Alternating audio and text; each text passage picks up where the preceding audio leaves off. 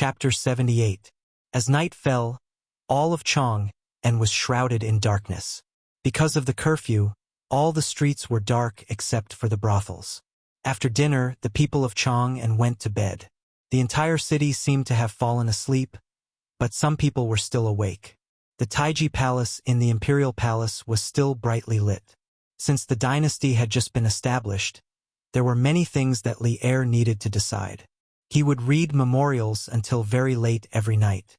But what he was holding now was a memorial written by a courtier. Not afraid of 10,000, but just in case. Why does this kid have so many strange things in his head? Li Er looked at the secret report in his hand and shook his head with a smile. Li Zishuan would never have thought that he would enter Li Er's sight again after the nibbled chicken incident. Haha. Qingke has been talented since she was a child. I didn't expect that she would suffer such a big loss today. But it's good for her to suffer some setbacks. But Li Zishuan is really interesting. Of course, Li Er wouldn't hold a grudge against Li Zishuan for his son's humiliation outside. His daughter was raised in a rich family while his son was raised in a poor family. Li Er had always adopted a let nature take its course attitude towards his sons. They could compete with each other, they could fight each other, but they couldn't cross that red line. Even if one of his sons was bullied, they could find a way to get back at him. Li Er would never stand up for him. Looking at the novel questions and unexpected answers on the secret report, the smile on Li Er's face grew wider and wider. However, when he read the last question, the smile on Li Er's face suddenly froze, and his face gradually became solemn. Li Er's face darkened and he asked the guard in black in front of him, Li Zishuan really calculated the answer in one breath? The guard quickly bowed and said, Your Majesty, it's absolutely true. Li Er waved his hand and asked the guard to leave. He turned around and clenched the secret report in his hand. The last question had touched the ambition that had been hidden in his heart for a long time.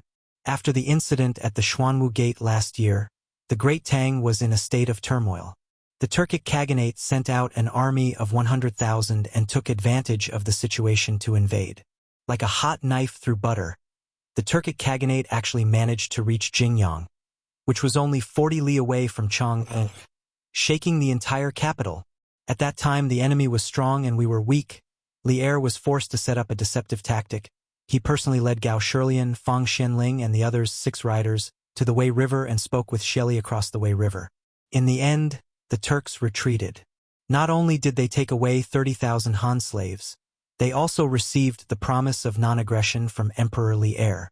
All the treasures in Chang'an's treasury were emptied. These smug bandits left Yuanzhou state and fled into the vast grassland from Huayuan. Perhaps later generations would praise Li Er for not being afraid in the face of danger and crafting a clever plan to set up the Wei River Alliance, winning a chance for the Great Tang to breathe. But in Li Er's view, the so-called Wei River Alliance was the shame of his life. All those years ago, he, Li Er, had followed his father to Taiyuan County and experienced 100 battles before finally conquering the world. When had he ever suffered such humiliation? Li Er still remembered that after the Turks retreated, Chang Yaojin held his handwritten letter and knelt on the ground like a child, wailing loudly. Tens of thousands of soldiers put on their armor and knelt in front of the commander's tent. Several valiant generals requested to go to war, determined to wash away the humiliation brought by the Wei River Alliance with blood. Although the Great Tang had just been established, from the emperor to the people, there was a pride in their bones, a pride of being a Tang person. If the emperor was humiliated, the officials would die. If the emperor was humiliated, the people would die. In an instant, the entire country, from the generals to the people, was filled with fighting spirit. They all swore to take revenge for their emperor. But at that time, the Great Tang army was weak. Their equipment was not complete, their provisions were not sufficient, and there were many rebellions. Tufan and Tuyuhun were eyeing them covetously. Li Er could only grit his teeth and swallow it down. For a gentleman to take revenge, 10 years was not too late. He swore in his heart that once the rebels in the country were wiped out and the soldiers were strong enough, he would hunt the grassland with everyone and fight to the death with the Turks. Today, seeing Li Zishuan give the last question to Li Tai, Li Er's heart was unable to calm down for a long time. Speaking of Li Zishuan, Li Er could not help but think of the conversation he had with Cheng Yaojin 2 days ago in Taiji Palace. Jijia, how has second brother Qin been recently? Li Er sat on the dragon throne, his face full of concern. Qin Shubao had followed him on many bloody campaigns and had saved his life several times. Thus, Li Er had always been very grateful to Qin Shubao. Even after he became the emperor, he still called Qin Shubao second brother Qin in private. Your Majesty, second brother Qin had many hidden injuries in his early years. Now that he is old, the injuries have flared up, and his body is getting worse by the day. A few years ago, second brother could still beat me in martial arts, but a few days ago I went to the Qin residence to see second brother. Second brother, Your Majesty, I am heartbroken. As Cheng Yaojin spoke, he could not help but beat his chest and cry. This old general of the Great Tang had once faced countless powerful enemies without batting an eyelid. Now that he saw his best brother's body getting worse, he could not help but cry. Men did not cry easily, but they had not yet been deeply hurt. Li Er's eyes were also moist. He was silent for a while, then said in a low voice, Jijia, do not be sad. I will have Dao's son go to the Qin residence to take a look at second brother Qin. As long as it can alleviate second brother Qin's pain, I am willing to have people find it, no matter how precious the medicine is. Cheng Yaojin hurriedly expressed his gratitude. I thank your Majesty on behalf of second brother. Li Er sighed and said, time flies. Time is unforgiving. Seeing all of you brothers who had followed me to conquer the world grow old day by day, I don't feel good in my heart. When our generation is old, who can help Chengqian protect the Great Tang? Your Majesty, there are talented people in every generation. The children and grandchildren have their own fortune. There are also many loyal and brave people in the younger generation. Cheng Yaojin spoke a rare literary sentence. Li Er shook his head and said, Jijia, the younger generation is relying on their parents' influence. How many of them are successful? Cheng Yaojin thought for a while, then suddenly smiled and said, Your Majesty, I met a young man a few days ago. I sparred with him and found that his martial arts were on par with mine. Li Er's eyes lit up, and he asked with interest, Oh, how old is that young man? He should only be 14. What? Li Er was truly shocked. Although martial arts depended on talent, it could not be without the accumulation of time. Cheng Yaojin had been through hundreds of battles, and his martial arts were at least in the top 10 of the generals of the Great Tang. Now that Cheng Yaojin said that a 14-year-old young man was on par with him, how could Li Er not be shocked? How can a 14-year-old young man be on par with Jijia in martial arts? How come I have never heard of such a young talent in Chang? Your Majesty, it is true. This person is called Li Zishuan. He lives in Chang and Yongla Lane. He was on good terms with my son, so I met him. Li Zishuan? This name was so familiar. Li Er stood up, frowned, and walked 2 steps before he suddenly remembered. Is it Li Zishuan who invented the chicken nibbling technique? Hearing about the chicken nibbling technique, Cheng Yaojin subconsciously licked his lips and said, Yes, it is him. Your Majesty, do you know him before? Li Er did not answer him and said, I only heard that he went to Mount Longhu to learn martial arts for 8 years, but I did not expect his martial arts to be so strong. Cheng Yaojin explained, Your Majesty, Li Zishuan was spiritual master Lingshu's disciple, so it is not strange that his martial arts are so outstanding. Li Er was a little absent-minded and muttered, I see. Your Majesty, it is late. I beg your Majesty to rest early. The old eunuch Zhao Song cautiously came forward to persuade him. Li Er collected his thoughts, nodded, and was about to leave when he suddenly turned his head and ordered, Zhao Song, ask Baichi to pay more attention to Li Zishuan. I want to know more about him. Yes, your Majesty.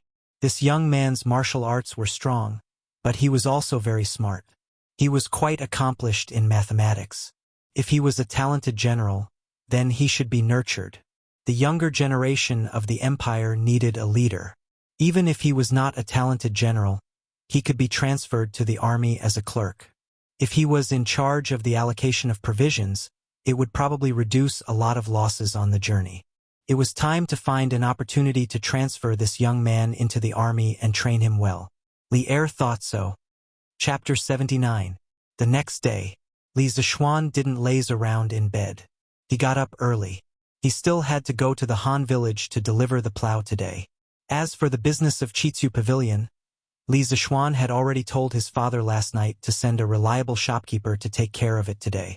Chitsu Pavilion's reputation had already spread yesterday, so the rest of the work just had to be done step by step. Li Zishuan didn't need to stay there every day. It was best for him to be a shopkeeper who didn't do anything. Before Li Zishuan ate breakfast, he asked Sanbao to quickly go to the carriage house to hire 4 carriages that were specially used to transport goods. Sanbao didn't go with Steward Wang to buy chicken seedlings today. Li Zishuan asked Wang Zhong to take Fu with him. He wanted Sanbao to go with him to the village today. After breakfast, he went to the door to see if Sanbao had returned. In the end, he didn't see Sanbao. Instead, he saw Cheng Chumo. "Hey, Chonyo, why are you here?" After Cheng Chumo went back with a bloody nose and a swollen face last night, he naturally couldn't avoid being interrogated by Cheng Yaojin. When old Cheng saw him like that, he thought that he had run out to fight with someone again. Cheng Chumo explained for a long time before Cheng Yaojin reluctantly believed him. He glared at him angrily. "Useless thing. How can you fall like this from playing with a lousy carriage? You're really embarrassing me." Cheng Chumo also knew that he had lost a lot of face this time, so he stood there silently and didn't dare to talk back. Who knew that Cheng Yaojin would continue to say, "Another day, ask Xiao Xian to make one for me. I want to see what kind of carriage can make you fall like this." Cheng Chumo cursed in his heart. "I'm afraid that when the time comes, you'll fall even more miserably than me." Cheng Chumo suddenly remembered something this morning. Yesterday, he had planned to ask Li Zishuan why his family was buying so many chicken seedlings. However, he fell down and forgot about it. Therefore, he came to look for Li Zishuan right after breakfast. At this time, he saw Li Zishuan at the door. Cheng Chumo wanted to pull him to a corner and ask him about it. "What are you doing? What are you doing? Pulling and pulling in broad daylight? What kind of scandal is this?" Li Zishuan saw that Cheng Chumo didn't say anything and came to pull him. Suddenly, his chrysanthemum tightened. He was not gay. He quickly slapped away Cheng Chumo's claws. Cheng Chumo's face was full of black lines. "Little Xian, what are you thinking? I have something important to discuss with you. Come here quickly." "Oh, you should have said so earlier. Come in and talk. It's not appropriate to talk outside." Li Zishuan tidied up his clothes and brought Cheng Chumo to the front hall. After the two sat down, Cheng Chumo couldn't wait to say, "Little Xian, I'm here to ask you something today. Don't fool me."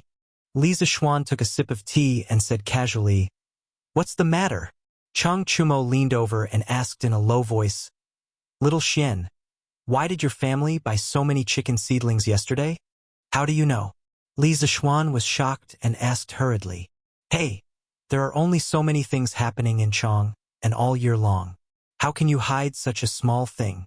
Those who are observant will know as long as they pay attention. Little Xian, tell me honestly, why did you buy so many chicken seedlings? Will the price of chicken increase next year? Do you know that you've almost emptied all the chicken seedlings in Chong'an?" Cheng Chumo laughed sinisterly. As long as there was profit to be made, he also wanted to go back and ask his father to buy a batch of chicken seedlings. Hearing Cheng Chumo's question, Li Zishuan fell silent. He couldn't tell anyone about the locust plague prophecy. Not only would no one believe him, but his family would also be in trouble. However, he couldn't tell Cheng Chumo nothing. This guy was the first brother he had made since he came to the Tang Empire. From the previous few things, Cheng Chumo was the kind of person who would sacrifice himself for a brother in a critical moment. Maybe he could give him a hint. After hesitating for a long time, Li Zishuan asked, "Chonyo, how many fields do you have in your family?" Cheng Chumo was stunned by the question. He didn't know why Li Zishuan asked him this, but he still answered, "I'm not too sure about this. It should be about 5,000 mu." "Little Xian, why do you ask?" "So much. This was a big landlord. Li Zishuan sighed in his heart. He estimated that the locust plague next year would cause even more losses for his family. At this moment, he suddenly looked at Chang Chumo seriously and said in an extremely serious tone, "Chonyo, if you really believe me, then go back and ask Uncle Chung to buy more chicken seedlings for your family to feed. As for the specific reason, I really can't tell you now. In June next year, you'll know why. In short, if you really believe me, then do as I say. Don't worry, I, Li Zishuan, will never harm my own brother." Chang Chumo was also shocked by Li Zishuan's serious expression. After Li Zishuan finished speaking, he carefully pondered over Li Zishuan's words in his heart, but still couldn't figure out the reason. However, the second half of Li Zishuan's words did make sense. Chang Chumo also firmly believed that Li Zishuan wouldn't harm him. "Little Xian, since you have difficulties that you can't tell me, I won't force you. When I go back, I'll try my best to persuade my father. I believe that you won't harm your own brother. I, Chang Chumo, may not be as smart as those literati, but I'm quite good at judging people."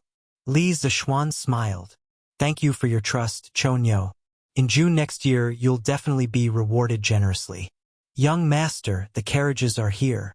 Young Master Yen is also here to look for you." San Bao suddenly came in to report. Li Zishuan nodded and quickly walked out. As expected, 4 carriages were parked in the courtyard. Yen Xiaoning was also here. "Brother Xiaoning, you're here." "Yes, I shouldn't be late." Chonyo is here too?" Yen Xiaoning was surprised when he saw Chang Chumo coming out with Li Zishuan.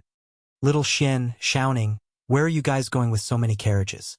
Chang Chumo couldn't help but ask curiously when he saw so many carriages and heard Yen Xiaoning's words. It seemed that they were going out today.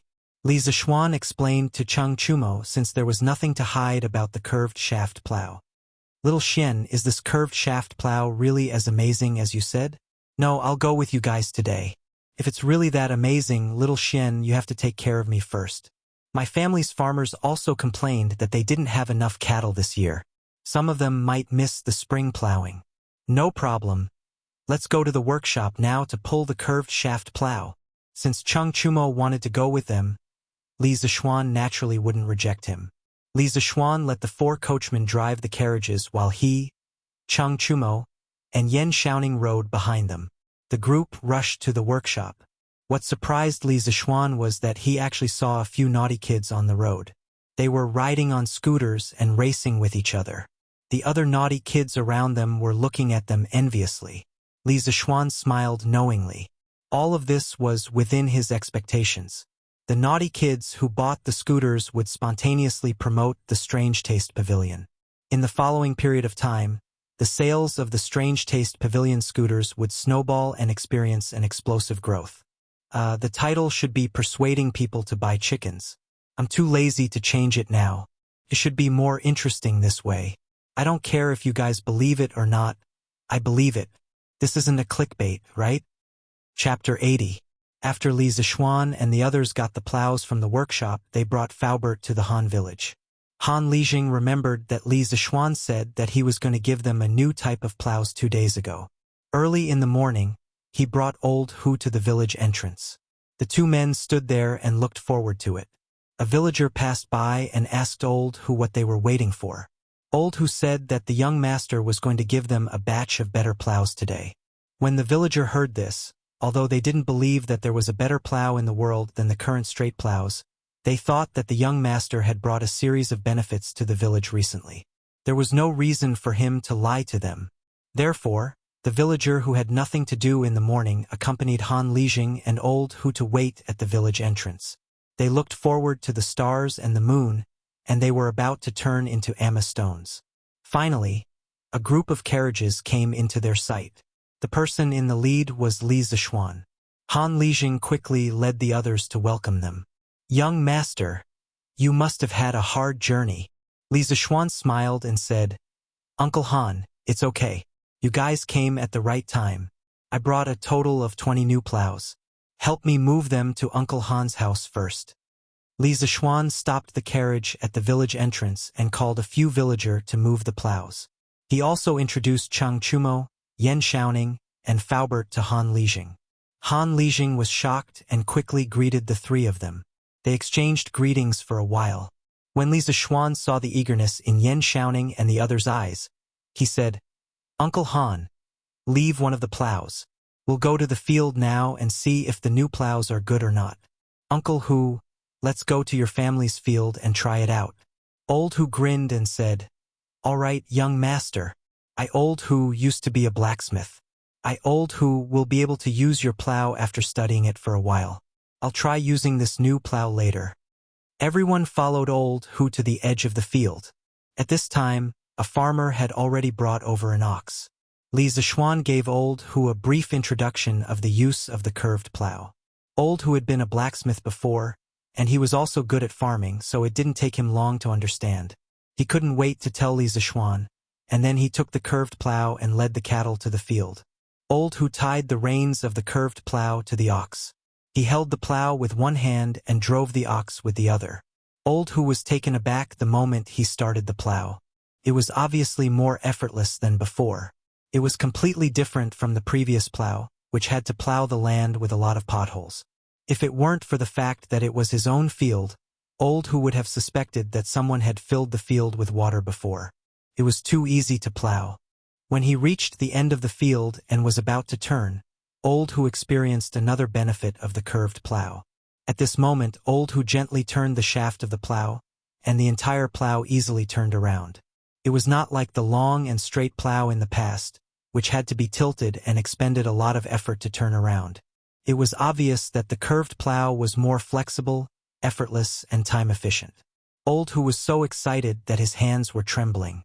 He had lived for more than half of his life, but he had never used such a good plow. The Han village was saved, and no one would miss the spring plowing. At this time, there were already many farmers surrounding the embankment. When they saw how fast Old Hu was plowing, they couldn't help but be shocked. The farmers who had some experience quickly understood the superiority of this new plow. Everyone couldn't help but discuss spiritedly. "This plow seems to be more effortless. Look at the ox leading the plow. Why does it seem effortless? It seems to be true. At this speed, won't they be able to plow 6 or 7 mu of land in a day?" Haha! It's not just 6 or 7 mu. Han Xiaodong, you're already an adult, but you still don't have any eyesight. Can't you see that the plow is more than twice as fast as the previous plow? In my opinion, this new plow should be able to plow 10 mu of land in a day, and it doesn't even use the ox. A slightly older villager analyzed. 10 mu? So much? Old Hu increased the speed of the ox and quickly plowed a round trip. At this time, he pushed the plow to a place slightly closer to Li Zixuan and the others. He shouted excitedly, "Young master, Li Zheng, this plow is really good. The plow is more than twice as fast as before. I Old Hu even feel that a slightly stronger adult can pull this plow." Hearing Old Hu's words, everyone on the ridge was shocked. They all thought that Old Hu was bragging. Who could pull a plow? Han Lijing also said suspiciously, "Old Hu, it's not as exaggerated as you say, right?" Old Hu anxiously said, "Li Zheng, if you don't believe me, come down and help me hold the plow. I Old Hu will pull it." Han Lijing also wanted to experience it. He excused himself from the people on the ridge, rolled up his trousers, and went down. Old Hu pulled the ox to the side and let a farmer lead it. He hung the rope of the plow on his shoulder, leaned forward, and pulled one end of the rope. He shouted behind him, "Li Zheng, are you done holding it?"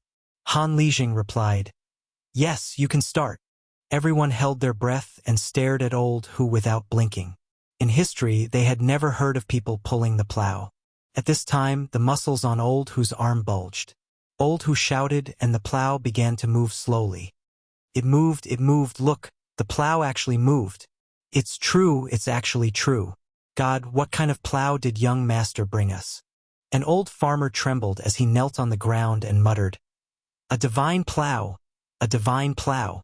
This is the divine plow of our Tang Empire." Faubert was also trembling with excitement. 2 days ago, when Li Zixuan explained the advantages of the plow to him, although Li Zixuan's words were clear and logical, he still had some doubts. But today, the facts were in front of him. He had no choice but to believe.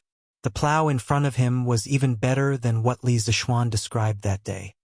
Young master, facts speak louder than words. This old man is convinced. This plow can really be called the divine plow of our Tang Empire. In the future, millions of people will be grateful for young master's kindness. Faubert looked at the excited farmer in front of him and couldn't help but say. Li Zishuan smiled and said, "This is also thanks to Faubert's help. Without Faubert's exquisite skills, how could we make such an efficient plow?" Yan Shaoning was breathing rapidly as if he had taken drugs. He grabbed Li Zishuan's arm and said incoherently, "Xiao Xian, this is a divine plow. This plow must be widely promoted. When I go back, I must tell my father to let the Ministry of Works purchase this plow. This is the good news of our Tang Empire's people." Li Zishuan was speechless. It was just a plow. Did these people have to praise it so much? Cheng Chumo jumped out excitedly at this moment. He patted Li Zishuan's shoulder and shouted, "Xiao Xian, if you treat me as a brother, then supply my family with 100 of these plows first. My farmer needs them urgently." 100? Why don't you go rob a bank? Li Zishuan was furious. This guy was really asking for too much. The Han village only got 20. Moreover, even if he gave Cheng Chumo 100, did his farm have so many cattle? Wasn't this a waste of resources? Hee. Then let's start with 50, no less. My family's farmstead has 50 cattle, Cheng Chumo said with a flattering smile. Li Zishuan nodded. This was more like it. At this moment, he said to Faubert, "Faubert, when you go back to Chang'an, ask all the craftsmen in the workshop not to do anything but focus on making the plow. In addition, you are in charge of finding a group of skilled and reliable craftsmen. I wouldn't mind even if there were 40 or 50 of them. Don't worry, I don't lack money." Li Zishuan expressed that he was rich and could do whatever he wanted. Faubert nodded and agreed. "Yes, young master, this is an important matter. I will arrange it well." Chapter 81. After the villagers on the ridge saw the magic of the curved plow, some of them quickly spread the news back to the village.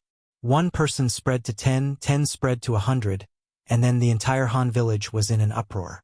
As soon as Li Zishuan and his group returned to the village, they were surrounded by enthusiastic villagers. "Young master, is this divine plow for sale?" "Yes, young master. Where can I buy this divine plow? I want to buy one too. But I don't know if this divine plow is expensive." Li Zishuan waved his hand to stop the noisy crowd and shouted, "This plow is called the curved plow. I have already sent 20 plows to the Han village today. They are considered the public property of the village. If you can't afford a curved plow, you can rent one from Han Lijing. The rent is 5 copper coins a day. If you want to buy one, you can go to the Strange Interest Pavilion in the East Market of Chong and City tomorrow. They sell one for 170 copper coins.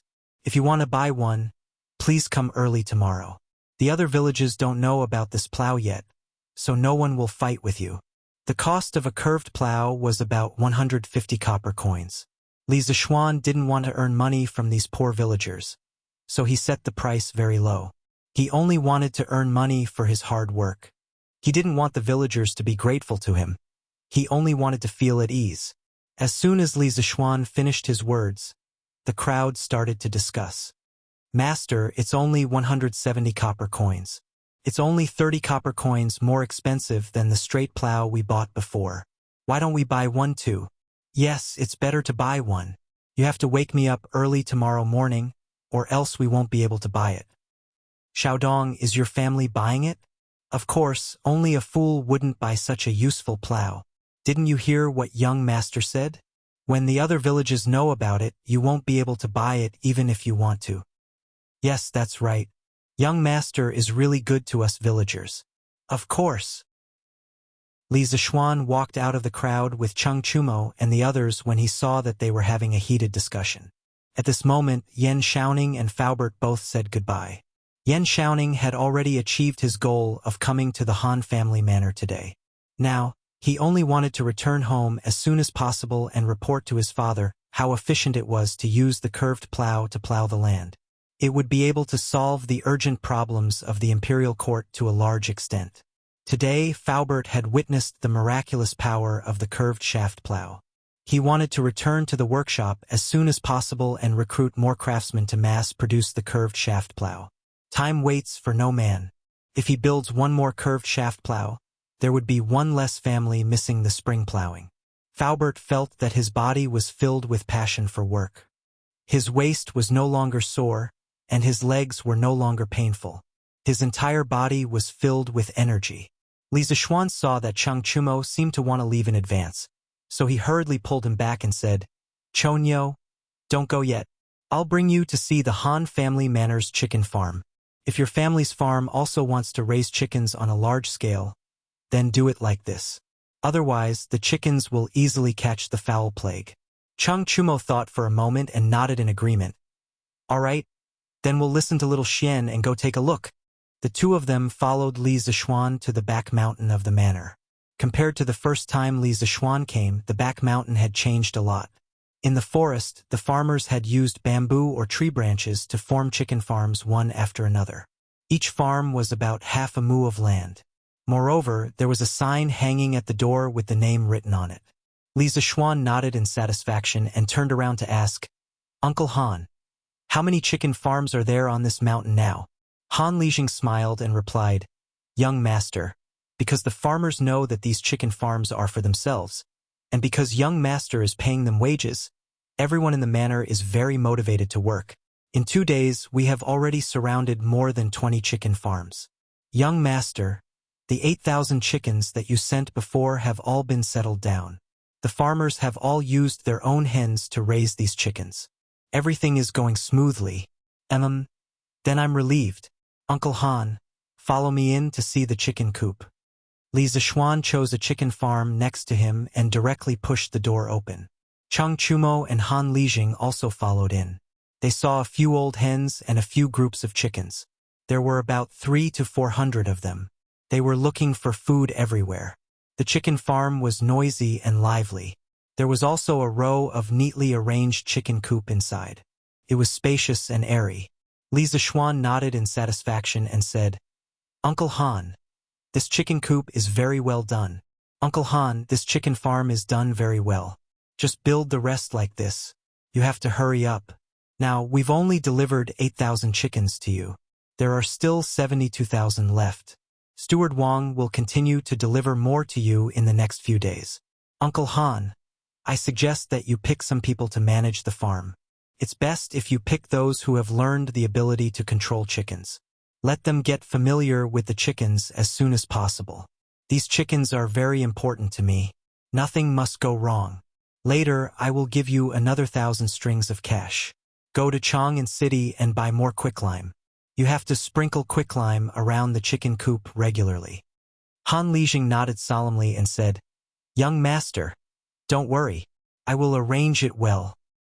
Then Uncle Han, you go ahead. Chonyo and I will walk around here." Han Lijing nodded and smiled. "Okay, young master, I will go back first." After Han Lijing left, Li Zixuan did not hear any movement from Chang Chumo for a long time. He could not help but turn around and found Chang Chumo staring at him in shock. Li Zixuan touched his face strangely and asked in puzzlement, "Chonyo, what happened to you? Were you struck by lightning?" Chang Chumo wanted to kick Li Zixuan angrily, but Li Zixuan easily dodged it. "Damn you, you are the one who was struck by lightning. I say, Xiao Xian, from what you said before, are you planning to buy 80,000 chickens?" Yesterday, he received news that Li Zixuan had bought at least 7,000 chickens. He was shocked by this number at that time. He never thought that it was just a drop in the bucket. Li Zixuan was playing too big, far beyond his imagination. "Yes, what's wrong with this? What's wrong with this? Are you crazy? 80,000 chickens? Chang'an City consumes less than 80,000 chickens in a month. Who are you going to sell these chickens to when they grow up?" Chang Chumo said angrily. Li Zixuan touched his nose and said awkwardly, Chonyo, actually the most valuable part of a chicken is not its meat. Do you know?" Chang Chumo heard him and looked at him as if he was an idiot. He was speechless, but what he wanted to say was written on his face. He was clearly saying, I am not educated, don't lie to me. Li Zixuan also knew that he could not explain it clearly, so he could only say vaguely, Chonyo, you will understand what I mean next year. Your family's chicken farm must be built like the Han family's. Take a good look. Your family cannot buy so many chickens like me, but you must buy them, or you will regret it next year. Seeing that Li Zixuan was serious, Chang Chumo could only nod and say, Okay, I will tell my father tonight. P.S. Regarding the issue of updating, I would like to clarify. Swordsmen were surprised when I saw that many readers were urging me to update the book in the comments section. I can finally say goodbye to the single-player game. Swordsmen are honored that everyone is urging me to update the book. Swordsmen would like to clarify the issue of updating the book. Usually, the book will be updated at least 2 times a day, and occasionally 3 times. This book has been open for more than 40 days, and it has never stopped updating. Usually, a chapter will be updated at noon, and a chapter will be updated at 10 p.m. Due to the lack of popularity of his new book, there were fewer recommendations. Therefore, Vigilante could only release his new book at certain times, hoping that others would be able to read his new book amidst the sea of books. Although this method was stupid, Vigilante had no other choice. If there are many people reading the book, Swordsman will release 2 or 3 chapters at once to prevent people from waiting in the middle. In the end, it's all about understanding. I hope that everyone can understand. Also, if you find out that your comments on the bookstore's book review section have been deleted, don't blame it on Vigilante. That's because your comments contain sensitive words that are automatically deleted by the system. Vigilante's own comments have been deleted many times. As for which sensitive words are Vigilante doesn't know. Everyone will ask why you did not put this paragraph in the comments section or put it in the author's words section. Are you trying to increase the word count by putting it there? First of all, Vigilante tried to post it in the book reviews and comments section, but it was instantly deleted by the system. Then, I also wanted to put it in the author's words section at the bottom, but there was a word limit there, so I couldn't put it there. I am also in despair. I can't even post in my own comments section. Chapter 82. After visiting the chicken farm, Li Zixuan and Cheng Chumo left the Han family village. He originally wanted to see Hu Jing and his younger brother, but after thinking about it, he realized that he had been busy with the affairs of Strange Interest Pavilion these past few days and had forgotten to ask Li Chengqian to help him inquire about Sun Simiao's whereabouts. Even if he went to old Hu's house now, he wouldn't be able to treat Hu Jing and his younger brother. So he left with Cheng Chumo. In his heart, he planned to find out Sun Simiao's whereabouts after these 2 days of work. Previously in Zhongnan Mountains, Sun Simiao had saved his life, and he hadn't thanked him yet. It wasn't Li Zixuan's style to not repay a favor. Chong and East City, Curious Pavilion. It was noon, and the sun was shining brightly. Although it wasn't as hot as summer, the midday sun still made people sweat a little when it shone on their bodies. In front of the Curious Pavilion, the hot sun overhead couldn't stop people's enthusiasm, and there was already a long line in front of the door. Shopkeeper, how many scooters do you have today? Yeah, there were only 300 scooters yesterday, and I didn't even get one. Last night when I got home, I was disturbed by that brat for the whole night. Shopkeeper, you're too unkind. Can't you prepare more? Aren't you cheating people? Yeah, you're cheating people. Last night, I was disturbed by that brat at home for the whole night, and I didn't sleep well. Hearing the commotion outside, a skinny, dark-skinned, middle-aged man walked out of the Strange Interest Pavilion. He looked like a scholar. This man was the new shopkeeper that Li Jingmo recruited for his son. His name was Sun Huayuan, and he was the cousin of Sun Huaiming, the new shopkeeper of Li Ji clothing store. He was quite talented. Previously, he was the shopkeeper of a calligraphy and painting store in Chang'an City.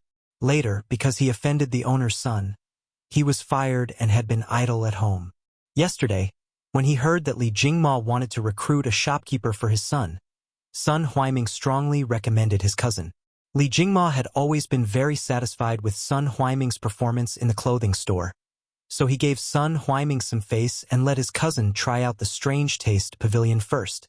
However, before Sun Huayuan was appointed, Li Zishuan called him to his side and gave him some instructions. In the end, Li Zishuan handed him the future development plan of Strange Interest Pavilion written by Li Zishuan and asked him to follow it. Sun Huayuan originally had the arrogance of a scholar, so he was disdainful of the development plan written by a 14-year-old boy, who knew that when he opened it, he would see business plans that he had never seen before. He couldn't help but be shocked. He thought to himself, could it be that the boss's son is a monster? At the same time, he also made up his mind to follow the plan. Otherwise, if he didn't do a good job and got fired, not only would he fail to live up to his cousin's good intentions, but his wife would also fall out with him. Sun Huayuan walked out of the Strange Interest Pavilion and shouted to the crowd, "Everyone, please don't be impatient. Today there will be 500 scooters. Please don't cut the queue. Also, I just received a notice from the master in my workshop. For the next 5 days, Strange Interest Pavilion will stop selling scooters. Because of my young master's order, Strange Interest Pavilion's workshop will focus on manufacturing a more important tool in the next few days. The scooters will be sold next time. Please forgive us." Sun Huayuan gracefully cupped his hands and apologized to everyone. He was actually quite helpless. After Uncle Fu came back this morning, he immediately sent someone to the Strange Taste Pavilion to inform him that the workshop would not be producing scooters for the next few days. It was said that they were going to focus on producing a batch of more important tools. For Faubert, a national treasure like the curved plow was obviously more important than a child's toy like the scooter. At this critical time, how could he be distracted? Naturally, he would give up on the scooter first. However, the crowd in the queue didn't think so. They were originally happy when they heard that there would be 500 scooters available today. Who knew that Sun Huayuan would tell them that Strange Interest Pavilion would stop selling scooters for the next few days, and that it was unknown when they would be able to sell scooters again. If they couldn't buy scooters for their children today, wouldn't they not have peace for the next few days? Sun Huayuan's last sentence poked a hornet's nest. "Shopkeeper, how can you do business like this? We're gonna boycott your shop. We'll never buy scooters again." "Yes, we're not buying anymore." Brother, if you don't want to buy it, can you give your seat to me?" "Bah, who said I'm not buying anymore?" "Ah, didn't you just say that?" "I didn't say that. Go away." "Hey, why are you scolding me?" "I'm scolding you. What, you dare to look at me?" "I'm looking at you, so what? Why don't you try looking at me again?" "Fine, I'll try. What can you do?" At first, there were people who wanted to put pressure on Sun Huayuan to cancel the suspension of the scooter sales. Sun Huayuan panicked when he heard the commotion. Who knew that the commotion didn't get everyone's response? Instead, there was an internal conflict. There were already signs of a big fight. Sun Huayuan was stunned at the door. It was the first time he saw such a weird customer. However, he couldn't let them fight. If Wu Ho was alerted, it would probably implicate Strange Fun Pavilion. Sun Huaiming quickly went down to mediate. "Please calm down. Please don't fight. Although we will temporarily suspend the sale of the scooters for a few days, you can use our membership card to reserve the scooter first. When we have the scooter, we will send it to your home as soon as possible." "Membership card? What membership card?" The burly man who wanted to boycott the Strange Interest Pavilion asked in surprise. The rest of the people also looked over curiously. At this time, Sun Huayuan loudly explained to the crowd, "Friends, in order to save everyone's time, our Strange Fun Pavilion will introduce a membership system. We will also arrange a corresponding membership channel. Customers who pay 500 coins in one go will receive a white membership card. Those who pay 1,000 coins in one go will receive a green membership card. Those who pay 1,000 coins in one go will receive a blue membership card. Those who pay 20 coins will receive a purple membership card. Those who pay 100 coins will receive an orange membership card. Those who pay 500 coins will receive a red Supreme membership card. Our Strange Fun Pavilion's membership levels from low to high are white, green, blue, purple, orange, and red. In the future, all members can line up in the membership channel. Of course, the higher the membership level, the higher the priority you will receive when you line up. Correspondingly, you will receive better discounts when you buy products. The Red Supreme membership card will give you a 40% discount when you buy products. Every membership card that we give out is special and requires a fingerprint. It will not be counterfeited. Every sum of money that you deposit and withdraw from Strange Fun Pavilion will be recorded in detail. There will be no mistakes.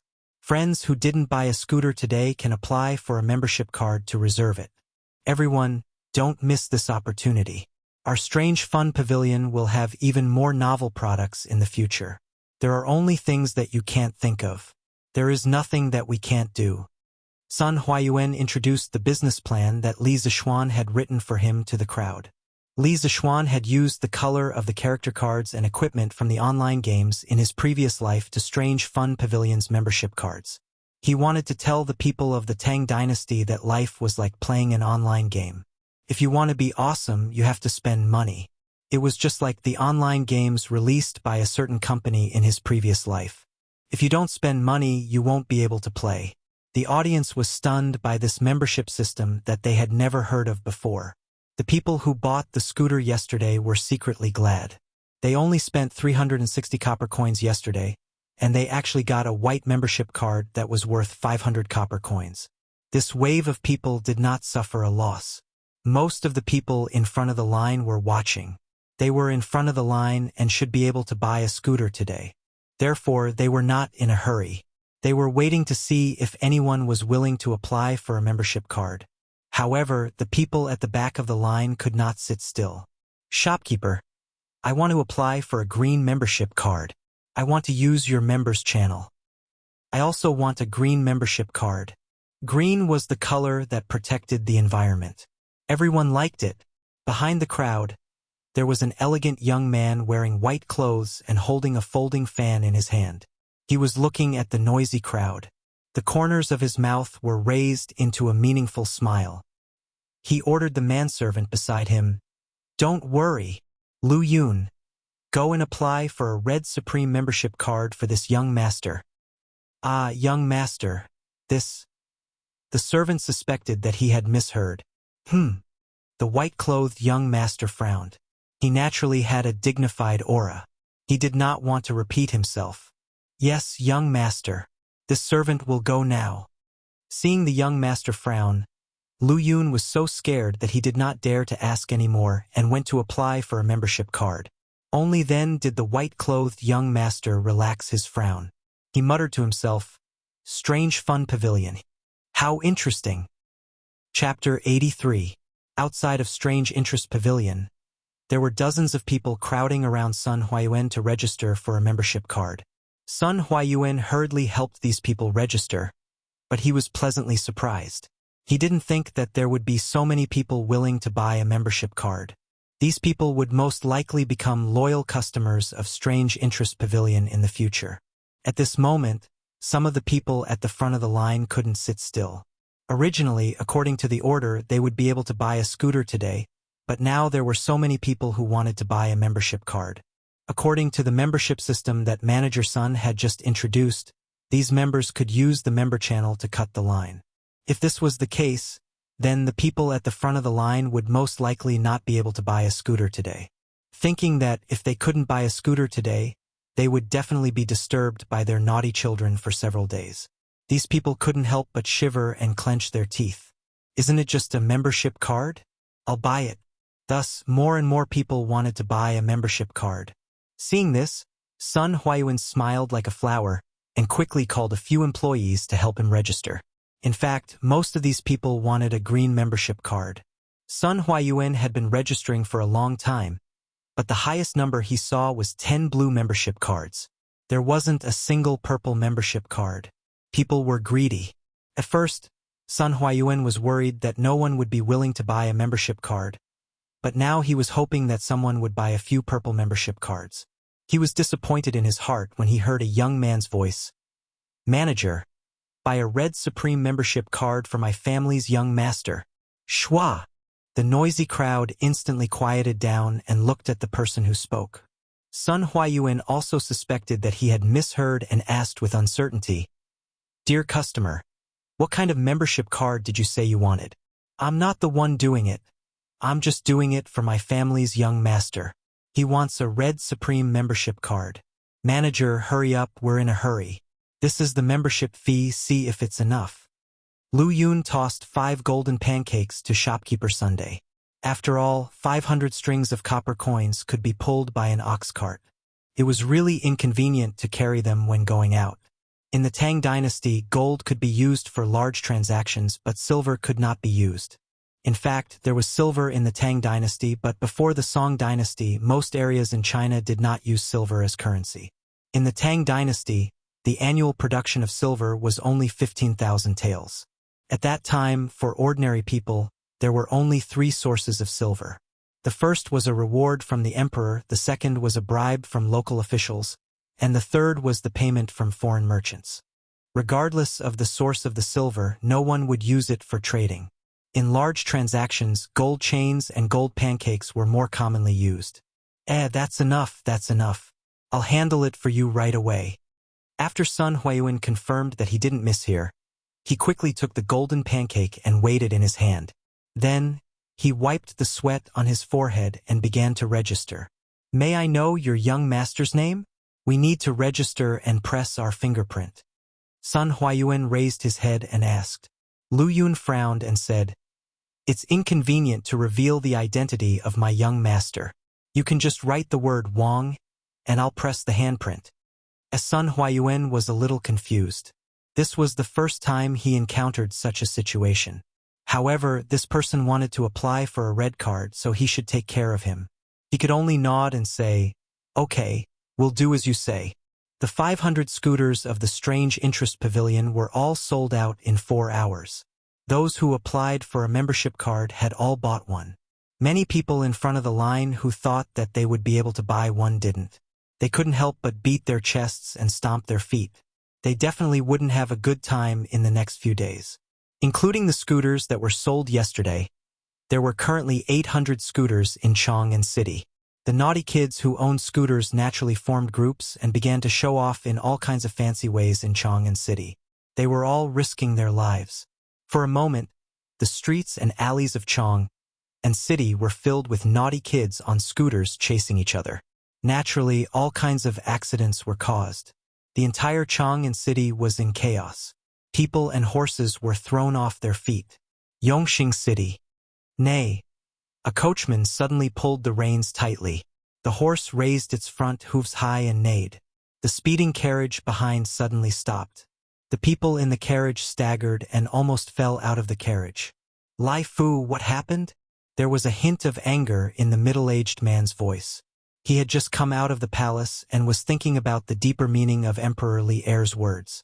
He didn't expect to be interrupted by this sudden breaking. Master, there are a few kids playing on a moving plank in front of us. I was afraid of hitting them, so I pulled the horse. Please forgive me. The coachman named Lai Fu quickly got off the carriage and bowed to the inside of the carriage. At this time, the middle-aged man in the carriage lifted the curtain and looked at the kids playing in the middle of the road. He couldn't help but be curious when he saw that they could easily slide on a plank. He walked forward and asked, Little kids, what are you playing on? A little girl with a ponytail answered, This is a scooter. Grandpa, don't you know? The middle-aged man asked, Where did you buy this scooter? Strange Interest Pavilion in the East City. My father bought it for me with great difficulty. The middle-aged man stroked his beard. He silently remembered this Strange Interest Pavilion. He smiled at the kids and said, Go play in other open spaces. Don't play in the middle of the road. It's dangerous. Okay. Thank you, Grandpa. The middle-aged man turned around and frowned.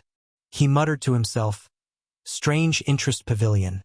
Selling this kind of children's toy that disturbs the order of Chang'an. They don't care about the safety of children. I must report them tomorrow. Lai Fu, let's go back. Yes, master. The carriage moved slowly again and finally stopped in front of a mansion. The words House of Wei were hanging on the lintel. Li Zishuan didn't know that someone was unhappy with his scooter. He called Wang Zhong when he got home and asked about the purchase of chicken seedlings today. Young master, we bought 10,000 chicken seedlings today. The peddlers sent a large batch of chicken seedlings from the vicinity of Chang'an yesterday. Young master, you are very smart. The price of the chicken seedlings today is indeed more expensive. It has risen to 100 copper coins each. Correspondingly, the price of eggs in Chong and has risen from 2 copper coins each to 5 copper coins. I am afraid that the price tomorrow will be even more expensive, so I bought all the chicken seedlings in the East City today. Li Zishuan nodded and praised. Well, Uncle Wang, buy as many as you have now. The price of the chicken seedlings will only get higher and higher. You did the right thing. Send this batch of chicken seedlings to the Han village now. Yes, young master. Chapter 84. Afternoon, Yen Manor.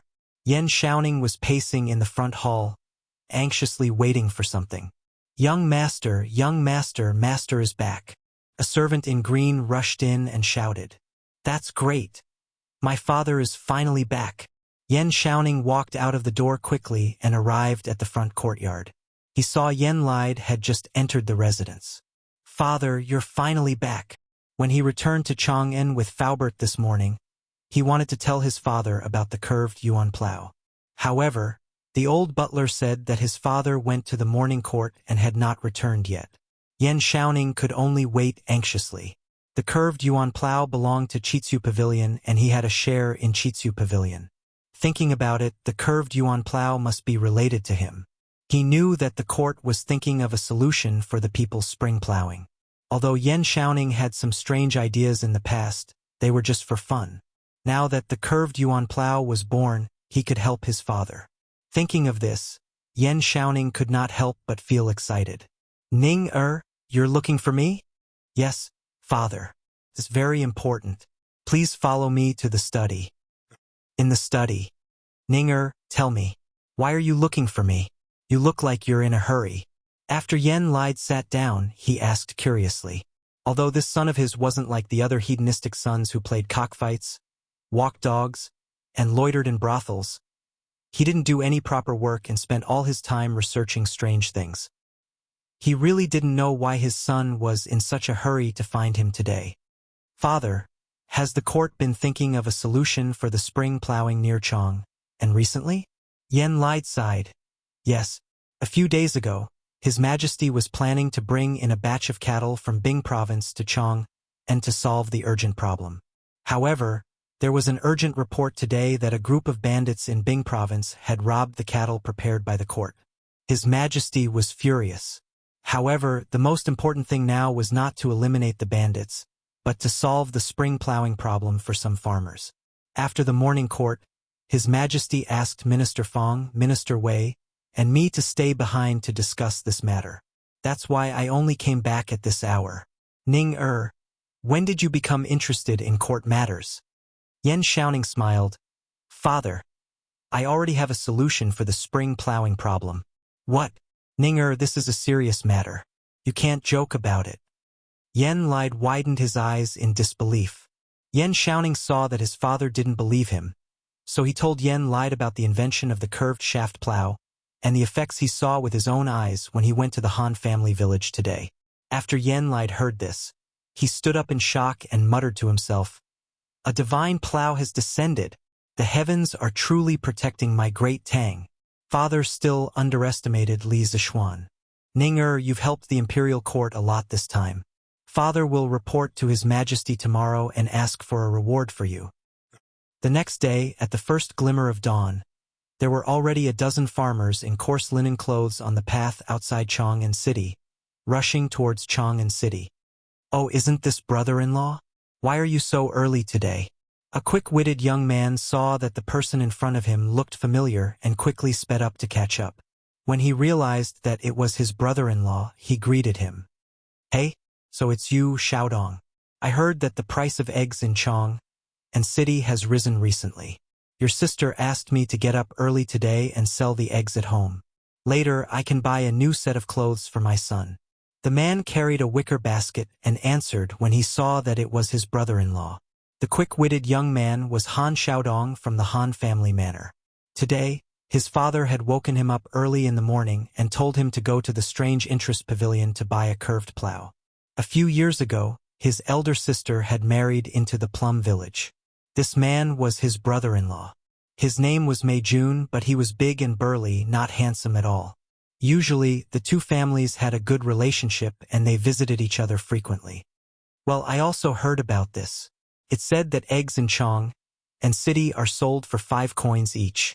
Haha, my sister is still as smart as before. Hee hee. The man scratched his head embarrassedly. At this moment, he seemed to have thought of something and asked, Xiaodong, why are you so early today? Han Xiaodong was a little hesitant. He had seen the efficiency and flexibility of the curved shaft plow with his own eyes. Even if he was not educated, he knew that if everyone knew about the curved shaft plow, the Han family village would definitely not be able to buy it. However, his brother-in-law's family usually treated him very well. Han Xiaodong scratched his ears and cheeks. After hesitating for a long time, he finally made a decision and whispered, Brother-in-law, come here. I want to tell you something. You must not tell anyone else. Okay? Mei Jun saw that his brother-in-law was speaking so mysteriously and could not help but be curious. He patted his chest and promised, Xiaodong, who doesn't know that your brother-in-law is the most tight-lipped person in this area? You can rest assured. Han Xiaodong was speechless when he heard his brother-in-law bragging. At this moment, he remembered that his brother-in-law was nicknamed Big Mouth Mei. He could not help but regret it. However, since he had already said it, it was too late to make up another excuse. Han Xiaodong could only say, Brother-in-law, you must not talk about what I told you.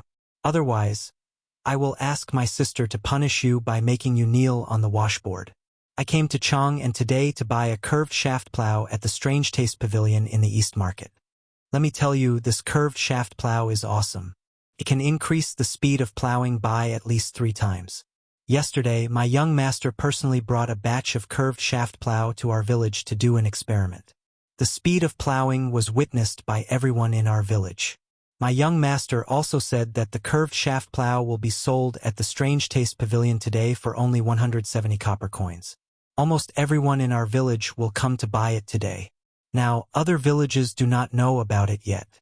We will definitely be able to buy it. Brother-in-law, if you want to buy one, you can also buy one. However, you must not tell anyone else. Otherwise, if the people in our village know that I am the one who told others, they will beat me to death. You must not trick me. Mei Jun heard that the curved shaft plow was so awesome and could not help but drool. He secretly made up his mind that after selling all the eggs today, he must buy one. When he returned home, his wife would definitely praise him for being quick-witted. At this moment, when he heard his brother-in-law ask him to keep it a secret, he quickly raised his hand and swore, Xiaodong, don't worry. I will definitely not tell anyone about it to trick you. Thank you for telling me all this. Our family's land will not miss the spring plowing. Your sister and I did not dote on you for nothing. Han Xiaodong was still worried and reminded him again, Yes, brother-in-law, you must remember not to tell anyone. Otherwise, my sister will punish you by making you kneel on the washboard. Han Xiaodong's thinking was a little simple. Which villager in the Han village did not have relatives in other villages? Even if he did not say it, many villagers would secretly inform their relatives. An undercurrent was gradually surging and was about to engulf the Strange Taste Pavilion. The name of the divine plow would soon spread throughout the world.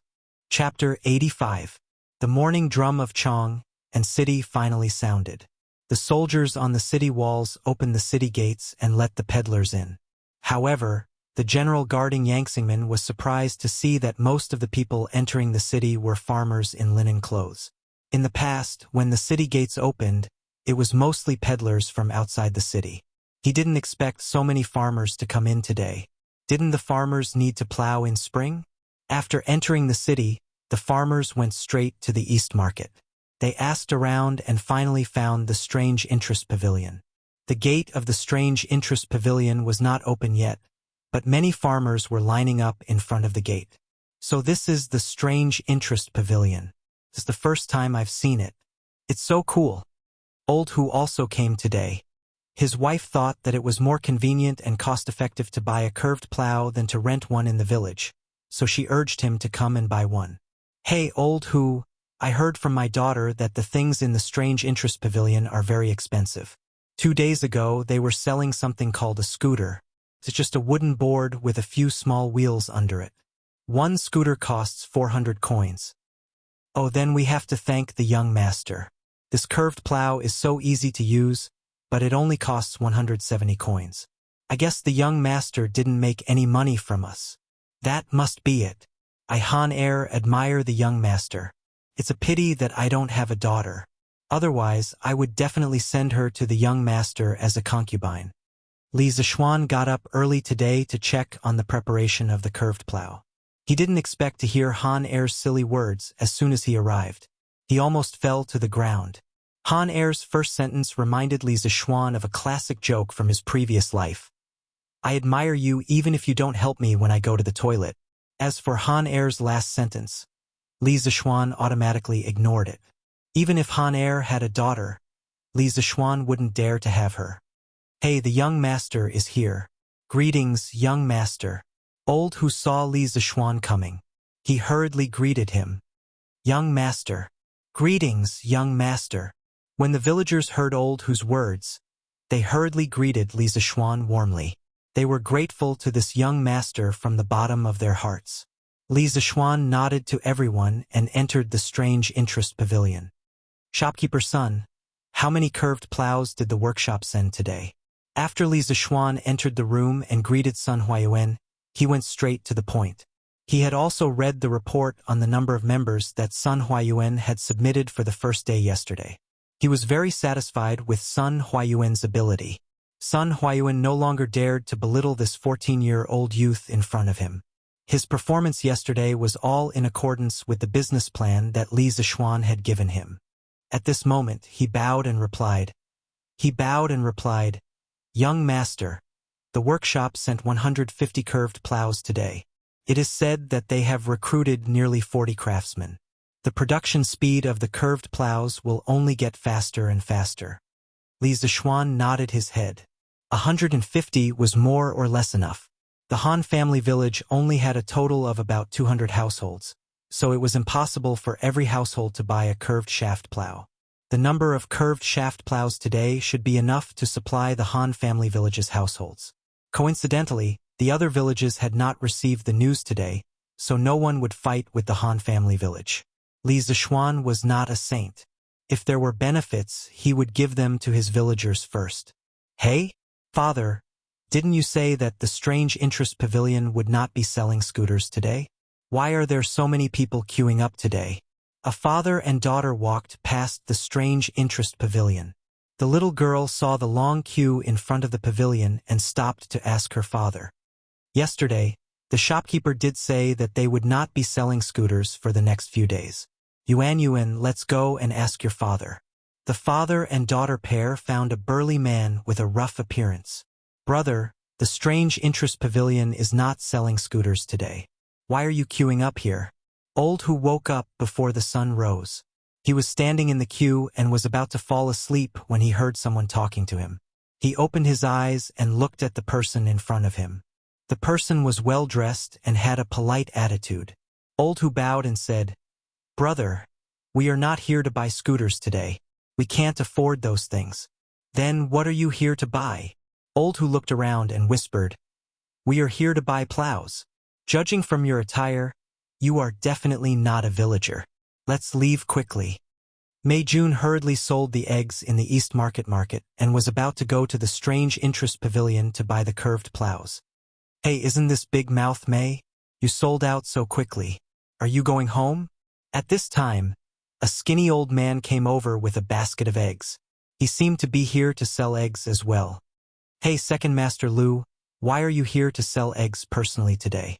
I just finished selling my eggs and was about to go to the strange interest pavilion to buy something. It just so happens that you are here at my stall. Mei Jun saw the man and quickly greeted him with a smile. The man in front of him was quite prestigious in the Plum Village. Brat, what can you buy at that place? You are spending money recklessly. Be careful that your wife will beat you when you go back. Second Master Lu chuckled as he placed his eggs on Mei Jun's stall. No way. Mei Jun curled his lips. At this time, he looked around and sneakily leaned over and whispered, Second Master Lu, The thing I want to buy today is very powerful. I only told you because you are tight-lipped. Please don't tell anyone. I'm telling you.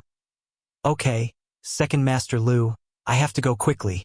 Otherwise, I won't be able to buy it. Mei Jun said a lot of things. Seeing that it was almost noon, he knew he was in trouble and hurriedly said goodbye. Wait, I will go with you. Second Master Lu agilely picked up the eggs and followed him. At the strange interest pavilion, more than 100 curved plows were quickly sold. There were only 40 left. At this time, Mei Jun and Second Master Lu finally arrived and hurriedly lined up. Of course, Mei Jun's situation was not an exception. After a while, another 20 to 30 villagers came and lined up. Li Zishuan looked at these people and saw that they did not seem to be from the Han village. He could not help but frown slightly. He did not know how these people knew about the curved plows, but he could not say anything about the situation. Since he was open for business, there was no reason to be picky. In fact, these people's situation was similar to Mei Jun and Second Master Lu's. They were all secretly told by their relatives in the Han village. Some people were like Mei Jun and did not know how to keep their mouths shut. Thus, more and more people knew about the curved plows. Li Zishuan silently estimated that there were about 50 to 60 people outside the Han family manor. From the looks of it, there were still some Han family manor's villagers who would not be able to snatch the Ziyuan plow today. He could not help but feel that it was a pity. But he did not know that at this moment, a storm was sweeping over the imperial court with him as the center. Chapter 86. Taiji Palace, Imperial Palace. The officials arrived and divided into two sides according to civil and military officials.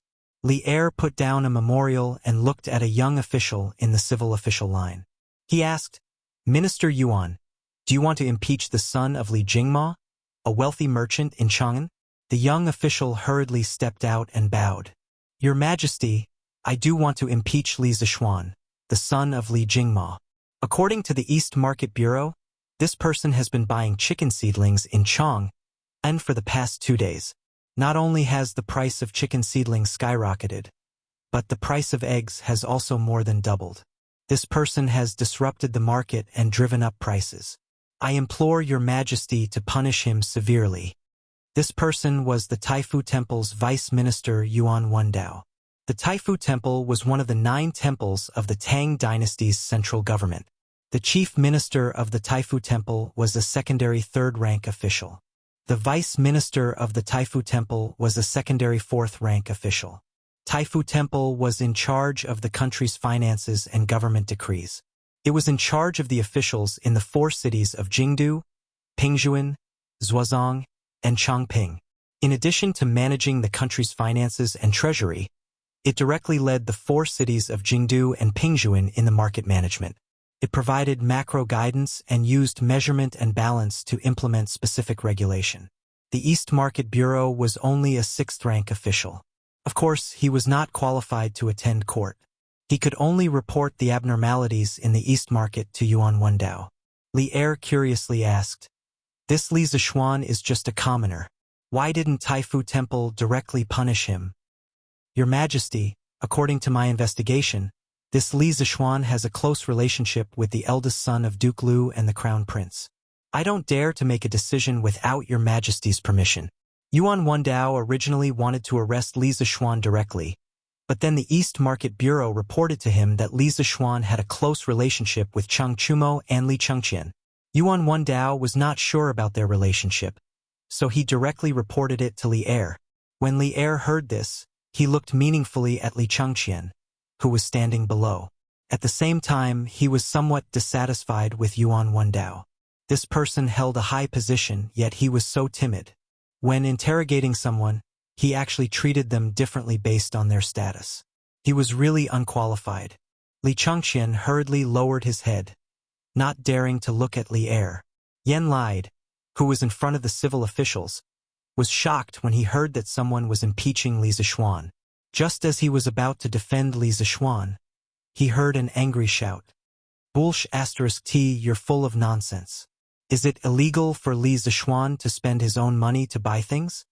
Chang Yaojin was so angry that he was the first to jump out and scold Yuan Wendao. Yesterday, When Cheng Chumo returned home, he repeated Li Zishuan's advice to Cheng Yaojin about raising chickens. Hearing this, Cheng Yaojin thought carefully. After pondering for a while, he waved his hand and slapped the table. Since that's the case, our family will also raise chickens. Tomorrow, we'll have the housekeeper buy 30,000 chickens and distribute them to the farmers. Let them raise 100 or 200 chickens per household. The conditions for raising chickens will be the same as Li Zishuan's family. Cheng Chumo was flabbergasted. In his mind, his father would at most agree to raise 7,000 or 8,000, but he never thought that his father would be so bold as to ask for 30,000. Cheng Chumo muttered, That's right. Father, aren't you afraid that when the time comes, you won't be able to sell the chickens and lose everything? Cheng Yaojin patted Cheng Chumo's head and laughed. Chonyo, you're still too inexperienced. You haven't seen through it yet. Do you think that Li Zishuan is someone who is willing to suffer losses? Since he dares to raise 80,000 chickens, why should we be afraid of raising 30,000 chickens? Haha, I dare to conclude that there must be a big secret that no one knows. It's just that Li Zishuan doesn't want to talk about it. Our family will just follow behind that kid and make a small fortune. Cheng Yaojin's appearance was rough, but in fact, his heart was as meticulous as hair. He understood the twists and turns in this matter with a little thought. At this time, he proudly pinched his beard, walked 2 steps and continued. Besides, you forgot who that kid's master is. He is an immortal figure of the Taoist lineage. Li Zishuan's unreasonable actions this time may be a heavenly secret revealed to him by Taoist priest Spirit Void when he was alive. Alas, if it weren't for the fact that our family isn't as rich as that kid, I also want to buy 80,000 chickens. Haha. This kid is a little interesting. After listening to Cheng Yaojin's analysis, Cheng Chumo couldn't help but admire his father. The older the ginger, the spicier it is. In the imperial court, Yuan Wendao's face was tragically sprayed by Cheng Yaojin's spittle, and his ears were buzzing because of Cheng Yaojin's loud roar. He wiped his face and angrily said, Hi Duke Liu. How can you deliberately cover up for Li Zishuan, just because he has a good relationship with your son? Li Zishuan drove up prices and affected the people's livelihood. The evidence is conclusive. Hi Duke Liu. Do you want to bend the law for personal gain? Cheng Yaojin was extremely angry. According to Yuan Wendao's words, his family also bought a large number of chickens today. Wasn't that also breaking the law? Cheng Yaojin was too lazy to argue with him. He directly hit Yuan Wendao's nose with his uppercut. I'm your mother. You're a villain who is twisting words and forcing logic. I'm not afraid to tell you that my Cheng family also went to the East Market to buy tens of thousands of chickens today. Are you also going to punish me for my crime? Yuan Wendao was just a weak scholar. How could he withstand Cheng Yaojin's big fist? He was directly hit by this punch and flew far away.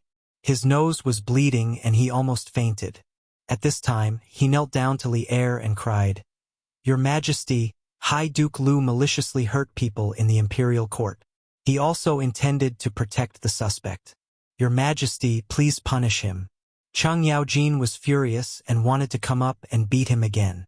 Qin Xiong, who was standing next to him, quickly came over and stopped him. Jijia, you're not allowed to be presumptuous in the imperial court. Qin Shubao's old injury in the past 2 years was acting up.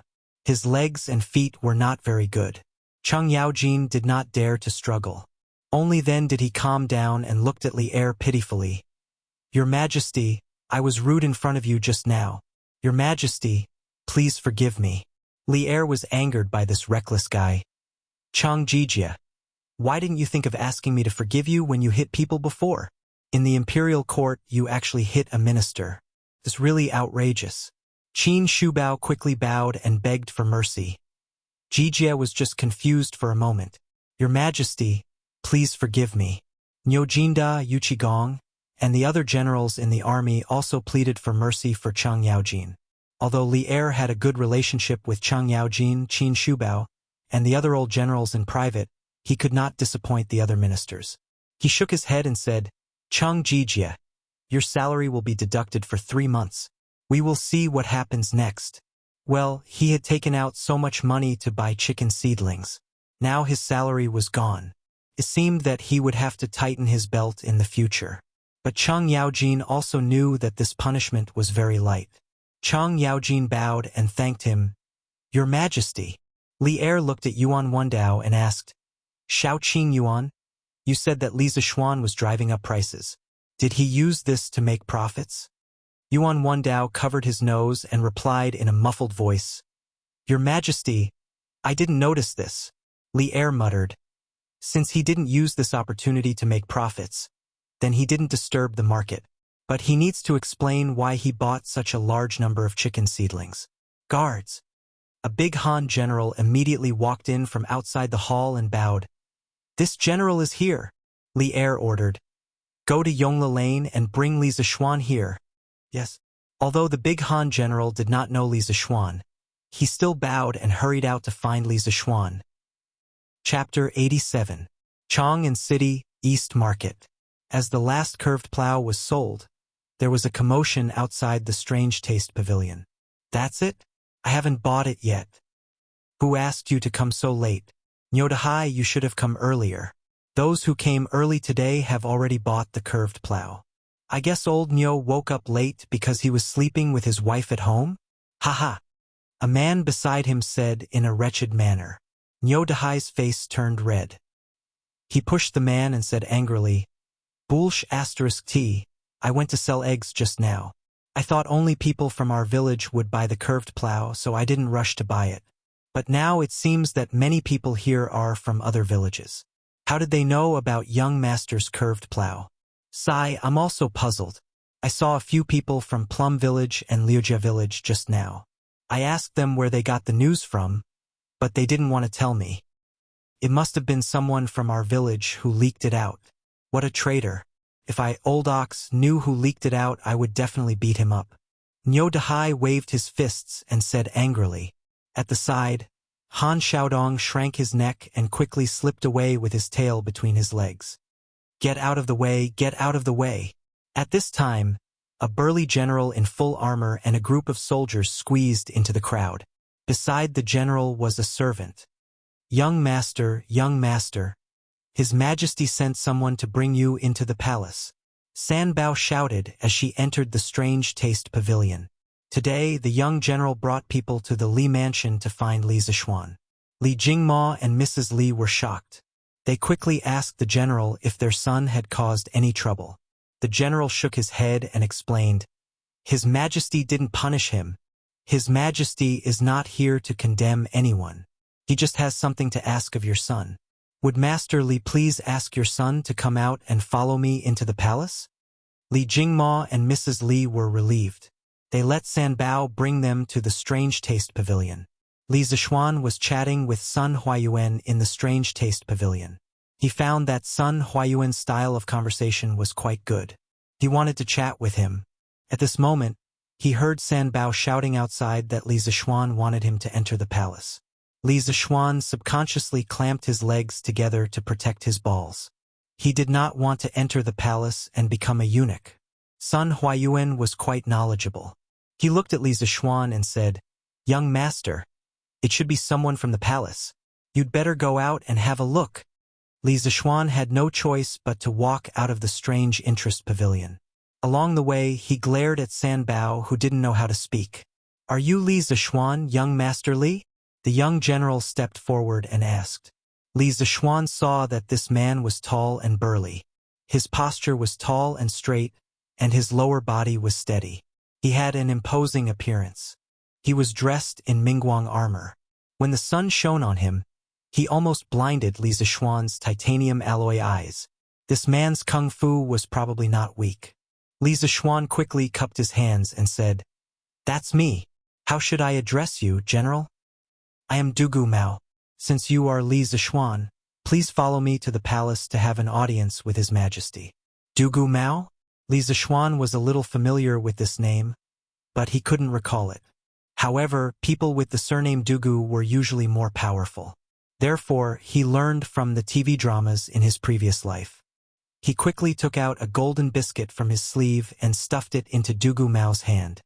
He smiled and said, General Dugu, may I ask why His Majesty is looking for me? Dugu Mao's expression changed. He quickly returned the golden biscuit and said coldly, "Don't ask too much.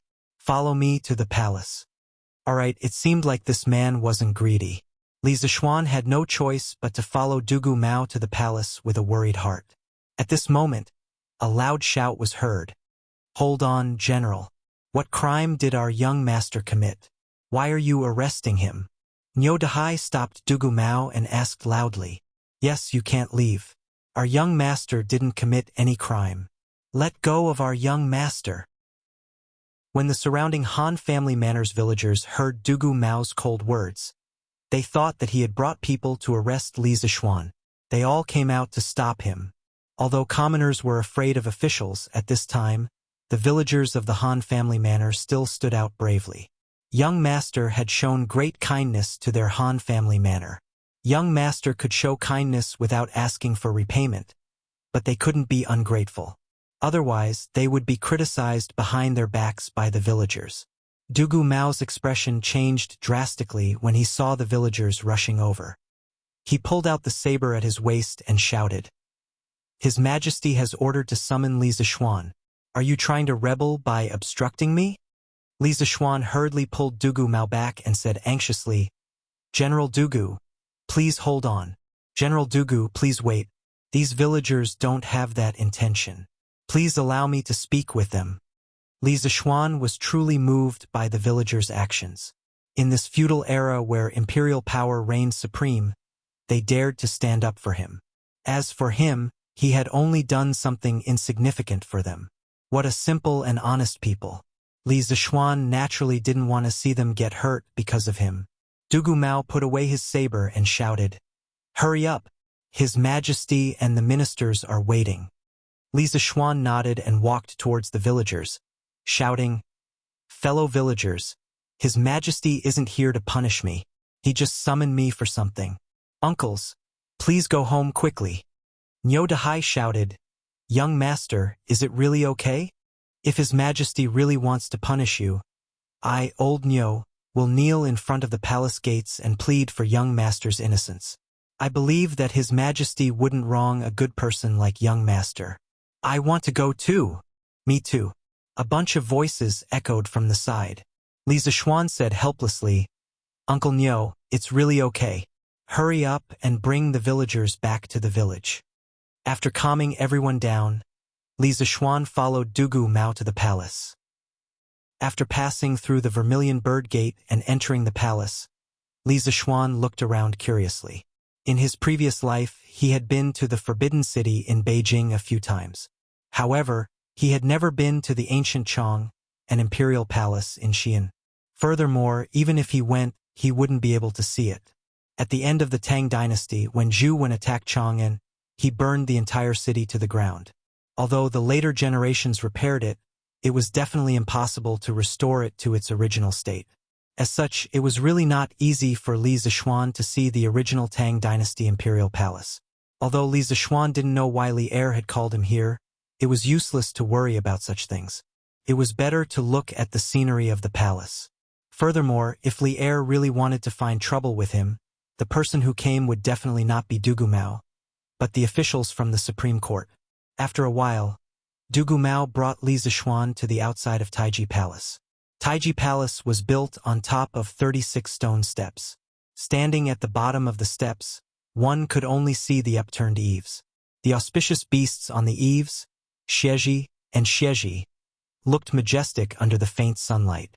The pointed eaves that almost pierced through the clear sky were undoubtedly the embodiment of the supreme imperial power. "Wait here for a while, I will go in to report. When you go in later, pay attention to your etiquette.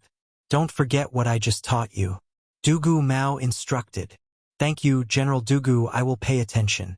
Li Zishuan cupped his hands in thanks. Along the way, other than teaching Li Zishuan about the palace etiquette, Dugu Mao didn't say anything else. Li Zishuan felt that Dugu Mao was angry about the matter of the golden pancake. In his heart, he thought that he was indeed too rash. Not everyone loved money. The television dramas in his previous life had killed people. Dugu Mao nodded and went in to report. A quarter of an hour ago in Taiji Palace. Li Er saw Dugu Mao leaving and looked at Chang Yaojin. He asked with deep meaning, Jijia, if I remember correctly, didn't you just say that your family is also preparing to buy tens of thousands of chicken seedlings? Chang Yaojin stepped forward and answered, Your Majesty, I am indeed planning to buy tens of thousands of chicken seedlings. Li Er smiled and asked curiously, Oh, Jijia, why are you and Li Zishuan buying so many chicken seedlings? Qin Shubao, Nyojinda, and the other generals also looked at Chang Yaojin curiously. Chang Yaojin scratched his head and pretended to be ignorant. Your Majesty, I saw that my family's farmers were poor, so I gave them chicken seedlings for free and asked them to help raise the chickens. The eggs that they usually lay can be used to supplement their household expenses. Zhang Sun Wuji, Fang Xianling, and the other civil officials looked at Chang Yaojin in disbelief. Li Er also looked at Chang Yaojin suspiciously. He didn't believe that this fellow would have such meticulous thoughts. Is it really just because of this? Chang Yaojin hurriedly stepped forward and cupped his hands. Your Majesty, it is absolutely true. Li Er shook his head helplessly. His intuition told him that this matter was definitely not that simple. He made up his mind that when Li Zishuan came, he would definitely interrogate him properly. In fact, Chang Yaojin was wronged. He only followed Li Zishuan and raised chickens on a large scale. As for why Li Zishuan raised so many chickens, he didn't know either. Li Er looked at the officials and asked, Do you have anything else to report? At this moment, Yen Lide was about to walk out from the civil officials group. Who knew that another middle-aged official would be faster than him? That person walked out and bowed. Your Majesty, I have something to report. Li Er looked at the person in front of him and rubbed his head with a headache. He asked, What does Minister Wei want to report? In his heart he thought, I haven't done anything out of line recently, right? What is this Wei Xuanqing doing now? That's right, this person was Wei Zheng. This fellow didn't care who the other party was when he scolded people. Even Li Er had been scolded by him many times. Wei Zheng cupped his hands and said to Li Er, Your Majesty, I impeach Li Jingma's son, Li Zishuan. This child showed off his strange skills and made and sold a toy called a scooter. Countless children rode on it and played wantonly on the streets of Chang'an City. Not only did it seriously disrupt the order of Chang'an City, but it was also quite dangerous for those children. Your Majesty, please issue an edict to prohibit the sale of this item. When Li Er heard that Wei Zheng wasn't here to scold him today, he heaved a sigh of relief. When he heard that Wei Zheng was also here to impeach Li Zishuan, he couldn't help but be a little surprised. He thought to himself, A few days ago, I was still thinking about how to cultivate this kid. I didn't expect this kid to be a troublemaker. Today, he actually provoked two important officials to impeach him. Li Er was about to speak when he saw Dugu Mao come in. Your Majesty, Li Zishuan has been brought here. He is waiting outside the hall. Dugu Mao bowed to Li Er and said. Li Er nodded and said, Let him in. Then he looked at Wei Zheng and said with a smile, Just in time. This kid is here. Minister Wei, let's see how he explains it. Li Er was also looking forward to it. He had read a lot of information about Li Zishuan. In this hall, he was probably the one who understood Li Zishuan the most. Today, he was finally going to see the real person. He wanted to see how this kid was like. However, even he didn't expect to see Li Zishuan under such circumstances. Chapter 88. Outside Taiji Palace. Li Zishuan was waiting for Li Er to summon him. Since he had nothing to do, he looked around. Of course, he looked at the row of palace maids leaning against the wall outside the main hall the most.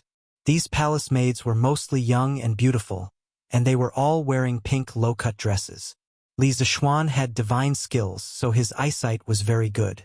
From far away, he could see the white and tender buns in the air, as well as the deep ravine in the middle. This feeling was as if he was using a telescope to look at beautiful women. This was not Li Zishuan being shameless. It was just that he was bored standing here, and he could not go to the pavilion to rest. Li Zishuan looked at this beautiful spring scenery, but in his heart, he cursed. This Li Er really knows how to enjoy life, letting so many young and beautiful women wear such low-cut dresses to serve him. Li Zixuan was lost in his thoughts when he suddenly heard a sharp voice coming from the main hall. Summon Li Zixuan for an audience. Li Zixuan quickly and quietly entered the main hall. It was the first time he met Li Er, so it would be a lie to say that he was not nervous. This was a feudal society, and the imperial power was supreme. If he made Li Er unhappy, it would be so easy to kill him. Therefore, Li Zixuan was a bit cautious. This humble citizen Li Zixuan greets your majesty. Li Zixuan bowed. Yes, it was only a bow, and not a kneeling. The Tang dynasty did not kneel, so it was a bow. Before the Song dynasty, it was impossible for a county magistrate to kneel. In the Tang dynasty, the emperor usually sat and the officials stood. Li Zixuan also didn't say anything like, "Long live the emperor. Long live the emperor." On the way here, General Dugu told him in detail about the etiquette of meeting the emperor, so Li Zixuan did not make a fool of himself. No need for formalities, rise. A dignified voice came from the main hall. Only then did Li Zixuan straighten his back and raise his head. Li Er saw that the young man before him had delicate and pretty features that were sharp and angular. His brows revealed a resolute look, and there was a unique kind of ethereal handsomeness. What surprised Li Er the most was that this was the first time this young man had met him. But he was neither servile nor overbearing, and there wasn't the slightest trace of fear in his eyes. Li Er secretly nodded. This young man could be considered a talent. One must know that during the Tang dynasty, one's appearance was the standard for selecting officials. Those who were too ugly would not be able to become officials. However, Chang Yaojin, Yu Qigong, Niu Jinda, and the other founding generals were exceptions. While Li Er was sizing up Li Zixuan was also secretly sizing up Li Er. He was very curious about this legendary Emperor Taizong of the Tang dynasty, and wanted to see what he looked like. He saw Li Er wearing a heavenly crown and a python dragon robe. The pearls hanging down were at the same level as his eyes. Under the illumination of the 99 candles, they shone in all directions. He looked like a singer from the later generations who threw flirtatious glances at him, making people dizzy. It was impossible to see what he looked like. This was probably the greatest effect of the heavenly crown. Li Zixuan was quite depressed. He secretly thought that Li Er was too petty, not letting others see what he looked like. Could it be that he was too ugly? If Li Er knew what Li Zixuan was thinking, he would definitely cut this little brat into 8 pieces. When Li Er was young, he was also a famous wanderer in the Taiyuan area. He was handsome and his martial arts were not bad. How could he be as unsightly as Li Zixuan thought?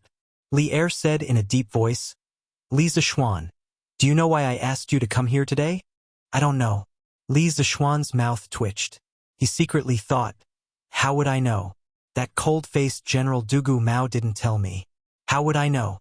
Li Er pretended to be strict and said, "Humph, since you don't know, I will tell you personally. Just now, Minister Yuan of the Taifu Temple accused you of wantonly buying chicken seedlings, causing the price of chicken seedlings and eggs to skyrocket in Chang. You are driving up prices, disrupting the market, and affecting the people's livelihood. This is the first crime.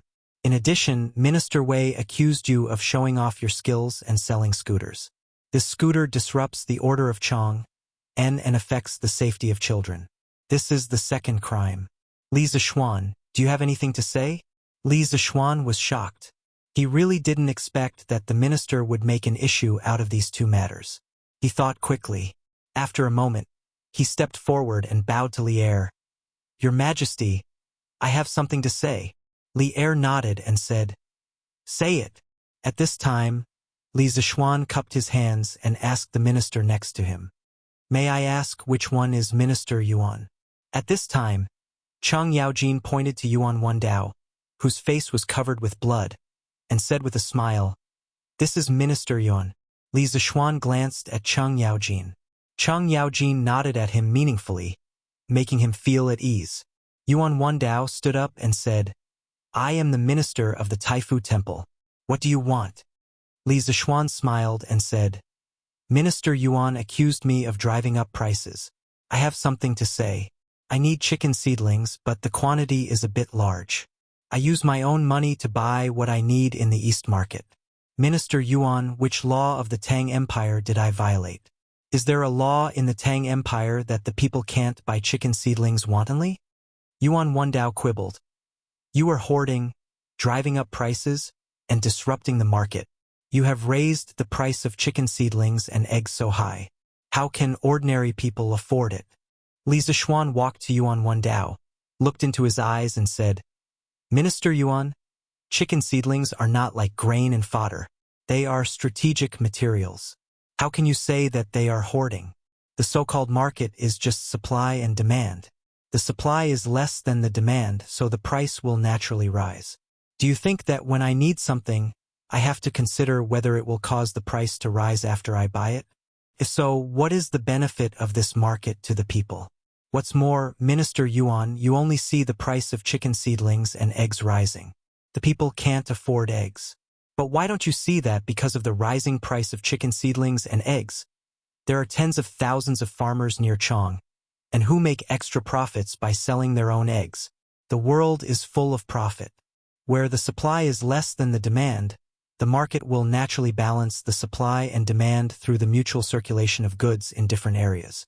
The market has its own regulation ability. If people forcibly intervene, it will only produce the opposite effect and make the market lose its vitality. Good, well said.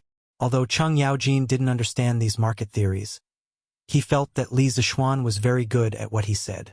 After hearing Li Zishuan's words, Fang Xianling was quite surprised. At this time, he stood up and bowed to Li Zishuan. Your Majesty, Li Zishuan's words are rather reasonable, and this old subject also feels that it is time to reflect on the market management system of my great Tang. Li Zishuan looked at Fang Xianling gratefully.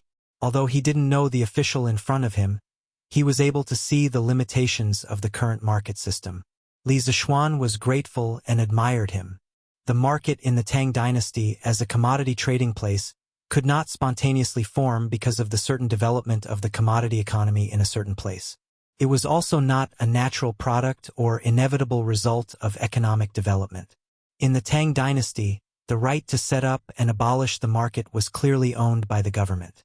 This market system, which was completely dominated by the government, was certainly not conducive to the development of the market. It would only make the market gradually lose its vitality. Li Er didn't expect Li Zishuan to be so reasonable. What was even more unexpected was that Fang Xianling would stand up for him. This old subordinate of his was well-read in the classics and history. He was farsighted and had extremely high standards. He didn't expect him to agree with Li Zishuan's words. Today, Li Er just called Li Zishuan over to see him. He didn't mean to punish him, but he didn't expect to be surprised. He nodded to Fang Xianling thoughtfully and said, Fang Xianling, let's talk about this later. Then he looked at Li Zishuan and said, in this case, I won't pursue the crime of driving up prices and disturbing the market. But I have to ask, why did you buy so many chicken seedlings? Hearing Li Zishuan's question, Cheng Yaojin also pricked up his ears to listen to what Li Zishuan would say.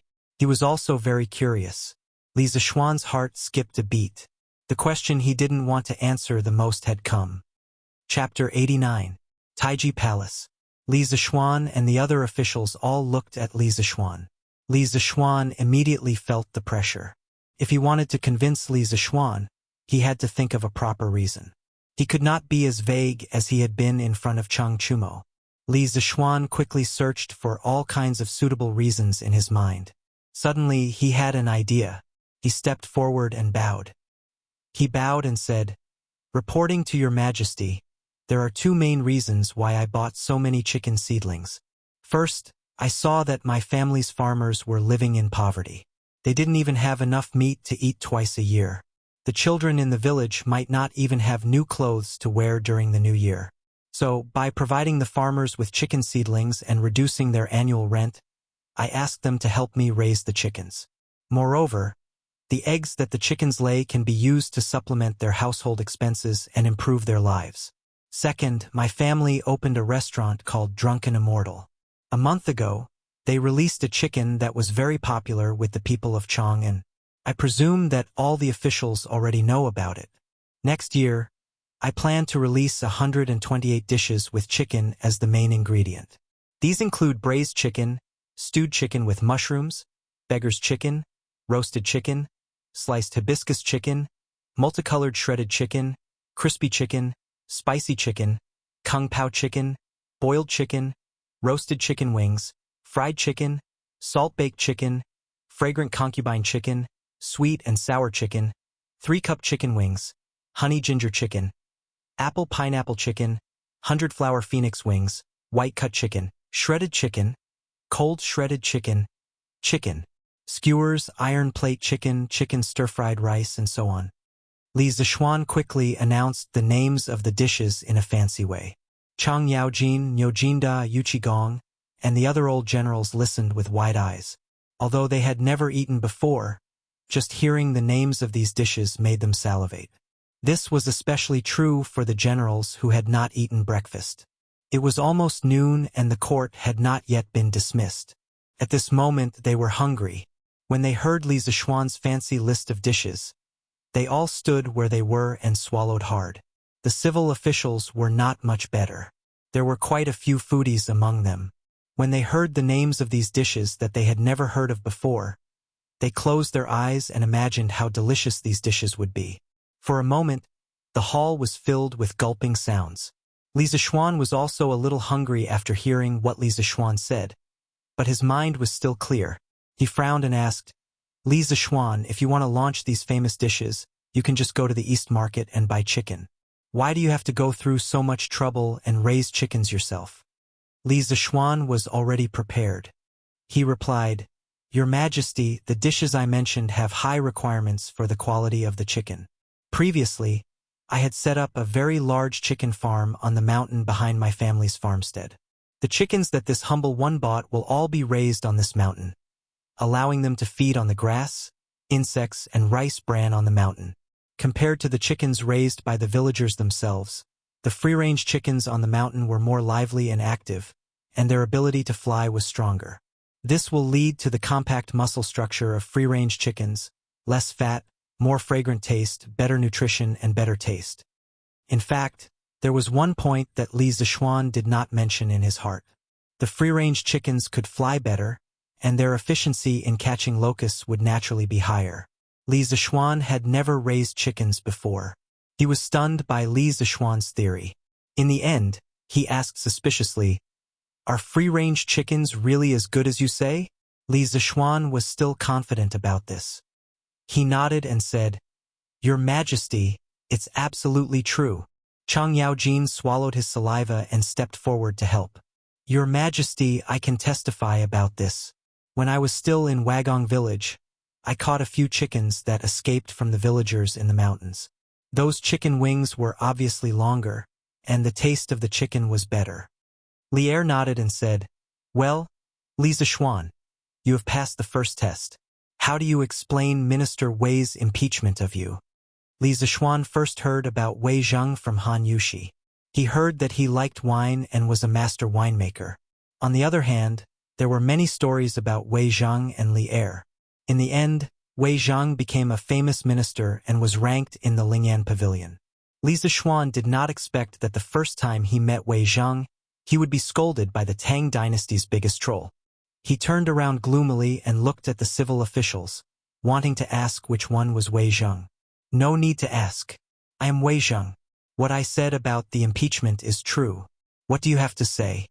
Wei Zheng saw Li Zishuan looking at the civil officials again and knew that he was looking for him. He did not wait for Li Zishuan to ask and directly walked out. As the Tang dynasty's #1 troll, when had he ever been afraid of anyone? Li Zishuan bowed respectfully. This junior greets Left Deputy Wei. This junior has a question. I wonder if Left Deputy Wei can answer this junior's question? What question? There's a blacksmith shop, and the kitchen knives they make are especially sharp. The world isn't peaceful, and many outlaws use this shop's kitchen knives to kill people and rob them.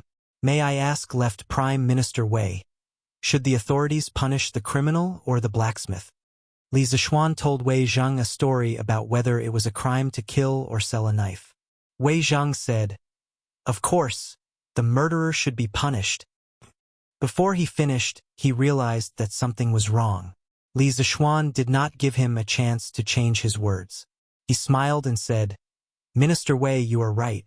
The same logic applies to the scooter. Why would Minister Wei punish me? Children playing with scooters may be dangerous and may disturb the order in the city. But Minister Wei should not set the relevant laws and limit the places where scooters can be used. Why would you find trouble with me? Wei Zheng was speechless. He could not think of a good excuse to refute. This kid is interesting. Zhang Sun Wuji had an inexplicable smile. He bowed to Li Zishuan and said, Your Majesty, I think Li Zishuan's words are reasonable. The Curious Pavilion should not be guilty. I agree. I agree. In an instant, the ministers in Zhang Sun Wuji's camp all agreed. The Curious Pavilion had 30% of the Crown Prince's shares. Li Chengqian had mentioned it to Zhang Sun Wuji many times. Currently, Zhang Sun Wuji was the most resolute supporter of the Crown Prince. Although the Curious Pavilion had nothing to do with the Crown Prince's foundation, if Wei Zheng's intention was to seal the Curious Pavilion, it would more or less damage the Crown Prince's reputation. Of course, Zhang Sun Wuji would definitely not be the vanguard. He only needed to deal the final blow when the situation was clear. Li Zishuan nodded. He didn't put these small matters to heart. He brought them out to give Wei Zheng some face and prevent himself from being implicated. He didn't expect Li Zishuan to be able to turn the situation around. This kid was rather quick-witted. Of course, seeing Wei Zheng being defeated, Li Zishuan was secretly happy. He held back his laughter and said, Since that is the case, Li Zishuan is not guilty. Li Zishuan quickly bowed and thanked him. Thank you, Your Majesty. At this moment, Li Zishuan let out a breath of relief. He looked at Zhang Sun Wuji and didn't know why this person was helping him. He had to ask Cheng Yaojin later. The imperial court was indeed a little complicated. Li Zishuan felt a little tired. As expected, he wasn't suitable for this scheming officialdom. Chapter 90. The situation in the imperial court had suddenly changed. Li Zishuan, who was originally charged with 2 crimes, actually managed to resolve the dangerous situation with just a few words, allowing him to escape danger. This quick-wittedness and calmness did not seem like a brat who had just entered the imperial court for the first time. Chang Yaojin, Qin Shubao, Niu Jinda, and the others all looked at Li Zishuan with admiration. Li Er felt that everything should be fine now, so he asked, Does anyone else have anything else to report? Unexpectedly, someone actually stood up at this time. It was Yen Lide. Yen Lide's mood today was really full of twists and turns. He had originally planned to ask for credit for Li Zishuan at the beginning of the imperial court. Who knew that Li Zishuan would be impeached one after another? He could not understand. Li Zishuan was just a commoner. Why would the big shots in the imperial court have the time to impeach him? In the middle, he had thought of helping, but he had been obsessed with craftsmanship and architecture all his life. He was not good at scheming. What surprised him was that Li Zishuan had managed to turn the situation around by himself. Seeing that the situation was settled, he hurriedly stepped forward and said, Your Majesty, this old subject has something to report. Li Er was just about to ask a casual question and then prepare to dismiss the imperial court. Today's imperial court had been going on for a long time. He did not expect Yen Lide to have something to report. Li Er pulled himself together and asked, What is it? Yen Lide? Your Majesty, this old subject wants to ask for credit for Li Zishuan. Oh! Li Er was energized. Today's imperial court had been very interesting. Li Zishuan, a commoner, had almost become the main character of this imperial court. Yen Lide, what credit does Li Zishuan have? Li Er asked with interest. The other ministers also looked curiously at this young man. Your Majesty, Li Zishuan invented a new component a few days ago called a roller bearing. This object can be installed at the connection points of all machinery and can greatly reduce resistance. Currently, he has developed it and used it on carriages. Compared to the carriages with traditional bearings, this new type of carriage was more agile and had less resistance. After testing by the craftsman who will supervise the construction, under the same amount of animal power, the new type of carriage can carry more than 80% of the goods. It is extremely beneficial for transporting provisions when two armies are at war. Oh, is there such a thing? Li Er stood up excitedly. He had fought in wars for more than 10 years and knew the importance of efficiency. Replying to Imperial Father, there is indeed such a matter. When I first partnered with Li Zishuan to establish the Strange Interest Pavilion, he had already proposed the concept of roller bearings, and it was also approved by Minister Yan's son, Yan Shaoning. At this moment, Li Chengxian jumped out to support his good friend. Li Er looked at Li Zishuan and then looked at Li Zishuan. He laughed and said, "Good, good, good. Li Zishuan, we didn't think that you would be so talented at such a young age. You should be rewarded." Yan Lied continued, "Your Majesty, I'm not done yet.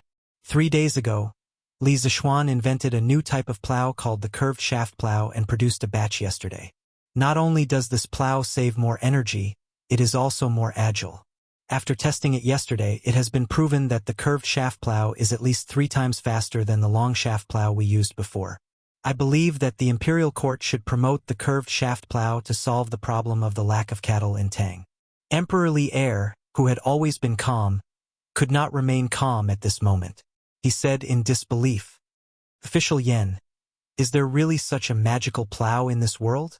Yen Lied bowed and said, "Your Majesty, I am willing to guarantee with my life that this is absolutely true." Chang Yaojin also stepped forward and said, "Your Majesty, I can also guarantee. Yesterday, my family's Chonyo also went with Li Zishuan to the farmstead. He also saw it with his own eyes. This curved shaft plow is indeed faster and saves more energy. Even a man with slightly more strength can pull it." Hiss! As soon as Chang Yaojin finished speaking, the officials in the imperial court immediately became excited and all of them gasped. Previously, Yan Lied had said so much, but many of them did not have a direct understanding of the curved shaft plow. Now that Chang Yaojin said that people could actually pull the plow to plow the land, they were instantly shocked. To them, pulling pears to plow the land was simply a fantasy. Was this curved shaft plow really that magical? Li Er also felt that Chang Yaojin's words were a bit exaggerated. He looked at Li Zishuan and asked, "Li Zishuan, is this curved shaft plow really that magical?" Just now, when Yan Lied came out and said that he wanted to claim credit for himself, Li Zishuan was a little dumbfounded. Coming to Taiji Palace today was really like riding a roller coaster, with ups and downs. It was King exciting. Li Zishuan took a long time to react. When he heard Li Er's question, he quickly replied, "Your Majesty, it is true. Yesterday, hundreds of villagers in the Han village witnessed the speed of the curved shaft plow with their own eyes. I dare not hide anything. Also, the Chitsu Pavilion workshop has already started to produce the curved shaft plow. There will be more and more villagers who will be able to use the curved shaft plow. At that time, more people will know the superiority of the curved shaft plow." Good. Li Er could not help but say good. These days, he had been worried about the problems of the villages around Chong, and for the spring plowing. He originally planned to transfer cattle from the north, but who knew that he would be robbed by bandits on the way? When he received the news, Li Er was so angry that his nose was crooked. However, he did not have the time to deal with the bandits because the spring plowing period was almost over. He had to hurry and transfer cattle from other places. These days, Li Er was really sullen. Now that Li Zishuan had invented the more efficient curved shaft plow, all these problems were solved. Moreover, this thing could be regarded as a divine tool that benefited the country and the people. It was really too important. Li Er, who had been sullen for a few days, could finally breathe a sigh of relief. Can this curved shaft plow be mass-produced? Li Er was not overly excited. He knew that time was tight. The villagers were anxious for the spring plowing. Li Zishuan replied, "Your Majesty, the structure of the curved shaft plow is not complicated. My workshop can make 100 or 200 of them in a day. However, the villagers are anxious for the spring plowing. My personal ability is limited and cannot satisfy the needs of all the villagers in a short time. I am willing to give the blueprint of the curved shaft plow to the imperial court and let them make it. This way, the villagers will not miss the spring plowing as soon as possible." Firstly, the curved shaft plow did not make much money. Secondly, Li Zixuan did not have the ability to produce a large number of curved shaft plows at once. It would delay the spring plowing of many villagers. It seemed that it was better to give it to the imperial court. Li Er laughed and said, "You are quite righteous. Not bad, not bad." Yen lied, "This matter will be handed over to your Ministry of Works. During this time, order all the craftsmen to work overtime and rush out a batch of curved shaft plow." Yen lied quickly cupped his hands and said, "Yes, your majesty. I will personally supervise." That would be best. But I will have to trouble you." Li Er nodded and smiled. Chapter 91. Inside the Taiji Palace. After Li Er finished explaining to Yen lied, he looked at Li Zixuan with mixed feelings. He had originally planned to transfer Li Zixuan into the army and nurture him. He never expected Li Zixuan to be so talented in machinery. Could it be that priest spirit void taught him all this? The roller bearings were indeed very useful. Li Er also planned to reward Li Zixuan with some gold and silver as a reward. However, the significance of the curved plow was too great. It was not an exaggeration to say that its merits were in the present and its benefits were in the future.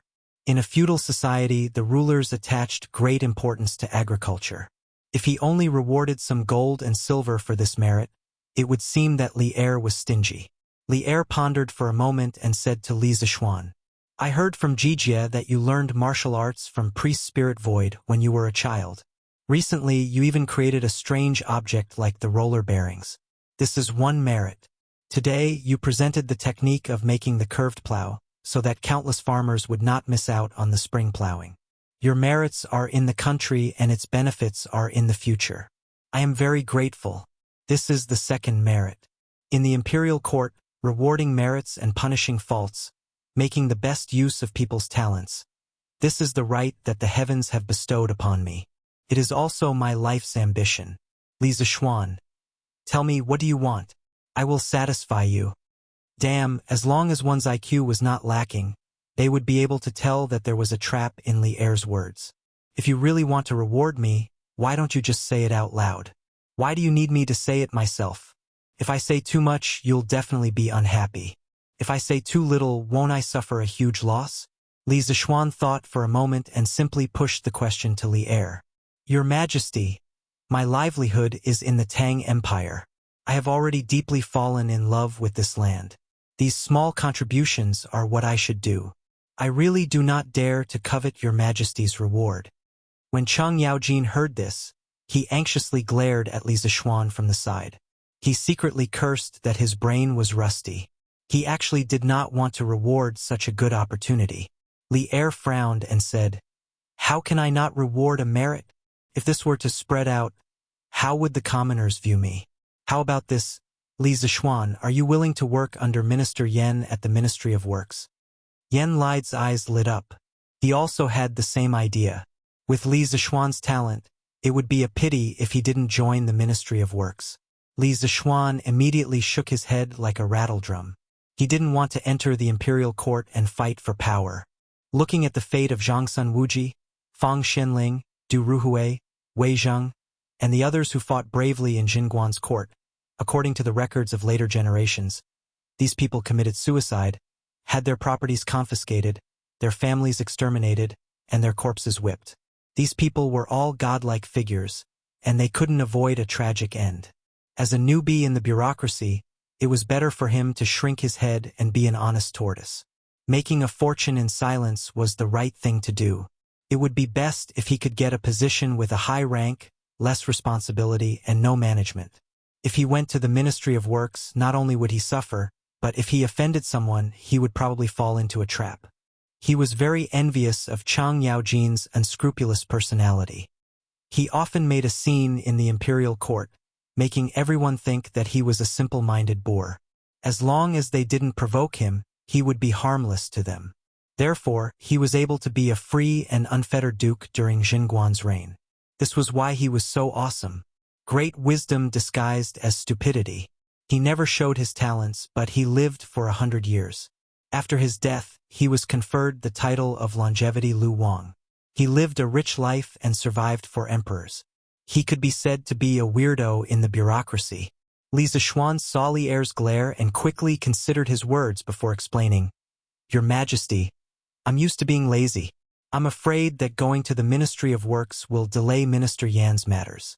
Moreover, I've been away from home for 8 years and finally returned home. I want to be filial to my parents. Your Majesty, please grant my wish. Well, the banner of filial piety was brought out. What else could Li Er say?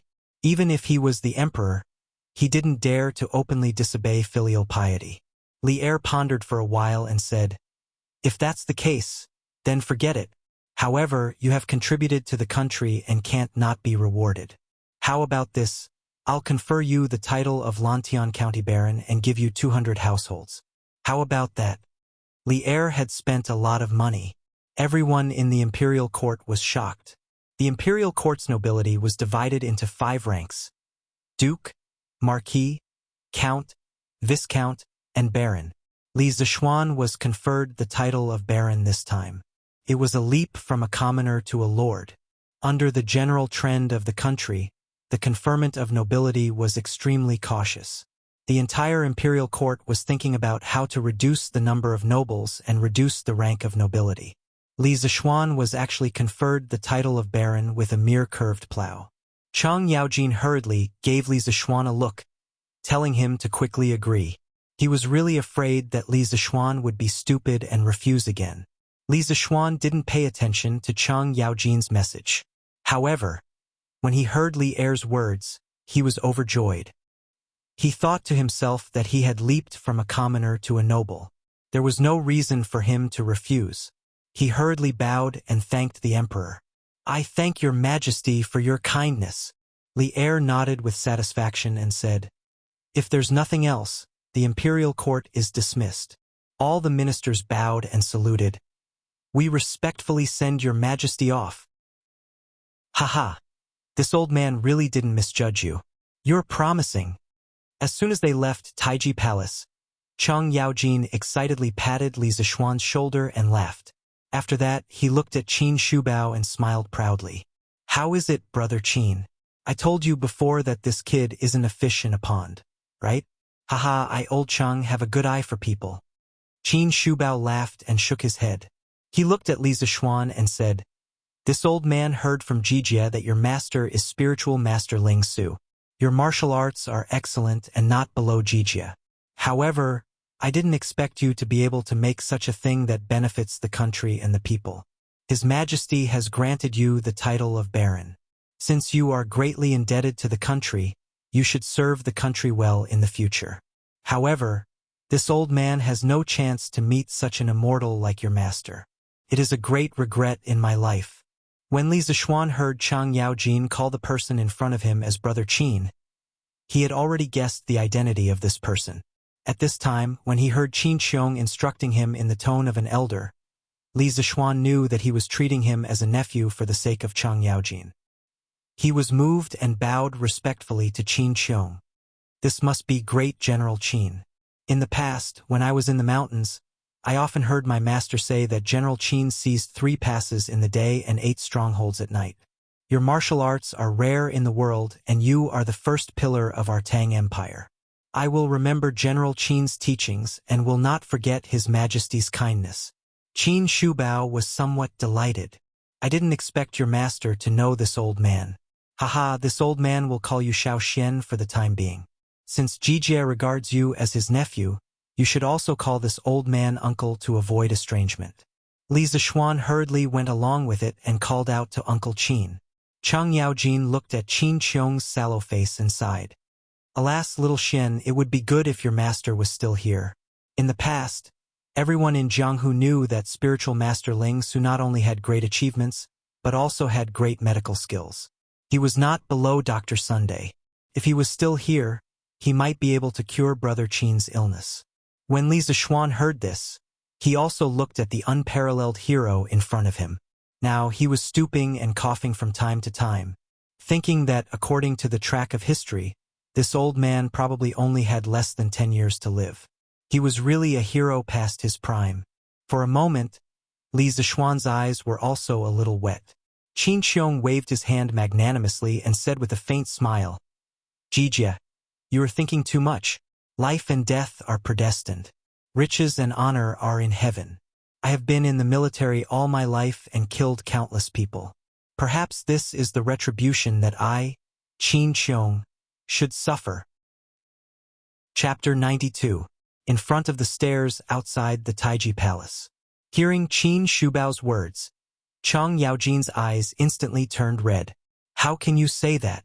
If there is really retribution, then I have killed as many people as you. The one who deserves to die the most is me. Qin Xiong scolded. Jijia, you are already so old. Why are you still acting like a child? Don't let the younger generation see you as a joke. I really don't care about it. If I can see the Tang Empire in peace and the people living and working in peace in my lifetime, I will be satisfied. Li Zishuan said at this time, Uncle Qin, why don't you ask Dr. Sun to take a look? My master also praised Dr. Sun's medical skills when he was alive. I think Uncle Qin just has a lot of internal injuries. Dr. Sun should treat you a little. Chang Yaojin's eyes lit up and he cried, by the way, His Majesty told me before that he would send Dr. Sun to the Qin mansion to take a look at my second brother these days. Second brother, you can't go out these days. Qin Xiong nodded with a smile. Li Zishuan thought for a moment and said, if Dr. Sun goes to the Qin mansion, please send someone to tell me. I was lucky to be saved by Dr. Sun in the Zhongnan Mountains. I haven't thanked him in person. Li Zishuan thought that he could ask Sun Simiao to take a look at Hu Jing and his brother. Qin Xiong nodded. At this time, Chang Yaojin pulled Li Zishuan and said, come, little Xian. This old man will introduce you to the elders. These are all good brothers who have gone through life and death with this old man. You should pay your respects. Li Zishuan hurriedly said yes and followed Chang Yaojin's footsteps to the people walking in front. Old fool Yuqi, Niu Sanlang, you two wait. Chang Yaojin shouted at the top of his voice from a distance. The two big men in front immediately stopped, turned around, and glared at Chang Yaojin. Madman Chang, in the next competition, I must beat your stinky mouth crooked. You don't pay attention to the demeanor of an elder in front of the younger generation and talk nonsense. One of the ugly towering men said to Chang Yaojin unhappily. Chang Yaojin chuckled. Haha, wait till you can beat me, old Chang. Little Xian, come here. Let me introduce you to two elders. This is your uncle Yuqi. His kung fu is only a little bit worse than this old man's, but it's not bad. Li Zishuan ignored the shameless Chang Yaojin at the side and hurriedly bowed respectfully to one of the later generation's door gods, Yuqi Jingda, and said, greetings to Uncle Yuqi. This young one, Li Zishuan, pays respects to you. After Yuqi Jingda glared at Chang Yaojin, he hurriedly helped Li Zishuan up and laughed. Good, good, good. You're quite handsome. But for us men, it's useless to be handsome. You have to be able to pick up a sword and go on the battlefield. Previously, Madman Chang said that you were actually able to fight him to a draw. You should spar with this old man some other day. Let's see if you are as powerful as Madman Chang said. Li Zishuan almost vomited blood. Was Yuqi Jingda saying that he looked like a pretty boy? But compared to Yuqi Jingda, this tower-like man, his appearance was indeed a bit fair. Chang Yaojin said sarcastically, if everyone looked like a charcoal ball like you, whose family's daughter would dare to marry? Other than your two sisters-in-law, black and white, who blindly took a fancy to you, wouldn't other girls jump into a well if they saw your king of hell appearance? Yuqi Jingda was furious, cursing people but not exposing their shortcomings. Chang Yaojin's words were 2F** king wicked.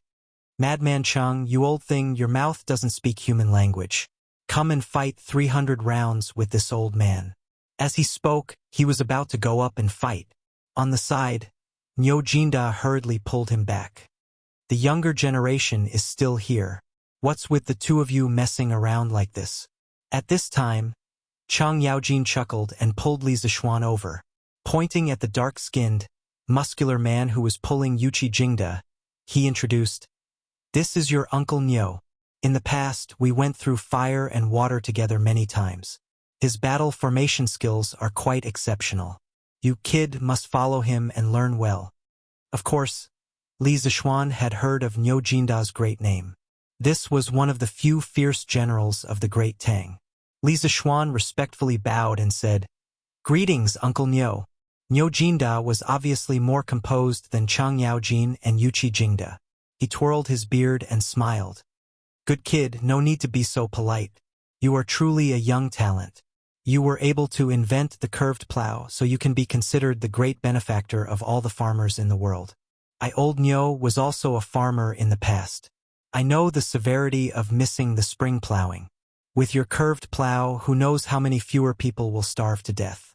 Li Zixuan hurriedly said modestly, "Uncle Niu, you flatter me. I was just fooling around." Chang Yaojin came over and said, "Little Xian, you said before that you raised chickens to supply your restaurant with new dishes. Is that true?" Li Zixuan nodded and said, "That's true." Chang Yaojin slapped his thigh and shouted, "Then this time, my family raised 30,000 chickens with you. When the time comes, you will have to take them all. Old Chang have really invested a lot this time." Li Zixuan widened his eyes.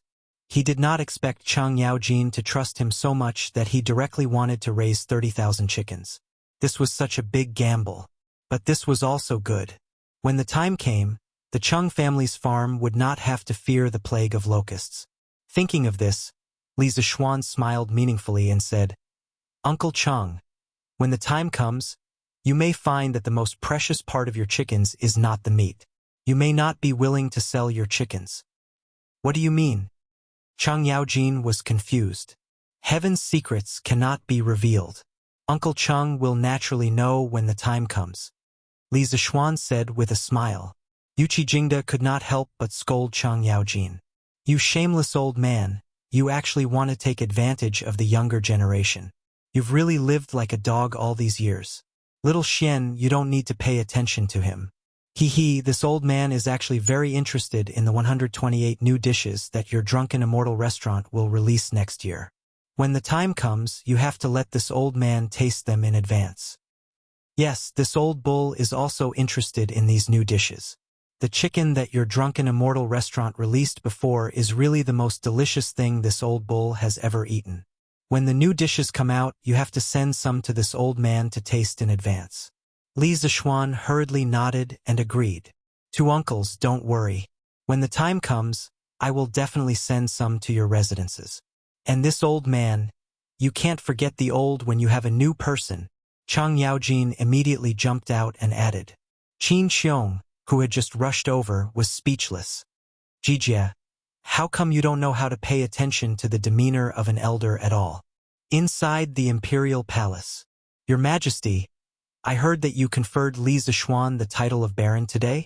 Empress Zhongsun asked curiously as she fed Li Er, who was lying on her lap, a piece of apple that she had cut.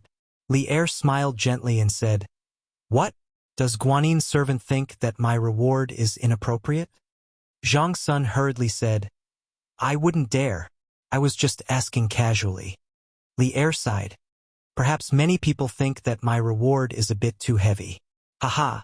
But how many people in the world know Li Zixuan's true value? This kid is far from being as simple as you think. We even suspect that what he said in court today about the reason he raised so many chickens was not the truth. After court was dismissed, I thought about it carefully and felt that there was something else going on. There seems to be something that doesn't make sense."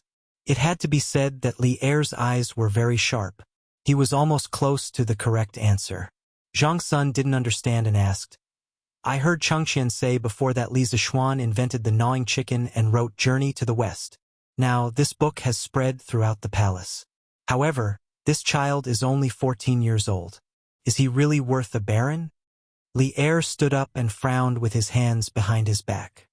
Actually, Li Zixuan's identity as spiritual master Ling Su's disciple is also worth a baron. Guanin's servant, you might not know what kind of immortal spiritual master Ling Su is. His disciple definitely won't be bad. I originally planned to send Li Zixuan to the army to gain experience. But today I found that this kid is very lazy. He has a lot of ability, but he would rather stay at home and wait for death. I might as well give him a baron first and drag him into court first. I will give him a good beating in the future. Jade can't be made into anything without being polished. I don't believe that this kid is so useless that he can't be helped up. Chapter 93. After bidding farewell to Chang Yaojin and the other old generals, it was already past noon. The morning court session had been going on for so long, but Li Zixuan didn't provide any food. He really wasn't a good boss. Li Zixuan could only go home hungry. Xianer, are you all right? Why did His Majesty look for you? He didn't give you any trouble, did he? As soon as he entered the door, Madame Li ran over and hugged Li Zixuan. Her two eyes constantly looked at Li Zixuan's body to see if her son was missing any parts. Li Jingma also stood not far away and looked over with concern. It was obvious that the husband and wife had been waiting in the courtyard for him to come back. They probably hadn't even eaten lunch yet. Brother, are you all right? When Lan'er heard the commotion in the courtyard, she ran out with her little legs. Behind her was a worried Tai Dan. Li Zixuan looked at the worried faces of his family members and couldn't help but feel a surge of warmth in his heart.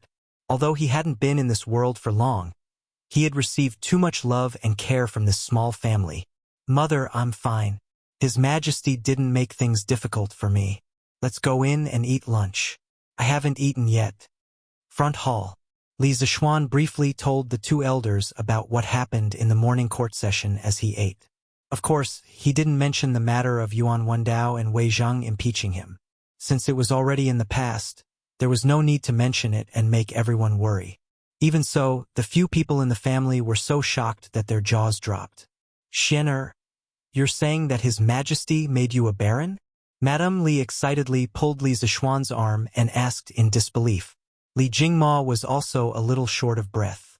He had been in business for many years and knew how lowly a merchant's position was. If what his son said was true, then who would dare to look down on him, Li Jingma? Li Zixuan's mouth was still stuffed.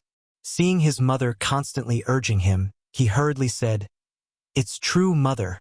The imperial edict will probably be sent over in the afternoon. It's just that Lantian County is so big. I wonder where my fief will be? Who cares where he is? You brat, don't take it for granted. This title is the most important. Our family doesn't lack land. Hurry up and eat. You still have to receive the imperial edict in the afternoon." Li Jingma grumbled from the side. In fact, he was more excited than anyone else. His son had gone from a commoner to a baron.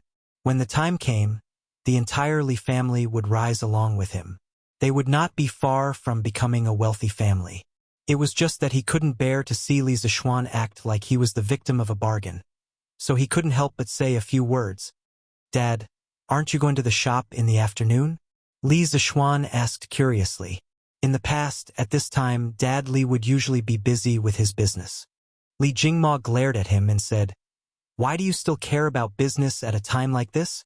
Do you think your father is as clueless as you?" Li Zixuan rubbed his nose awkwardly. "Wow, then Lan'er will be the baron's sister in the future.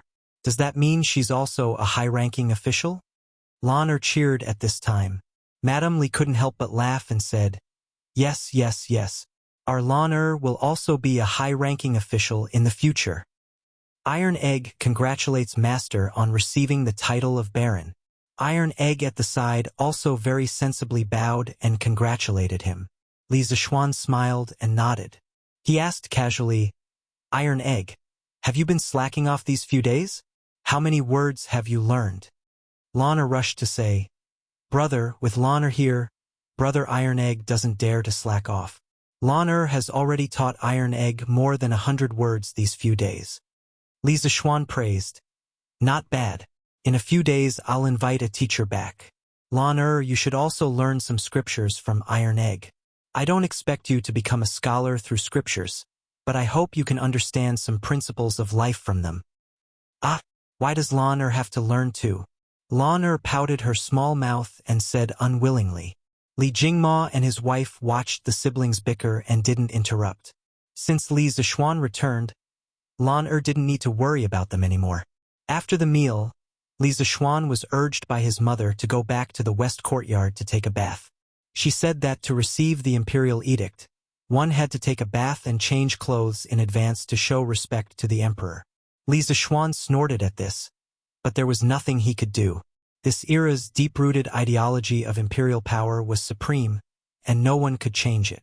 After taking a bath, Li Zixuan saw his mother's head maid, Qing trot over and say, "Young master, young master, young master, young master, master and madam want you to hurry to the front yard. Has the angel arrived?" Li Zixuan said in surprise. "So fast? Then let's go quickly." When Li Zixuan arrived at the front courtyard, he saw that the incense table had been set up. Li Jingma was chatting with a middle-aged man with a pale face and no beard. When he saw Li Zixuan, he quickly waved for him to come over. "Xian quickly come and say hello to Chamberlain Lu." Li Zixuan walked over and cupped his hands. "Greetings, Chamberlain Lu. You've worked hard to come here to announce the imperial edict." The eunuch smiled and returned the greeting. He said in a sharp voice, "This must be young Master Li. You're really young and talented. To be recognized by the emperor at such a young age, you have a bright future ahead of you. Young Master Li, you should hurry and receive the imperial edict." When he finished speaking, the eunuch stood facing the south with his back facing the north. Li Zixuan, Li Jingma, and the others also cupped their hands at the side. Chamberlain Lu coughed softly. "The emperor of the Tang dynasty has decreed that there is a good son named Li Zixuan. Since he was young, he has been adhering to the virtues of good. He created roller bearings, created the divine plow." The eunuch recited the edict for the time it took to drink a cup of tea. Other than the beginning, Li Zixuan didn't understand what the ancient text was saying. He finally heard the words roller bearings and divine plow, which should be praising his achievements. Then, he heard the words male of Lantian County. "This is my title. But where is my fief? Didn't they say that there were 200 households in the fief? There should be 2,000 or 3,000 mu of land, right? Why didn't he hear anything?" When Chamberlain Lu finished reciting, Li Jingma pressed Li Zixuan to the ground and kowtowed 3 times and 9 times. The eunuch smiled and said, "Congratulations, Lord Ju. You have been conferred the title of male at the age of 14. The day you become a marquis is just around the corner." When he finished speaking, his eyes were fixed on Li Zixuan. Li Zixuan's hair stood on end under the eunuch's gaze. He didn't know what was going on, but Li Jingma knew better. He quickly had someone bring over a tray with a dozen golden pancakes. Li Zixuan was speechless. He secretly praised his father for being so generous. At the same time, he also understood that the eunuch was trying to get money. He was still too inexperienced. Luckily, he had his father by his side to take care of him. It was true that having an old man at home was like having a treasure. Li Jingma handed the tray to Chamberlain Lu. He smiled and said, "Both of us are extremely grateful to have Chamberlain Lu deliver the edict. Now that we have received such good news, how can we let Chamberlain Lu return empty-handed? This is a small token of our appreciation. I hope Chamberlain Lu doesn't mind." Chamberlain Lu smiled and took the tray. He bowed to Li Zixuan and said, "Thank you, Lord Ju, for your reward." Li Zixuan nodded. This Tang dynasty eunuch wasn't bad. However, he was most concerned about where his fief was. Chapter 94. After the eunuch left, the Li residence became a sea of joy. Li Jingma and his wife held the imperial edict and flipped it over and over. From time to time, they would whisper and laugh. Their joy was evident in their words. Li Zixuan estimated that if there was an ant on top of the imperial edict, Li Jingma would be able to catch it. "Father, have you seen enough?" His parents had been looking at it for almost an hour. Li Zixuan couldn't take it anymore. "What, your mother and I raised you. Now that you've finally made a name for yourself, why can't you look at it more?" Father Li was unusually happy today. It was rare that he didn't scold Li Zixuan. When Li Zixuan said that he was going to be knighted, Father Li was excited. However, he was still worried that something might happen. Now that the imperial edict was in his hands, Father Li's heart was finally at ease. He could laugh out loud. No, father, mother, you can look as long as you want. I just want to ask, where's my fief?" Li Zixuan scratched his head awkwardly. Who told him to not study Chinese? He didn't understand the imperial edict just now. He was at a disadvantage because of his lack of knowledge. Father Li glared at Li Zishuan. Ignorant and incompetent. You can't even understand the imperial edict. Didn't Lu just tell you the location of your fief? You also said that you wanted to find a teacher for Lan Er. I think you need a teacher to teach you. Li Zishuan was very embarrassed. Madame Li covered her mouth and laughed. Xian Er, why are you so concerned about your fief? Coincidentally, according to His Majesty's edict, your fief is about 2,000 mu of fertile farmland in Plum Village in Lantian County. It's not far from the Han family village. Ignoring his father's scolding, Li Zishuan heard his mother's words. He opened his mouth in shock and asked, Plum Village's farmland? Didn't Lu Shuren buy it? Li Jingma snorted. He spent money to buy it, but that doesn't mean it's his. If the imperial court wants to take it back, would he dare to not hand it over? However, the imperial court will also give him some compensation. Li Zishuan also knew that Lan Er had been bullied in the Han family manor. If it wasn't for the fact that Li Zishuan had already punished Lu Haojin severely, Li Jingma would have gotten someone to do it himself. Li Zishuan nodded in understanding and asked, Father, then if the imperial court wants to take away our Han family manor's land in the future, will it be like Lu Shuren now? Li Jingma nodded. In theory, that's true. However, Xian Er, you're already a baron. As long as you don't commit any crimes, the imperial court shouldn't casually take away the Han manor's land. As far as I know, all the civil and military officials in the court basically spend money to buy some land in other places other than their own fiefs. His Majesty usually doesn't take away their land. So that's how it is. In that case, I'll be in charge of 2 farmsteads in the future. That's more than 5,000 mu of land. I'll have to link the 2 farmsteads together and build a new feudal village. Haha, Li Zishuan thought happily. In a private room on the top floor of the Yunxi restaurant, a young master was holding a wine cup and sipping wine while looking down at the pedestrians on the street. A soft sound came from the door. Then, a middle-aged scholar in black carefully walked in and respectfully said to the young master, Second young master. Without waiting for him to finish, the young master didn't even turn his head. A cold aura suddenly filled the room. Even though the middle-aged scholar couldn't see the young master's expression, he knew that he had said something wrong. He quickly slapped himself and corrected himself. Young master. The young master then asked, How did it go? Did Yuan Wendao's impeachment succeed? The middle-aged man in black didn't dare to raise his head and whispered, Young master, Yuan Wendao's impeachment failed. Li Zishuan was instead made a baron by His Majesty. What a piece of trash. The young master slammed the table and snorted angrily. Please forgive me, young master. The man in black immediately kept quiet out of fear and quickly knelt down to beg for mercy. After a while, the young master picked up his wine cup and took a sip of wine. He said lightly, Tell me what happened. The black-clothed man then reported in full detail how Li Zishuan had rebutted Yuan Wendao and Wei Zheng's impeachment during the morning court assembly. After listening to the story, the young master closed his eyes and meditated for a long time before muttering to himself, Oh, I didn't expect that Li Zishuan not only escaped this disaster, but also benefited from it. It's like this kid was sent by the heavens to go against me. Half a month ago, when I was sent to take over Yunxi restaurant, that kid pushed out the chicken he ate at Drunken Immortal restaurant. At first, I thought he was just an ant and could easily kill him. I didn't expect that he would soon become friends with Chung Chumo and the Crown Prince. The ant turned into a grasshopper and had the strength to fight. And now, he was unexpectedly made a baron. This grasshopper turned into a tiger and had its own teeth. Things are getting more and more interesting. Haha! The middle-aged man in black was ashamed. It's my fault. Please punish me, young master. Is there any use in punishing you? This young master will remember this matter. If you fail again, don't come back to see me. The middle-aged man in black hurriedly said, Don't worry, young master. There won't be a next time. The young master nodded and asked, Is Wang Eru still unwilling to come to Yunxi restaurant? Reporting to young master, this subordinate offered twice the monthly salary of Drunken Immortal restaurant. but Wang Eru is still unwilling to come.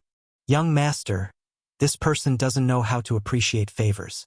Should this subordinate send someone to teach him a lesson? The young master shook his head. Times are different now. Now that Li Zixuan has been made a baron, if we go overboard, it'll be easy to expose ourselves. Besides, even if we get Wang Eru to our Yunqi restaurant, Li Zixuan can still train a second Wang Eru. To me, Yunqi restaurant's business doesn't matter. But this young master isn't willing to lose to that person. The middle-aged man in black didn't dare to reply. The room fell into silence. After a short moment, the young master spoke and asked, "How many customers have we robbed from the drunken immortal restaurant?"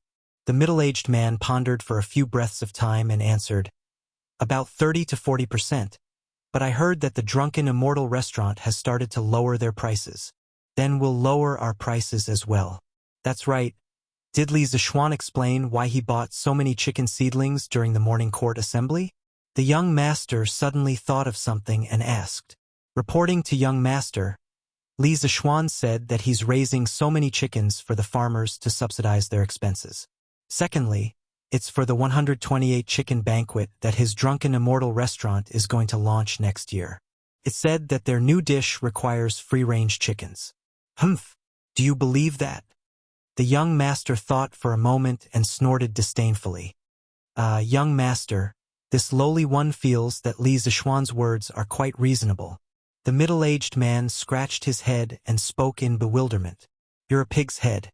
Although I can't guess his true objective, I'm sure it's not just for this. Moreover, I don't think the emperor will believe it. Also, what's that good big brother of mine doing recently? The young master first mocked the middle-aged man and then suddenly asked. He deliberately emphasized the words good big brother. Reporting to young master, the eldest young master hasn't made any moves recently. However, the eldest young master spent 500 strings of coins at the Strange Taste Pavilion yesterday to apply for a Red Supreme membership card. This lowly one doesn't know what the eldest young master's intentions are. The middle-aged man replied respectfully. Humph, this good big brother of mine is probably interested in my sworn enemy. Isn't he? The young master snorted coldly and the room fell into silence again. Chapter 95. From tomorrow onwards, he would be a happy person. He would feed the horses, chop firewood, and travel around the world. From tomorrow onwards, he would care about food and vegetables. He would have a house that faced the sea. He would have a house, land, and a title. He would finally have a place to settle down in the Tang dynasty. Thinking about this, Li Zixuan felt extremely relaxed. He lay on the bed and did not want to get up. He even wanted to spend the rest of his life eating and waiting for death. After all, he would not be able to use up all the money at home. That's right. Li Zixuan had no ambition and was content with his wealth. What was the point of earning so much money? He was not going to raise a flag or gather people to rebel. The money at home was enough for him to use for a few lifetimes. Young master, it should be Lord Ju. It's time to get up. Xiao Shi entered the room and said with a face full of smiles. It was just that she was not used to being called Lord Ju. The little girl realized that she had said something wrong and was a little flustered. However, the joy in her eyes could not be hidden. Li Zixuan teased. Xiao Shi, what's the occasion today? Why are you so happy? No, nothing. Xiao Shi was a little flustered as she gathered the hair in front of her forehead. Hey, if you don't say it, I won't get up today. Originally, it was just a casual question. However, looking at the little girl's expression, it was obvious that something was wrong. Li Zixuan acted shamelessly. Young Lord Ju, how can you be like this? Xiao Shi had a new understanding of her young master's shamelessness. Li Zixuan was speechless at the little girl's exaggerated reaction.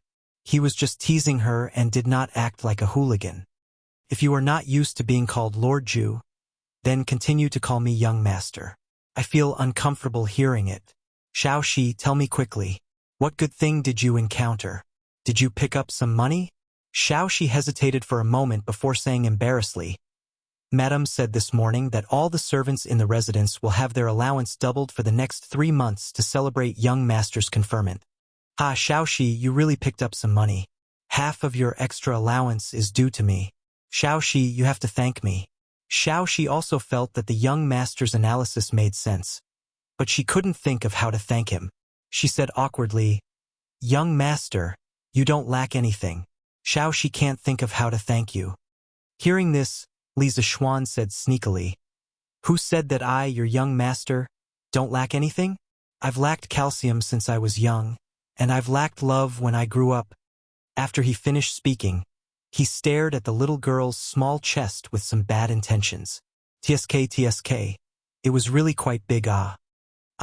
Young master, you rogue. Xiaoxi could feel Li Zishuan's perverted gaze. She screamed and ran away while covering her face. Sigh, this little girl really can't handle teasing. Li Zishuan shook his head helplessly.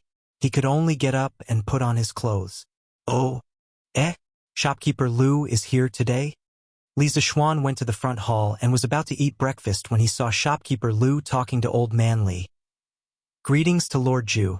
Congratulations to Lord Zhu for your bright future. Shopkeeper Lu didn't dare to be as casual as before.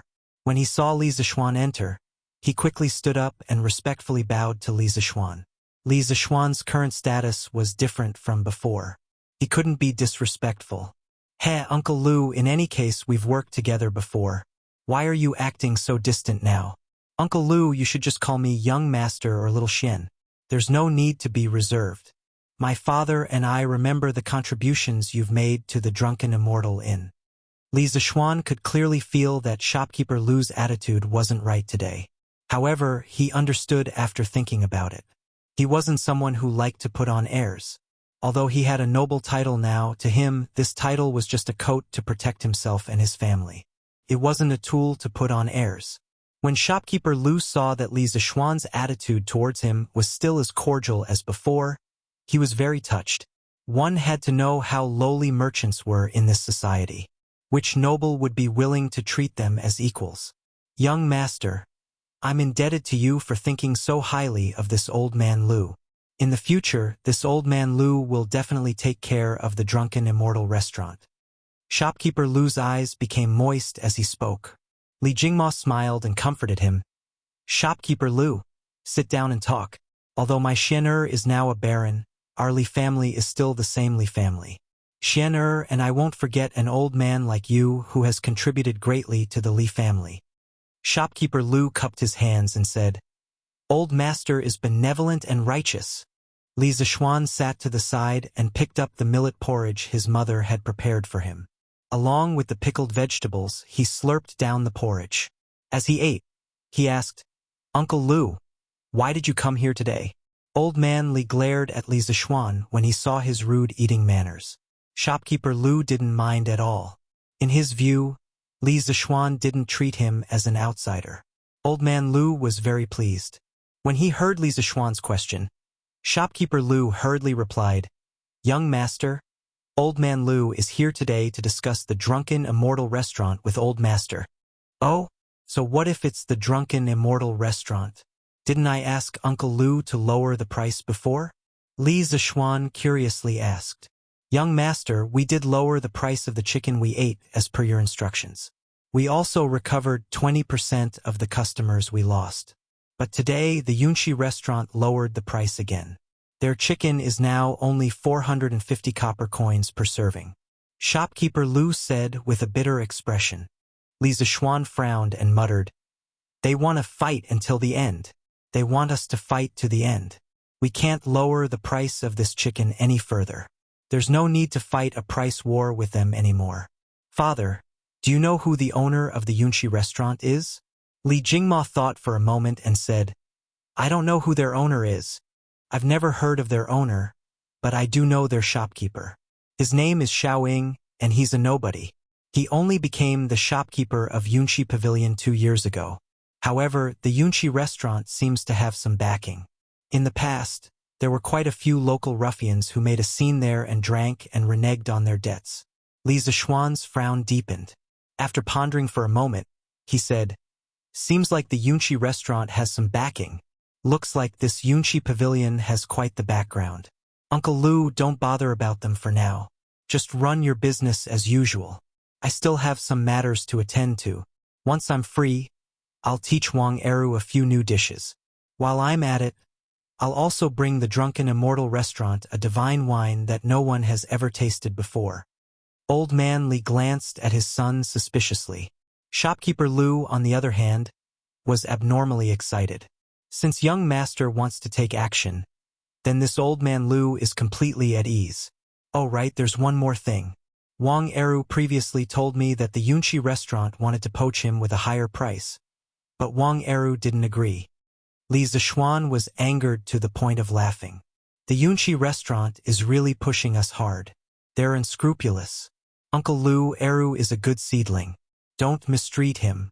Tell him to follow this young master and work hard. Don't think about anything else. I can give him anything that others can give him. I can even teach him to make many new dishes that others can't make. Let him weigh the pros and cons. Shopkeeper Lu hurriedly nodded and said, Yes, young master. Don't worry. I, old man Lu, feel that Eru is quite reliable. Then, young master, old master, I'll go back first. Li Zishuan nodded. Oh. Chapter 96. Li Estate's Front Hall. Xian it's fine if Drunken Immortal's business isn't good. But why do you care so much? Our family doesn't lack money. You're already a baron, so how can you work in the kitchen? After manager Lu left, Li Jingma looked at his son who was slurping down his breakfast and couldn't help but ask. He couldn't understand his son's actions. In his eyes, although Drunken Immortal's business was good, it wasn't as noble as his status as a baron. His son was a baron, yet he wanted to work in the kitchen. Old man Li felt that it was beneath his status. Li Zishuan swallowed his food and smiled. Oh, father, you're looking down on cooks? Li Jingma shook his head. That's not it. When I was young, I was a peddler. How could I look down on others? I'm just worried that you'll be impeached, saying that you don't care about the dignity of an official. Li Zishuan curled his lips in disdain. Let whoever wants to impeach me. I don't believe that His Majesty will punish me for such a small matter. Besides, those who impeach me, if they have the ability, don't eat anything from our strange taste pavilion for the rest of their lives. Li Jingma helplessly shook his head. He could only follow his son's wishes. After breakfast, Li Zishuan went to the Strange Taste Pavilion's workshop. Inside the workshop, everyone was busy and in full swing. Moreover, there were clearly more craftsmen here compared to the last time Li Zishuan was here. Faubert, how many curved plows can we produce in a day? Li Zishuan had someone find Faubert and asked. Young master, this old man has recruited 52 new craftsmen. Our workshop's production capacity has more than doubled. We can now make 300 curved plows in a day. Faubert's face was glowing. There was no trace of the lethargy of an old man on his body. Instead, one could feel his high fighting spirit. Li Zishuan smiled and nodded. And not bad. Faubert, if you meet skilled craftsmen in the future, feel free to recruit as many as you can. Our family has a lot of money, so you don't have to worry. Currently, Strange Taste Pavilion's products were in short supply. Li Zishuan really wanted to expand the workshop, but he didn't know any craftsmen. He could only ask Faubert to hurry up and recruit more craftsmen. Even someone as indifferent as Uncle Fu's mouth twitched when he heard this. This was the first time he had met such a rich and willful boss. Oh, that's right. Uncle Fu, I handed the blueprint of the curved plow to the Imperial Court yesterday. The Imperial Court will produce it vigorously. This way, the pressure on our workshop will be reduced a lot. You can spare some people to continue producing the scooters. Li Zishuan patted his head. He had almost forgotten about this. Faubert was slightly surprised when he heard this, but he understood and nodded. When he heard about the price of the curved plows, he knew that Li Zishuan didn't plan to make money from them. He was relieved. As for Li Zishuan handing over the design of the curved plows to the Imperial Court, Faubert thought that it was natural. This was because the curved plows could only be popularized with the power of a country. That's good. This old man will spare some people tomorrow to specialize in producing scooters. And, Faubert, you said that our workshop can already produce roller bearings. Then you should hurry up and use the roller bearings on the scooters and release the second generation of scooters as soon as possible. because our previous scooter would probably be imitated by others in a short period of time. By the way, you can also produce a batch of skateboards without handrails on the basis of the scooter. This is quite suitable for young people to play with. Li Zishuan thought for a while and instructed. Faubert was speechless. Although this boss in front of him was very talented in machinery, why did he always want to have fun? However, he couldn't say anything and could only nod in agreement. Faubert, the workshop has some time recently. Help me build a carriage. The carriage needs to use our workshop's newly developed roller bearings. I also brought the blueprint over today. Li Zishuan excitedly took out the blueprint of a luxurious carriage that he drew last night. This luxurious carriage was based on the Queen of England. Australia spent a lot of money to build a luxurious diamond carriage for the Queen when she attended the opening ceremony of Parliament. In his previous life, this carriage was also known as the Golden Carriage. It was designed by Jim, and 50 of the best craftsmen spent 10 years to build it.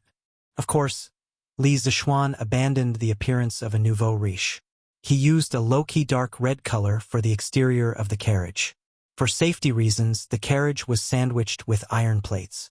The original Golden Horse carriage had 6 hydraulic shock absorbers. With the current industrial standards, it was still impossible to do so. Li Zishuan could only add some springs to the chassis for shock absorbers. Of course, roller bearings were used on the wheel axles. The interior of the carriage had a sofa, a table, a small bathroom, and a water storage room. Although it was small, it had all the essentials. Li Zishuan's idea was beautiful, but Faubert suffered. Faubert had lived for more than half of his life, but he had never seen so many novel things. "Young master, what is this thing?" Faubert pointed at the springs in the blueprint and asked. Li Zishuan took a look and explained. "This is called a spring.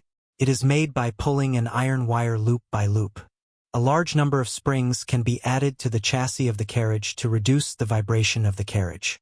Metal springs existed for a long time in the Bronze Age. Strictly speaking, the inventor of springs should be the British scientist Hooke.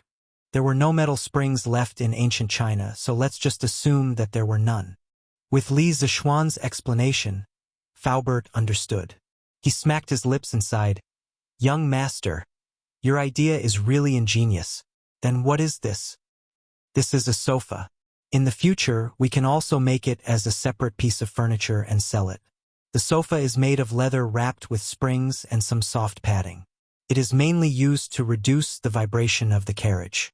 After all, there are many places in Tang that are not easy to travel on. Just relying on the chassis of the carriage to reduce the vibration is not enough." Li Zishuan explained the structure and function of the sofa to Faubert. Faubert opened his eyes wide and looked at Li Zishuan with a strange expression. He was a bit disappointed that his boss did not live up to his expectations. His boss was talented, but he did not use it on the right path. He always thought of ways to enjoy himself. The number of ways he used was amazing. Faubert thought that if the person in front of him was his son, he would definitely give him a good beating. Li Zishuan felt a bit uncomfortable being stared at. He quickly coughed and said, "Ahem, Faubert, can the workshop make this carriage?" Faubert calmed down and thought for a while before answering. "It should be possible, but it will take some time, about 10 days. Li Zishuan said happily. "Then I will have to trouble Faubert. It doesn't matter if it takes a long time. Let the craftsman accumulate some experience in making this kind of carriage. When the speed is up, our Strange Taste Pavilion will also sell this carriage." Faubert could only nod in agreement. What else could he say when he had such a master? Chapter 97. East Market, Strange Interest Pavilion. After Li Zishuan left the workshop, he wanted to go to Strange Interest Pavilion to take a look. When he arrived at the East Market, he could see a long line in front of Strange Interest Pavilion from afar. Everyone in the line was whispering to each other. It was very lively. "Hey, Zhao Lao Air, why are you here today? Why can't I be here? Wu Lao-san, I say, you people are too unkind. You didn't even tell us that you had such a good plow. If I hadn't seen that kid Mei Jun plow yesterday, I would still be in the dark." A scar-faced man scolded. "Hey, you can't blame me for this. I also heard from the sister-in-law of the child's mother's cousin's eldest uncle yesterday afternoon. Our Liujia village is so far away from your plum village. I can't possibly go over and inform you, right? Sai, actually the people from the Hanjia village were the first to know about the curved plow. We all came too late. That's right. However, this curved plow was invented by their main family's young master. Sai, I heard that their main family's young master was conferred the title of Baron yesterday. No one will dare to bully the Hanjia village in the future. I also heard about this. I just don't know where this lord's fief is. If it's in our plum village, then our plum village's villagers will have good days. I heard that this lord is very good to the villagers of the Hanjia village.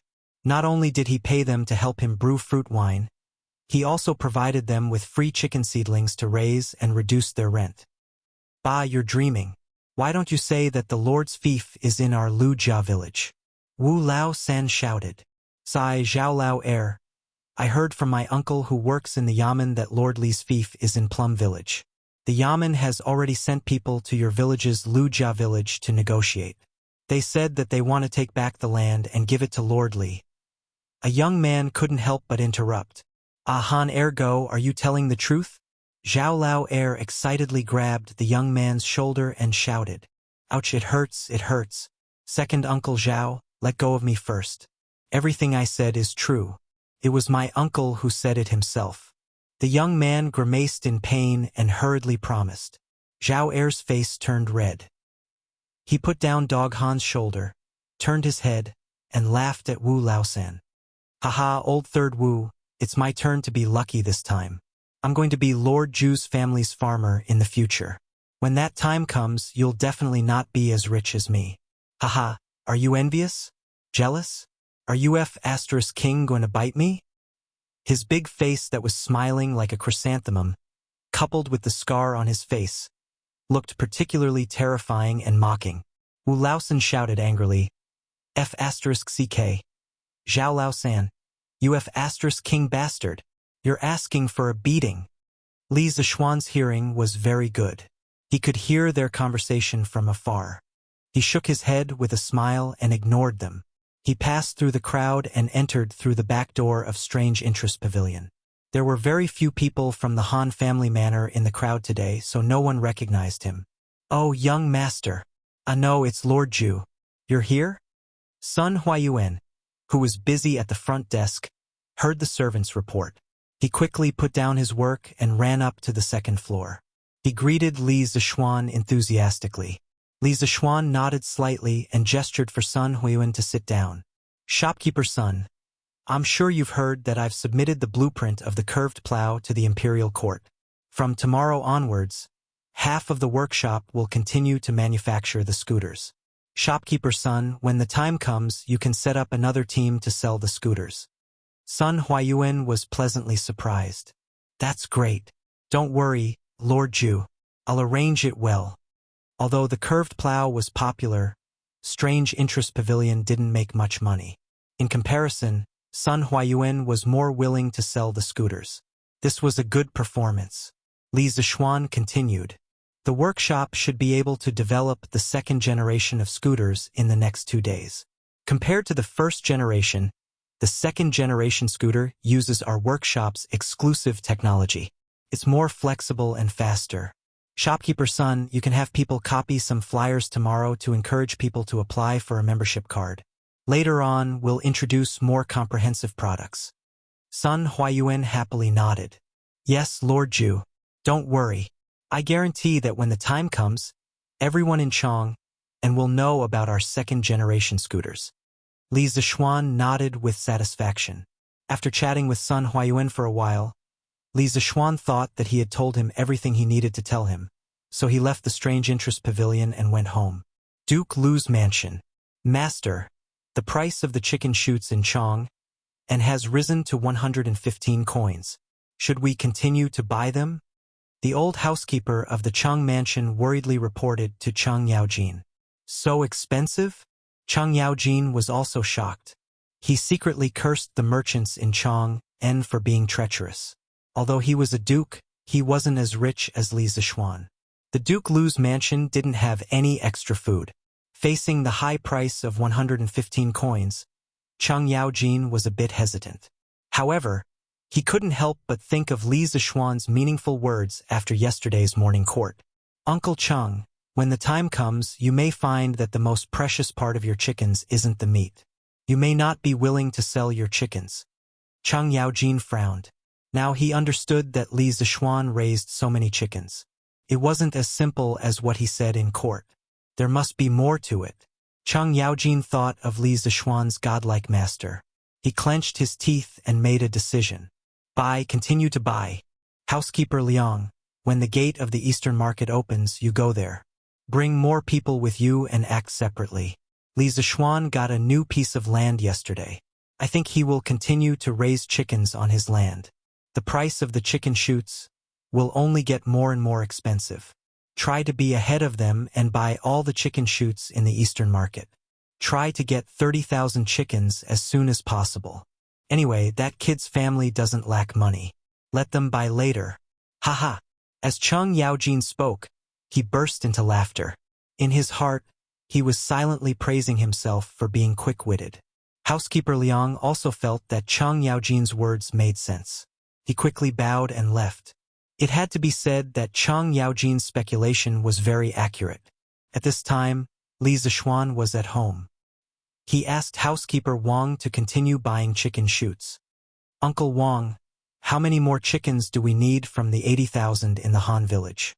Housekeeper Wang took out a small booklet and looked at it. He said, Young master, with the ones we bought today, we are less than 10,000 chickens. I think we can get them by tomorrow. Li Zishuan said happily, Not bad. We will have 80,000 chickens by tomorrow. You can continue to buy. I will go to Plum Village tomorrow and see how many chickens the farmers can raise. Conservatively speaking, we need at least 70,000 more. Housekeeper Wang widened his eyes and said, Young master, the price of a chicken shoot in Chang and has risen to 115 copper coins. Do we still need to buy so many? So expensive? It was almost double the initial price of 70 copper coins. Li Zishuan pondered for a moment and asked, Uncle Wang, how much will it cost to gather all 80,000 chickens for the Han family village? Housekeeper Wang silently calculated for a moment and answered, Young master, it will cost about 13,000 strings of cash. A string of cash in the Tang dynasty was only 800 copper coins. Therefore, it was reasonable to ask for 13,000 strings of cash for 80,000 chickens. Li Zishuan nodded. It was still within the range he could afford. He said, Uncle Wang, continue to buy. We can still afford it. Although housekeeper Wang did not understand, he still nodded. Chapter 98. The next day, after Li Zishuan finished his breakfast, he called for Iron Egg and asked, Iron Egg, come with me to the Han village today. You've been here for so long. It's time for you to go home. Iron Egg was happy to hear that. After being here for so long, he was indeed homesick, so he said, Thank you, master. Brother, I want to go too. Lan immediately shouted. Li Zishuan and Iron Egg had both left, so it was meaningless for her to stay at home alone. Li Zishuan thought about it. If he let one sheep go, he would let a flock of sheep go as well. So he nodded his head indifferently. Li Zishuan carried Lan and rode the big white horse at home. Iron Egg didn't know how to ride a horse, so Li Zishuan asked Sun Bao to get him a little donkey. Just like that, the three of them rode 2 horses and headed to the Han village. Greetings, Lord Zhu. Greetings, Lord Zhu. As soon as they entered the Han village, many farmers who were working in the fields hurried over to greet Li Zishuan. Among these people, there were old people and young adults. Now that Li Zishuan had become a Lord Zhu, the farmers of the Han village were even more proud. Li Zishuan didn't put on airs. He smiled and greeted everyone one by one, then brought Lan and Iron Egg to the small courtyard of the Han village. When they passed by Old Hu's house, Li Zishuan heard the sound of goo from afar. It was abnormally noisy, so he looked over and found that the courtyard door was wide open. Other than the Hu siblings, there were 8 or 9 children inside. Li Zishuan also found Nyo, who had reported to him when Lan was captured. Li Zishuan was curious, so he said to Iron Egg, Iron Egg, bring Lan to your house first. I'll come later. Iron Egg replied, Yes, master. Li Zishuan led the big white horse towards Old Hu's courtyard. Ernyo, you have to treat these chickens as your friends. Have some patience. Then, pay attention to the rhythm when sure enough and I call the chickens. You'll be able to learn it very quickly. In the courtyard, Hu actually gently gathered the hair on her forehead and squatted on the ground, patiently explaining to Ernyo and the other brats the essentials of making the chickens obedient. It had been a while since they last met, and Hu's complexion was much better than the last time. Moreover, she looked more energetic. It should be because her family's life had improved recently. Ernyo scratched his head and said naively, "Thank you, sister. I'll try again with Zhu Zi and the others." At this time, Huzhen smiled happily and said, "Hehe, Ernyo, don't be in a hurry. Take your time. Huh? Young master is here." Sure enough, when Hu saw Li Zishuan, who had just entered the door, he suddenly jumped up and shouted excitedly. He knew that the reason why the siblings were so popular in the village was entirely because of Li Zishuan's help. Therefore, he was very grateful to Li Zishuan. When Hu Zhen heard her brother's cheers, she quickly stood up and looked at the door. Although she couldn't see, she could feel it. She rushed in the direction where Li Zishuan was standing and bowed slightly. She smiled sweetly and said, "Greetings, Lord Zhu." That sweet smile was like a pure lotus blooming, decorating the entire farmhouse courtyard. When the other brats saw Li Zishuan, they quickly imitated the adults and bowed. "Greetings, young master.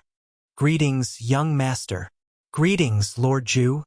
Greetings, Lord Zhu." The brats all addressed him differently, and it was a mess. When Li Zishuan saw that Hu Zhen and her brother were living so happily, he was also very gratified. He took a package from the horse's back and took out a bag of snacks. He handed it to Ernyo and shouted to the brats, "All right, everyone come over and share something to eat. I'll talk to Hu Zhen and Hu Zhen for a while. Zhinjin, you two come out." The brats excitedly surrounded Ernyo and shared the snacks. No one in the village was willing to buy such exquisite food. Hu Zhen and Hu Zhen followed Li Zishuan out of the courtyard. "Zhinjin, tell me, how have you been recently?" In front of the courtyard, Li Zishuan found a large rock and sat down. The Hu siblings stood on both sides of him. "Yes, young master." Hu Zhen softly agreed and began to talk about some of the things that happened in the Han village after Li Zishuan left last time. Ever since Li Zishuan had made that strange request last time, although the villagers of the Han family manor were too embarrassed to come over and learn the strange skill from the two children, the adults of each household had all rushed their own brats over to learn this skill. One had to know that if they learned it, they could receive a reward of 500 copper coins. This was not a small amount of money. It was enough to buy 2 new sets of clothes for their children for the new year. Thus, the small courtyard of the Hu family had almost become the village's school. The Hu siblings were naturally the teachers of this school. Those children who learned the ability to train chickens were naturally praised by their parents when they returned home. They were provided with good food and drinks, as if they had obtained good results in the school. Those brats who couldn't learn after a few days, when they returned home, their parents would feel that they were not as good as the children of other families. Naturally, they couldn't avoid being beaten up. Just like those brats who didn't do well in the exams, they wouldn't have a good ending when they returned home. Just like this, the Hu siblings became the leaders of the brats in the Han village. Even the adults in the village had to smile and greet them when they saw them. In these few days, Hu Zhen really made some good friends. She became more cheerful and talkative. When Hu Zhen saw that her brother was happy, the smile on her face became more and more. There was a bit more vitality that a young girl of her age should have, and she was no longer as lethargic as when Li Zishuan first saw her a few days ago. After hearing this, Li Zishuan was very happy for the siblings. "Well, not bad, Zhinjin. I hope that you will always be so happy." "Oh, right, how many people have you taught now?" Hu Zhen said proudly, "Young master, have taught 45 people." Li Zishuan smiled and said, "Well, you two have done well. In the next few days, I should be able to find Dr. Sun Simiao. When the time comes, I will ask him to come over and take a look at you too." Hearing this, Hu Zhen's little face was full of surprise. She said in disbelief, "Young master, you said that you would find a famous doctor to treat me and Jin. Are you talking about Dr. Sun? Li Zishuan nodded. Then he remembered that Hu Zhen could not see. So he quickly said, Yes, it's Dr. Sun Zhen. Have you heard of Dr. Sun? Hu Zhen said with a face of admiration. Of course I have. I admire people like Dr. Sun who saves people and helps the injured without asking for anything in return. Li Zishuan did not expect Hu Zhen to be a loyal fan of Sun Simiao. He asked half-jokingly, Have you ever thought that if your eyes are cured, Dr. Sun wants to take you as his disciple? Would you be willing? Hearing this, Hu Zhen's face was first excited, and then a trace of sadness flashed across her face. She shook her head and said, Young master, you must be joking. I am not talented and I am a woman. How could Dr. Sun be willing to take me as his disciple? Haha, can't women learn medicine? Li Zishuan shook his head and did not want to argue. After chatting with the siblings for a while, he went to the small courtyard of the Han family. Chapter 99. The sun was high in the sky. Li Zishuan finally arrived at the Han family's courtyard. From afar, he could hear Lan'er and Iron Egg's noisy voices. Sister Yushi, Lan'er wants to eat the chicken stewed with mushrooms from last time. Sister, Iron Egg wants to eat gnawed chicken. You brat. Gnawed chicken is so expensive. How can you eat it every day? This was Han Lijing's voice. A few days ago, he had gone into the city to ask about the price of the gnawed chicken. After finding out, Han Lijing's heart ached. The last time Li Zishuan came to their house, Iron Egg had eaten a lot of gnawed chicken. Li Zishuan smiled, pushed open the courtyard door, and walked in. Han Lijing was chopping firewood in the courtyard. When he saw Li Zishuan, he quickly went up to him and said with a smile, Lord Zhu, you're here. After saying that, he quickly took the reins from Li Zishuan's hands. Li Zishuan waved his hand and refused. He tied the big white horse to a big tree in the courtyard and replied with a smile, Uncle Han, don't call me Lord Zhu. Uncle Han, don't call me Lord Zhu. It's fine if others call me that. You and my father are old friends and I'm Tai Dan's master. You can call me Little Xian or Young Master. Han Lijing saw that Li Zishuan treated people as politely as before after becoming a baron. When he heard Li Zishuan's sincerity, he felt warm in his heart. He smiled and said, Hey, then young master, please come in and have a seat. It's hot outside. Li Zishuan smiled and nodded. He said so much to Han Lijing because he didn't want his relationship with his family to be too estranged. Yushi, young master is here. Hurry up and prepare the food. Don't let young master wait too long. Han Lijing shouted into the kitchen. Got it, father. It'll be ready soon. Han Yushi's pleasant voice came from the kitchen. Seeing that her brother had come, Lan'er came into the house and played with Li Zishuan intimately for a while. Then, she could not help but go out with Iron Egg.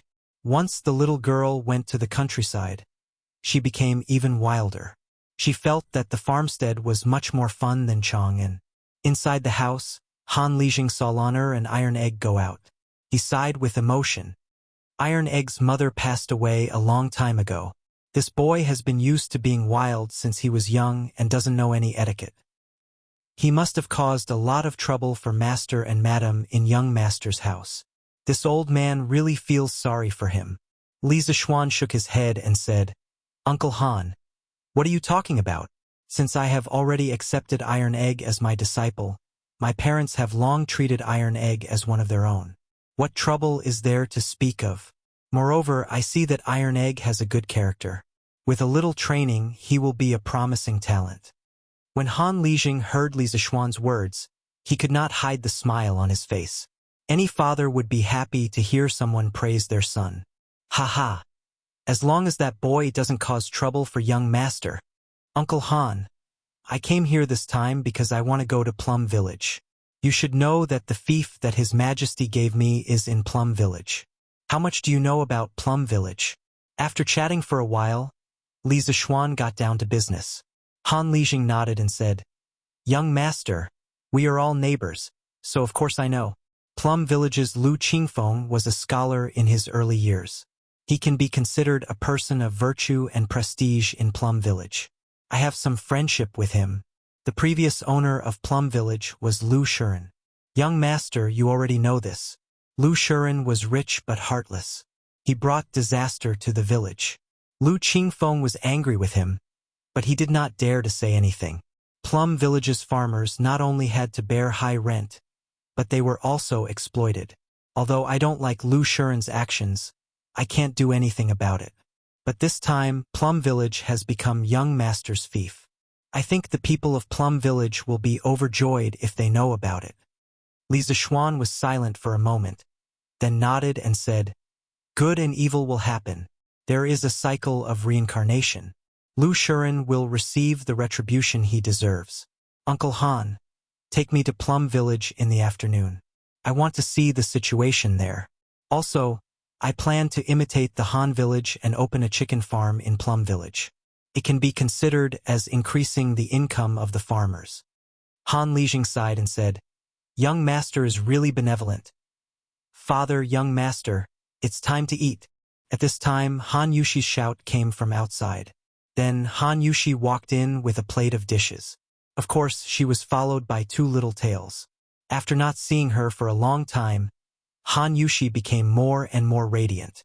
The joy between her eyebrows made her beautiful face even more moving. Although it was not the first time he saw Han Yushi, Li Zishuan was still mesmerized by her peerless appearance. He was a little dazed for a moment. Ahem. Han Lijing coughed softly twice.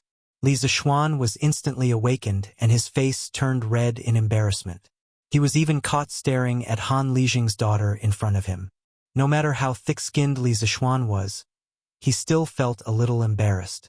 Han Yushi put down the plate and hurried out, planning to go to the kitchen to get the rest of the dishes.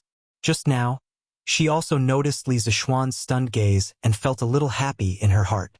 In the morning, when Iron Egg and Lan'er came over early, she found out that Li Zishuan went to Hu Jing's house and would come over in a while. Then, she did not know why, but when Lan'er and Iron Egg went out to play, she secretly went back to her room to dress up. Just now, she called Li Zishuan young master and not Lord Zhu, because she had some ulterior motives. After the news of Li Zishuan's knighthood spread throughout the Han family manor yesterday, Han Yushi was happy for Li Zishuan in her heart, but also a little sad that the gap between her and Li Zishuan's status was getting bigger and bigger. But when she thought of how she had ignored her father's dissuasion and resolutely agreed to help Li Zishuan brew wine, Han Yushi could not bear to give up at that time. She secretly decided that even if she could not be with him in the future, she would cherish the days they had now and treat him well. She would not regret it in the future. Therefore, when Han Yushi called Li Zishuan young master just now, she also wanted to numb herself and not let herself think about the gap between their statuses. When the dishes were served, everyone sat down. Only then did Li Zishuan notice that the dishes on the table today were a little unusual. Other than the pheasant stewed with mushrooms from last time, there were also leek scrambled eggs, wood ear fried meat, fried shredded chicken, and stir-fried spinach, cabbage. These stir-fried dishes or fried vegetables were only available in the Li family and would not be available outside. "Yushi, how do you know how to cook these dishes?" Li Zishuan could not help but ask.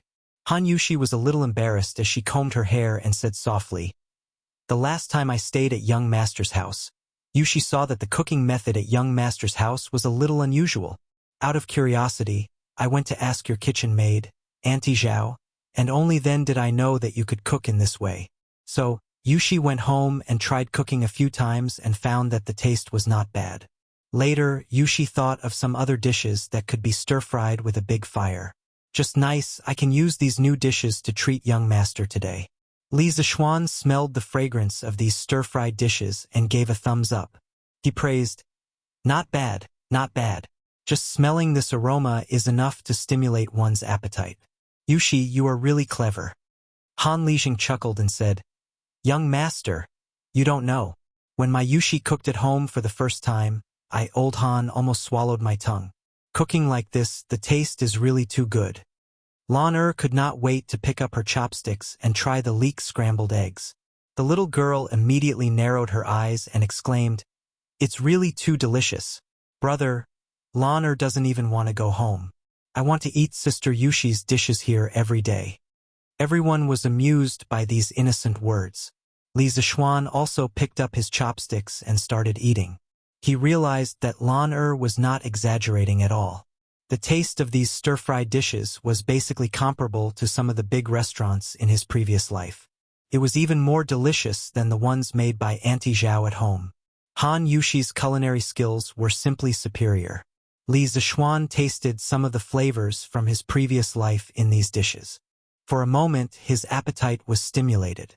He ate a total of 4 bowls of rice before he put down his bowl and chopsticks in satisfaction. However, in his heart, he thought that if he could marry this fairy-like and clever girl, he would have accumulated 8 lifetimes of virtue. Han Yushi saw that Li Zishuan was eating happily. She could not help but feel a little sweet in her heart. Her efforts over the past few days had not been in vain. She had just said it was simple, but in order to come up with these new dishes, only God knew how much effort she had put in. However, from the results, all her efforts were worth it. She had already taken the first step and captured Li Zishuan's stomach. Chapter 100. After lunch, Li Zishuan sat in the front hall and happily drank the chilled fruit wine that Han Yushi had taken from the ancient well. He was chatting with Han Li in the house. There was no helping it. The weather had been a little abnormal recently. It was just May and the weather had started to heat up. The afternoon sun was especially scorching. Even though Li Zishuan had internal energy and was immune to both heat and cold, he didn't want to be exposed to the scorching sun. He could only wait for the sun to warm up a little before going to Plum Village. After all, it was less than 2 li away from the Han Manor. Lan this crazy girl, wasn't afraid of the sun. She followed Iron Egg to the manor to play with Denyo and Ernyo. Li Zishuan wasn't too worried. Now that everyone in the manor knew that Lan was his sister, there shouldn't be anyone who was blind enough to bully Lan Li Zishuan didn't know that while he was enjoying the cool air in the Han Manor's courtyard, there were many manor owners in Plum Village who were exposed to the scorching sun. Many manor owners gathered at the entrance of Plum Village. Everyone was sitting under a big tree and chatting with each other while looking into the distance, as if waiting for something. Big Mouth May, is what you said true? Why isn't Lord Ju here yet? A tanned old man with bare arms was fanning himself with a straw hat as he asked casually. Mei Jun quickly nodded and said with certainty, "Fourth Master, I wouldn't dare to lie about this. I went to the Han Manor this morning and my brother-in-law personally told me that Lord Ju came to the Han Manor. Think about it, our manor is so close to the Han Manor and it's Lord Ju's fief. Lord Ju will definitely come and take a look." I say, Mei Laosi, why are you in such a hurry? It's such a hot day. Won't you let Lord Ju rest for a while? An old man was lying on a bamboo mat and enjoying his eldest grandson fanning him with a cattail leaf fan. When he heard Mei Laosi's words, he couldn't help but rebuke him. Hey, second brother Lu, I'm just anxious. When I heard that Lord Ju's fief was in our manor yesterday, I was so excited that I couldn't sleep well the entire night. Ha ha! Our manor's good days are coming. Mei Laosi hurriedly explained when he heard the old man's reprimand. TSK, look at you. The old man on the ground was the second master Lu Wanshan, whom Mei Jun had met in the East Market a few days ago. This man was a man of virtue and prestige in Mei Village. His elder brother was the village chief, Lu Qingfeng. Lu Qingfeng was just a scholar with a weak personality. In the past, when he saw Lu Shuren and his son bullying the villagers, he did not dare to speak up. However, second master Lu was not like his elder brother. He was a fearless master. As soon as he saw Lu Shuren and his son bullying the villagers, second master Lu would directly pick up his walking stick and hit the heads of the father and son. In his opinion, he had 7 sons, all of whom were tall and strong. If they really fought, he would not be at a disadvantage. Taking a step back, he was already so old.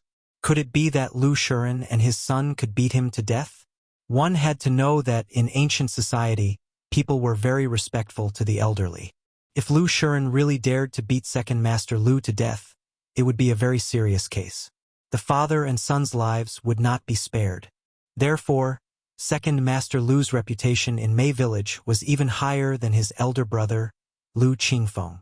It was not an exaggeration to say that he could rally hundreds of people at a single call during critical times. Yesterday, when Zhao Lauer of Mei Village brought back the news that Li Zixuan was in theft and that his fief was in Mei Village, the entire village was in an uproar. One had to know that the Han Manor situation was not much different from Mei Village's.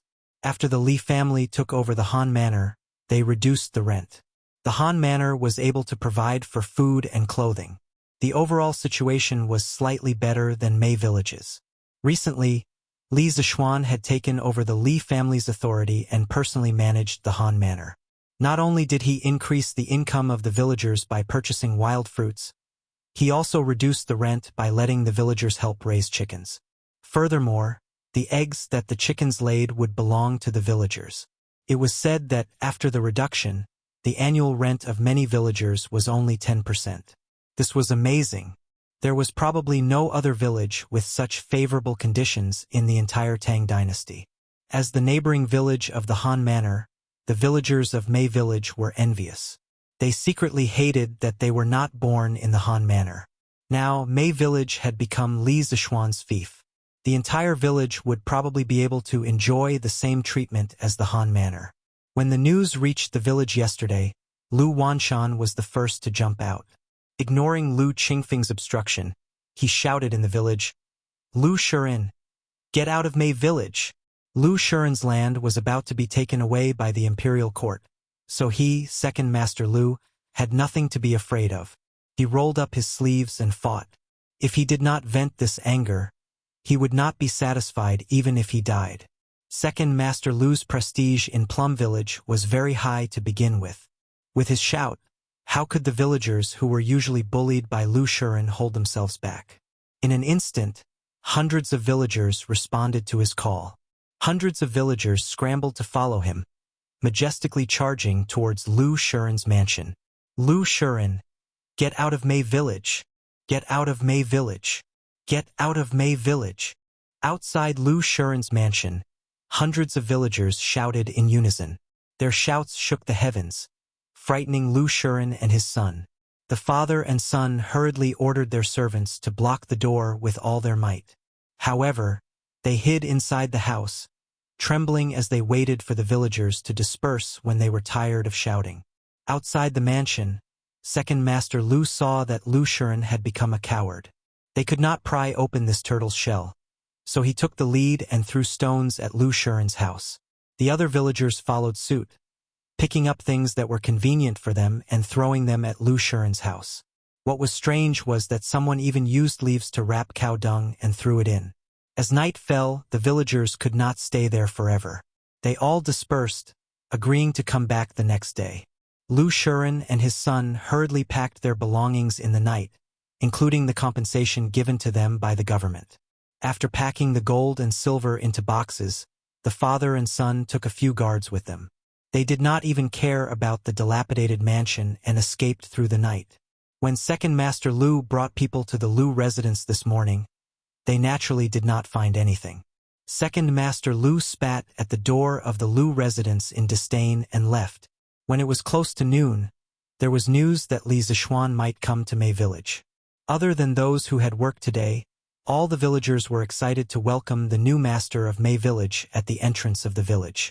Second Master Lu naturally followed along. That day, he followed behind Mei Jun and also bought a curved plow. When he returned home, he tried it out. It was indeed very useful. Therefore, he was both excited and curious about the new master of Mei Village. At this time, although the sun was scorching and the heat was unbearable, no one was willing to leave. Many people were looking forward to the good days ahead under the trees. It seemed that their families would not starve anymore. They could even sew new clothes for their children during the new year. There were also some farmers who were telling their children how benevolent the new Lord Ju was. Perhaps in the future they might have eggs to eat every month and meat to eat during the new year. Those naughty children listened and unknowingly drooled for a long time. Chapter 101. It was around 2 o'clock in the afternoon in modern times. Li Zixuan noticed that the sun was not as hot as it was at noon, so he went to Plum Village with Han Lijing. After all, he still had a lot of things to do there. If he was a few hours later, he might not be able to make it back in time. He had also asked Han Yushi if she wanted to go with him. After all, It was pleasing to the eye to have such a godlike person by his side. However, Han Yushi refused. It was not that she did not want to accompany Li Zixuan, but she still had to gather some girls from the same village in the afternoon to brew the fruit wine. The fruits near the Han family manor had been picked clean these days. The brewing of the fruit wine was also at the final stage. Han Yushi really could not leave. As for Lan and Iron Egg, they had already gone somewhere. Li Zixuan could only bitterly endure the hot sun with Han Lijing and go to Plum Village. Hey, look! Isn't that Han Tianhu from the Han family manor? A young man sat on a big tree at the entrance of Plum Village. He sat high up and could see far. He was the first to see Li Zixuan and Han Lijing. It really is Han Lijing. Then who is the young man beside him? Could it be Lord Li? Nonsense. How can Lord Li be so young? Also, how can Lord Li go out without an attendant? It's Lord Li. I saw him at the entrance of Strange Interest Pavilion last time. Lord Li is here. Lord Li is here. Second Master Lu was lying on the bamboo mat and was about to fall asleep. Suddenly, he heard the cheers of the crowd. The old man quickly climbed up from the bamboo mat and followed the crowd with his eldest grandson to look in the direction of the sound. Li Zixuan saw the black mass of people at the entrance of the village from afar and was shocked. He thought that there were villagers gathering to cause trouble. He quickly quickened his pace with Han Lijing, wanting to find out what was going on. Greetings, Lord Li. Welcome, Lord Li. Greetings, Lord Li. Welcome, Lord Li. As soon as he reached the entrance of the village, Li Zixuan was shocked by the uniform cheers. Young master, I'm afraid that the villagers of Plum Village know that you're coming and have gathered at the entrance of the village to welcome you. Han Lijing reminded from the side. Li Zixuan nodded and looked at the group of men and women, old and young. Many of them were emaciated, their faces yellow and their bodies emaciated. Those bare-chested burly men were bright red from the sun and were covered in sweat. Some of the children were also sweating profusely. They hid behind the adults and looked at him timidly. It was obvious that this group of people had been waiting under the scorching sun for a long time. Li Zixuan felt very uncomfortable in his heart. He secretly blamed himself for coming so late.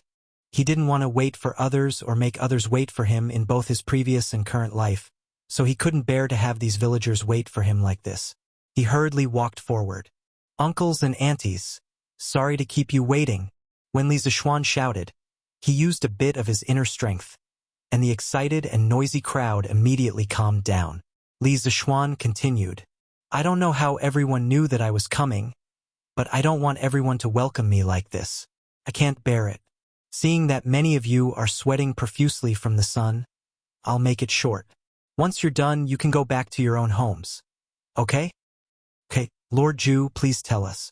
We're all listening. Yes, Lord Zhu, please tell us. Li Zixuan gestured with his hands and said in a clear voice, Then everyone listen up. From today onwards, Plum Village will be my fief. You will no longer be bullied by Lu Shuren. From today onwards, Plum Village will enjoy all the preferential treatment that the Han family manor enjoys, including the mountain fruit business and the reduced rent for raising chickens. From today onwards, as long as you work hard, your days will only get better and better. Okay. Thank you, Lord Zhu. Okay. Lord Zhu is merciful.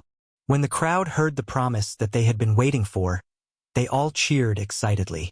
Previously, they had only privately guessed that Plum Village might enjoy the same benefits as the Han family manor. Now that they heard Li Zixuan's promise personally, they finally felt completely at ease. Some of the old farmers who had suffered so much couldn't help but cry. Second Master Lu secretly nodded his head in the crowd. Based on Second Master Lu's experience in reading people, this Lord Zhu was a good young man with good character. It seemed that Second Master Lu would be able to enjoy his later years in peace and not have to fight with the landlord every day.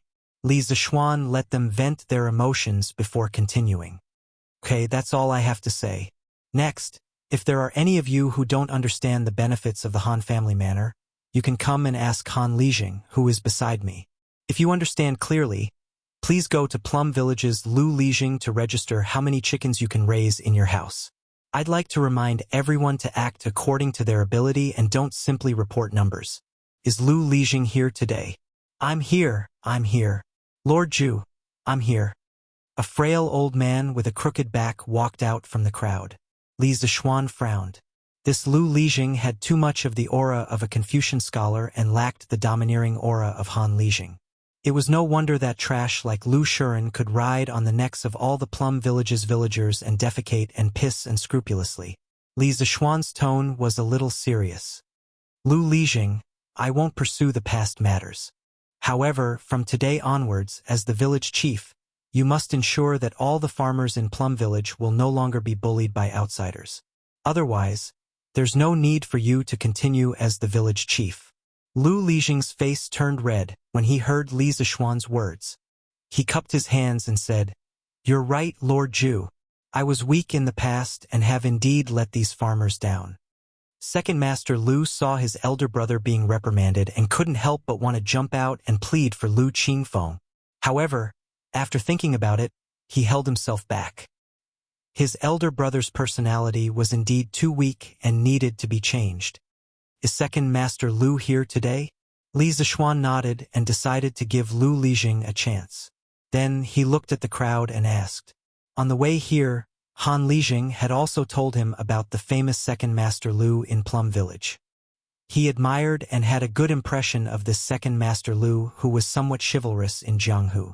Since he had confirmed that the new Lord Zhu was sincerely looking out for the good of the farmers, there was nothing for him to do here. Second Master Lu was about to leave when he heard Li Zixuan calling for him.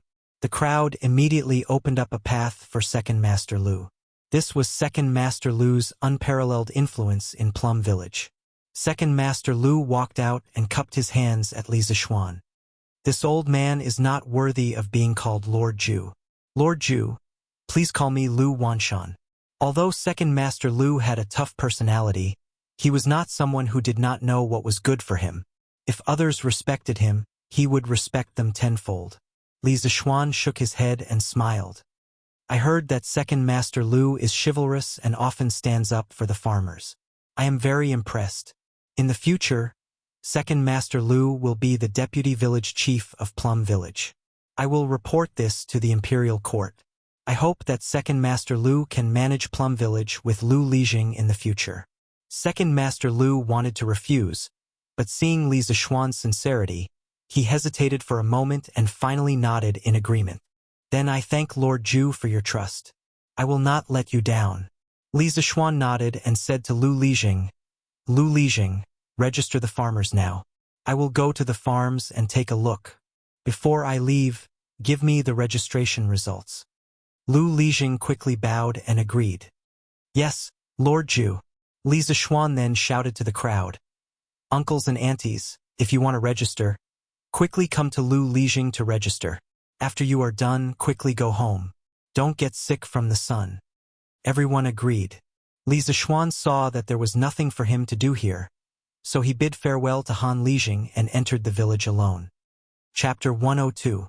The sun was setting in the west, and a cool breeze blew. Li Zixuan had already finished touring the entire Plum Village by himself. Of course, there were no incidents of him getting lost or meeting a beautiful woman by chance. After all, how could there be so many beautiful women in the countryside? Han Yushi was just a special case. Plum Village was surrounded by mountains and rivers. The environment was very elegant. After Li Zixuan finished touring the village, he even had the thought of living here in seclusion. Shaking his head, he got rid of this unrealistic thought. Li Zixuan came to the village entrance and took the statistical booklet that Lu Qingfeng had made for the villagers. Then, he returned to the Han family manor. After arriving at the Han family manor, Li Zixuan asked Han Lijing to inform some villagers to go to Plum Village tomorrow to guide them in the construction of the chicken farm. Li Zixuan returned to the Han family manor alone. The Han family manor's manor. Hongling. Quickly bring 3 people to wash the wild strawberries. Okay, Sister Yushi. Ah Xiang. Bring 4 people to wash and cut these hawthorns. Sister Yushi. Ah Xiang will go now. 1-1.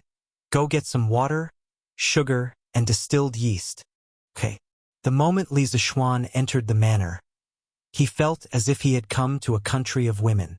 The manor was full of young and lively girls, making the surrounding air seem fresher. This was the first time he saw Han Yushi personally making wine. He saw her use a hairband to tie up her long hair. Her sleeves were also rolled up high, revealing two slender white jade-like arms. She was squeezing some juice, mixing some distilled yeast and sugar, and pouring it into the wine jar. Her movements were so elegant. Her every move was poetic. While she was busy with the work in her hands, she directed the girls to do their jobs and work together. The manor seemed to have become her battlefield, and she was the female general of the battlefield. Perhaps it was because of the hot weather, but there were already beads of sweat on Han Yushi's nose. Some traces of sweat could also be seen on the clothes on her back. Every time she bent down, the thin white dress outlined her beautiful figure. See no evil, see no evil. Li Zishuan hurriedly turned his face away and coughed twice. Only then did Han Yushi and the other girls realize that Li Zishuan had already entered the door. Greetings, Lord Ju. All the girls stopped what they were doing and bowed to Li Zishuan. Han Yushi gave him a smile. Young master, you're back. When Li Zishuan heard this, he felt a little strange. It was as if a wife was greeting her husband who had just returned from afar. Shaking his head to get rid of the wild thoughts in his mind, he hurriedly smiled at the girls. There's no need to be so courteous. Carry on with your work. Don't delay it because of me. After saying that, Li Zishuan walked straight to Han Yushi. Although the other girls returned to their original positions and continued with their work, their eyes secretly glanced over from time to time. Which girl didn't yearn for love? Li Zishuan was handsome and had a high status. He was young and rich. It would be a lie if they said they weren't moved. However, they all understood that, in terms of beauty, all of them added together couldn't compare to Han Yushi. Now, they were looking at Li Zishuan and Han Yushi with gossipy gazes. All the girls wanted to know if Han Yushi, the most beautiful girl in the Han family manor and even the surrounding villages, could capture the heart of this young Lord Ju. Of course, in their hearts, they really hoped that Han Yushi and Li Zishuan would end up together. Because then, this young Lord Ju would be the son-in-law of the Han family manor. The Han family manor would continue to have good days in the future. Yushi, you've worked hard.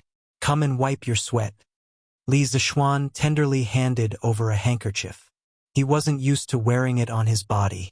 He felt that only women would wear handkerchiefs. However, every time Shi helped him pack his clothes, she would put a washed handkerchief on his waist. After a long time, Li Zishuan was too lazy to correct her. He didn't expect to use it today. He wanted to personally wipe Han Yushi's sweat. However, he remembered that this was ancient times. If he did so, it would be too presumptuous. Not only would it ruin a girl's reputation, Han Yushi would probably ignore him in the future. It had to be said that even though Li Zishuan had been in a relationship in his previous life, he was still a novice when it came to understanding women's thoughts. Until now, he still couldn't see Han Yushi's feelings for him. Han Yushi hesitated for a moment. She shyly took the handkerchief and thanked him. Then, she gently wiped the sweat on her face and said, "Young master, this is the last batch of fruit wine. The previous batch of fruit wine can already be taken out of the cellar. When will it be sent to you?" Li Zishuan muttered. How much was the last batch of fruit wine? Han Yushi thought for a moment and replied, there were a total of 80 jars. Each jar was about 40 pounds. Li Zishuan nodded and said, then tomorrow ask your father to call a few young men and send the last batch of fruit wine to my house. Yushi, are you free tomorrow? After the wine is sent over, we will start mixing the wine. Do you want to come together? Finally, she could help the young master. Han Yushi was a little excited. She quickly replied, yes, young master. Today's last batch of fruit juice and wine can be put into the cellar after mixing. That's all. Li Zishuan happily said, that's good. At this moment, Lan and Iron Egg came back. The little girl was sweating all over, but her face was filled with a happy smile. Li Zishuan was a little speechless.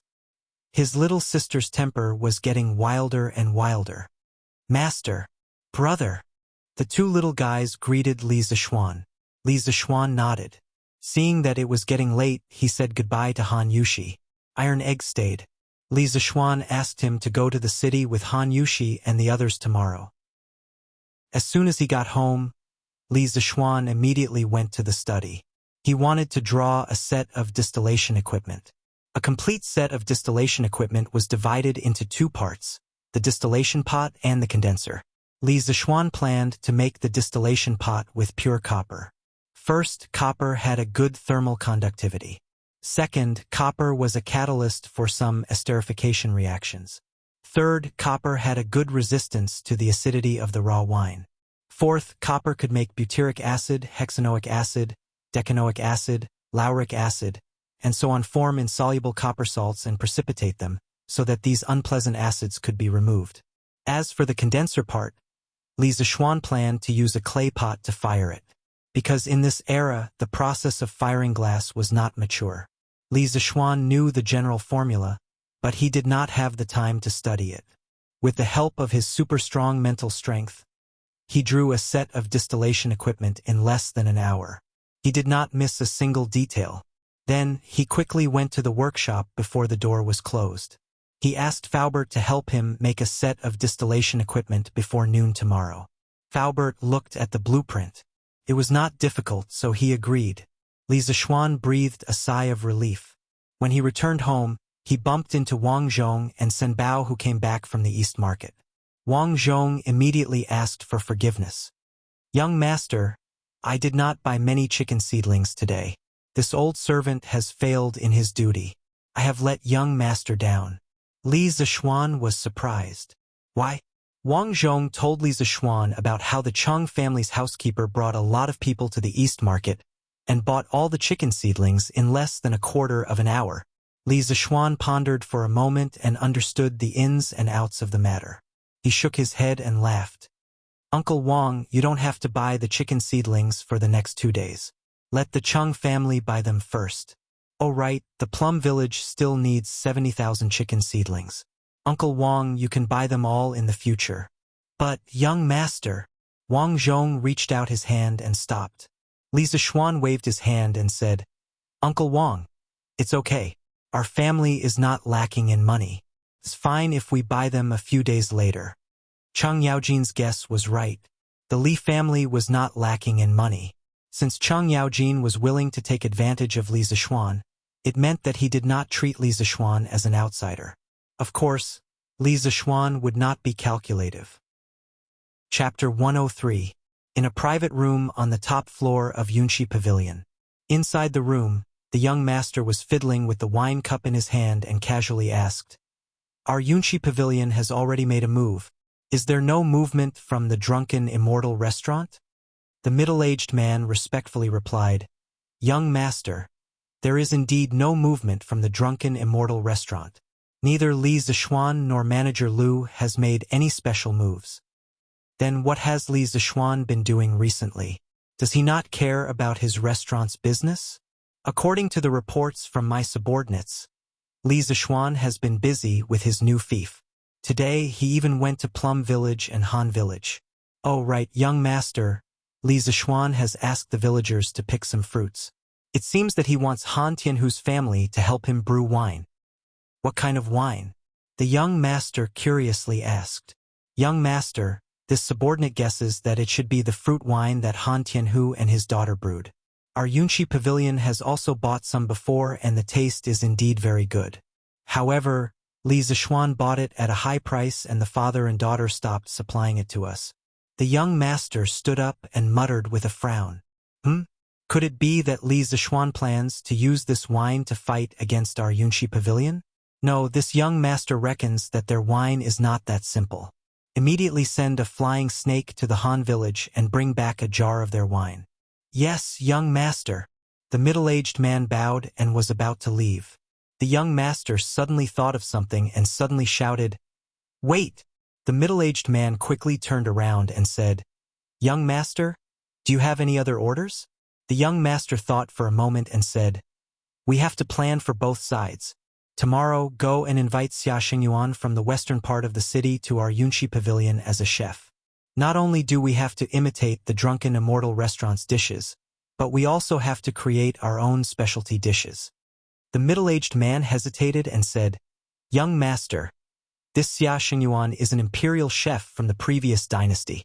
I'm afraid it won't be easy to invite him." The young master sneered and said, "Hee, if you can't invite him, can't you use money to threaten his family? Do you still need this young master to teach you what to do?" "Yes, young master, this subordinate knows what to do. By the way, I heard that the Chung family has been following Li Zishuan and buying chicken seedlings on a large scale. Reporting to young master, there is indeed such a thing. As a result, the price of chicken in Chong and has risen to 115 copper coins per chicken." The young master proudly said, "Since they are stupid and have a lot of money, and they want the chicken seedlings so much, you can go to my second uncle today and borrow several big boats. You can go to Jiangnan through the Grand Canal and buy 80,000 chicken seedlings. You can ship them to Chang'an and sell them to the two families. This way we can also make a lot of money.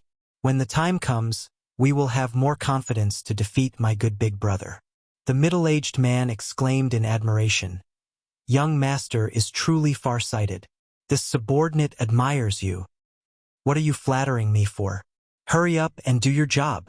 The young master impatiently waved his hand and scolded.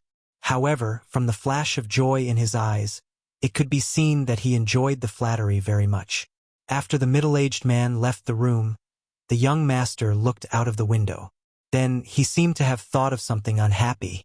His face was ferocious as he said hatefully, "My good big brother, this time I will definitely not lose to you." Chang'an City, Azure Dragon Lane. In the backyard of a luxurious mansion, there was a young girl in gorgeous clothes. She was riding a scooter and playing happily.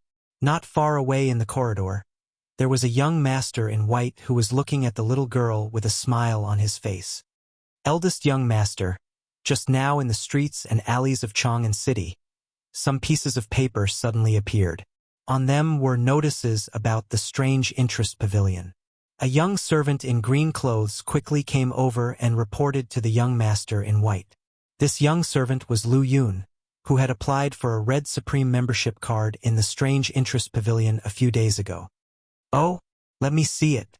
The young master in white withdrew his gaze and turned around to take the notice in Lu Yun's hand. After a while, he smiled and said, "Second-generation scooter? This Strange Interest Pavilion is really interesting. Scooter, curved shaft plow, it's really interesting. Lu Yun, take this young master's membership card tomorrow and buy Meng Air a so-called second-generation scooter. This young master wants to see how different this second-generation scooter is from the first generation." Lu Yun didn't understand his young master's strange behavior recently, but he didn't dare to ask. He quickly bowed and said, "Yes, young master." The young master in white nodded slightly, but when he saw that Lu Yun hadn't left, he frowned and said, "What? Do you have something to say?" A trace of struggle flashed across Lu Yun's face. In the end, he gritted his teeth and said, "Reporting to young master, I have something to say, but I don't know if I should say it." The young master in white said unhappily, "If you have something to say it quickly. Don't dawdle." Seeing that the young master was unhappy, Lu Yun quickly said, "Young master, as far as I know, the second young master has taken a lot of measures recently to consolidate the position of the Yunshi house in Chang'an City. Seeing that the Yunshi house is about to dominate Chang'an City, eldest young master, why are you still what? Still idle around and have nothing to do, right? Forgive me, young master, I didn't mean that. I'm just worried that if this goes on, young master will lose the family trial this time and lose the power." When Lu Yun heard what the young master in white said, he hurriedly bowed and explained in fear. The white-clothed man sighed, but he didn't blame Lu Yun. He said slowly, "You all think I haven't done anything? Okay. It seems that I haven't done anything yet." Lu Yun was almost choked to death by the young master in white's sudden change in topic. The young master in white was embarrassed for a while before he recovered and said, "I haven't done anything yet because the time isn't right yet. This second brother of mine has a very extreme personality. He has always liked to be brave and ruthless, and he is competitive. Some of the elders in the family even agree with his way of doing things. But you all don't understand. Now that the world is settled and the people are united, if we big families still can't see the situation clearly and put on a high and mighty posture and keep fighting with others, we will only make countless enemies. In the end, everyone will push the wall when it is down. At that time, the Li Tang royal family will definitely be happy to see it and hit us when we are down. At the end of the Sui dynasty, all of you were afraid of the slightest thing and didn't dare to jump out to fight with the Li family to seize the country. Now that the world is stable, all of you jump out one by one. Aren't you tired of not dying fast enough? The young master in white was a little angry as he spoke. In the end, he couldn't help but hit the railing angrily. Lu Yun saw that the young master in white lost his composure and hurriedly comforted. "Young master, please calm down." The young master in white calmed down and continued. "In a time of peace and prosperity, blindly being brave and ruthless can't be done. Cooperating with others to win is the smart thing to do and the way to survive." Lu Yun heard this and said in surprise, "Young master, do you want to cooperate with Li Zixuan? I'm afraid the family won't agree, right?" The young master in white snorted angrily and said angrily, "Humph, a bunch of stubborn old men, never willing to lower their arrogant heads and can't see the situation at all. However, this is only a small trial in the family. All the decisions are up to me. The family has no right to interfere." Lu Yun heard the young master in white's rebellious words and hurriedly lowered his head, not daring to say anything. The young master in white stood in place. The more he thought about it, the angrier he became. In the end, he snorted angrily and left with his hands behind his back. Chapter 104. Li Zixuan didn't know that there were two brothers who were constantly thinking about him. He had been tired for the whole day, so after taking a shower, he fell into a deep sleep not long after lying on the bed. Han Village, Han family courtyard. It was late at night and the moon was dark and the wind was strong. A black shadow floated over the wall and landed on the ground without making a sound. The black-clothed man looked around, then bent down and carefully sneaked into the wine cellar on the west side of the courtyard. A moment later, he came out with a jar of wine in his arms. His feet lightly tapped the ground, and he was about to soar into the sky. Suddenly, his feet sank, and then a huge force came. He saw a tall and burly old man lift him up and smash him against the courtyard wall with all his strength. "Who are you, sneaking around like this? Tell me your name." Although Han Lijing was already sound asleep, his many years of military life still made him vigilant. At night, he suddenly felt that something was wrong. He immediately turned over and saw a black shadow in the courtyard about to leave. He quickly went forward and grabbed the person's ankle and threw him against the courtyard wall. When the black-clothed man was about to hit the wall, he pulled out the soft sword at his waist and poured his internal energy into it. The soft sword made a sound and instantly straightened. The black-clothed man hurriedly pressed the soft sword against the wall to cushion the impact. The soft sword suffered a huge impact and was quickly pressed into an arc. The black-clothed man took advantage of the momentum to do a beautiful somersault in the air and landed steadily. "Oh, I didn't think that there would be an expert in this remote village." After the black-clothed man landed, he looked at Han Lijing and said in a neutral tone. His voice was feminine and ear-piercing. The most disgusting thing was that when he spoke, he even raised his thumb and middle finger. Han Lijing listened to his voice and looked at his actions. Instantly, his hair stood on end and goosebumps appeared all over his body. "Who are you? What do you want in my house in the middle of the night?" Han Lijing trembled and shouted. "He." The black-clothed man laughed. This made Han Lijing so disgusted that he almost threw up his dinner. At this time, he heard the black-clothed man say in a coquettish voice, "I just came to borrow a jar of wine from you. Why are you being so fierce? You hurt me just now. All right, I won't talk nonsense with you anymore. I have to go." After saying that, he twisted his thumb and middle finger, lightly twisted his snake waist, stomped his feet on the ground, and fled far away like a gust of wind. Han Lijing also wanted to chase, but his left leg had an old injury, so it was inconvenient for him to move. Moreover, this black-clothed man's Qinggong was extremely high, and Han Lijing himself was not proficient in Qinggong, so he could only stand in the same place, helpless. "Father, what happened?" Han Yushi heard a sound in the courtyard, so she put on her coat and came out to investigate. Han Lijing shook his head and comforted her. "It's okay. Yushi, go back and sleep. Tomorrow, I will accompany you to Chang'an City." Today, the man in black was of unknown origin. Han Lijing smelled a trace of danger. Thinking that his daughter was going to Chang'an to deliver wine tomorrow, Han Lijing was somewhat worried and decided to accompany his daughter. Father, then daughter will go to sleep. Father should also rest early." Han Yushi did not see anything unusual, so after she finished speaking, she directly turned around and went back to her room to rest. The next morning, after Li Zixuan finished his breakfast, he asked Faubert to bring people to buy various kinds of wine, and then he went to the west courtyard to practice.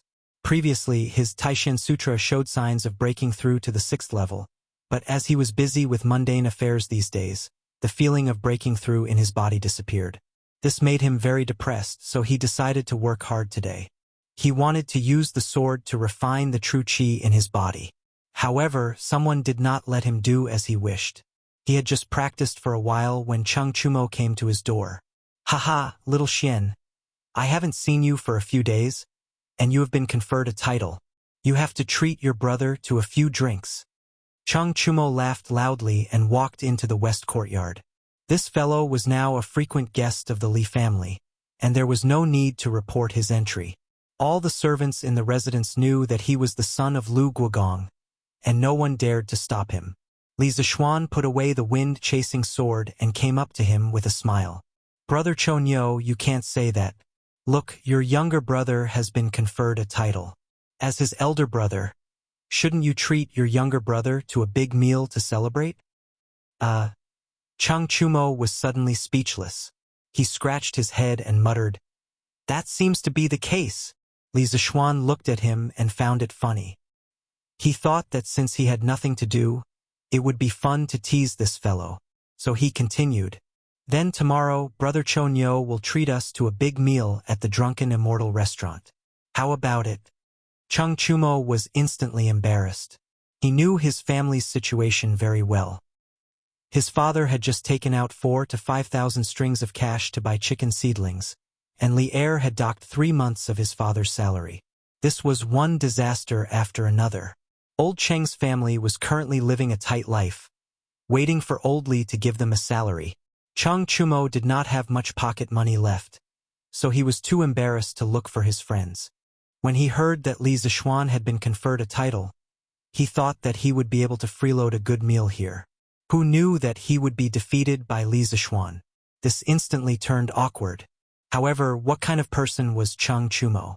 He did not care about things like face. He chuckled cheekily and said, "Hee, that's great. Little Xian, I'll take you to the Yunqi restaurant for a big meal tomorrow. I heard that they invited the imperial chef from the previous dynasty, Xia Xingyuan, to cook there. I'll treat you and you'll pay. How about it?" When Li Zixuan heard the first half of his sentence, he thought that the sun had risen from the west today. This fellow actually took the initiative to treat him to a meal. When Li Zixuan heard Cheng Chumo say that he would pay for the meal, Li Zixuan staggered. He wanted to slap his size 42 shoes on Cheng Chumo's size 38 face. Of course, Cheng Chumo probably didn't know how big a size 38 was. Li Zixuan said unhappily, "Get the F***ck out of here." After the brothers teased each other for a while, Li Zixuan brought him to the front hall and asked someone to serve tea and snacks. At this moment, he suddenly remembered what Cheng Chumo had said and asked, "Chonyo, you just said that the Yunqi restaurant invited the imperial chef from the previous dynasty?" Cheng Chumo did not eat much in the morning. As he ate tea and snacks, he stammered, "That's right. That imperial chef from the previous dynasty lives not far from my house. When I came over this morning, I heard them talking about it.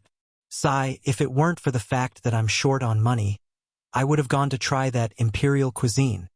As Cheng Chumo spoke, his saliva was about to drip out. He quickly turned his grief into appetite and ate the tea and snacks on the table with all his might. Li Zixuan was speechless.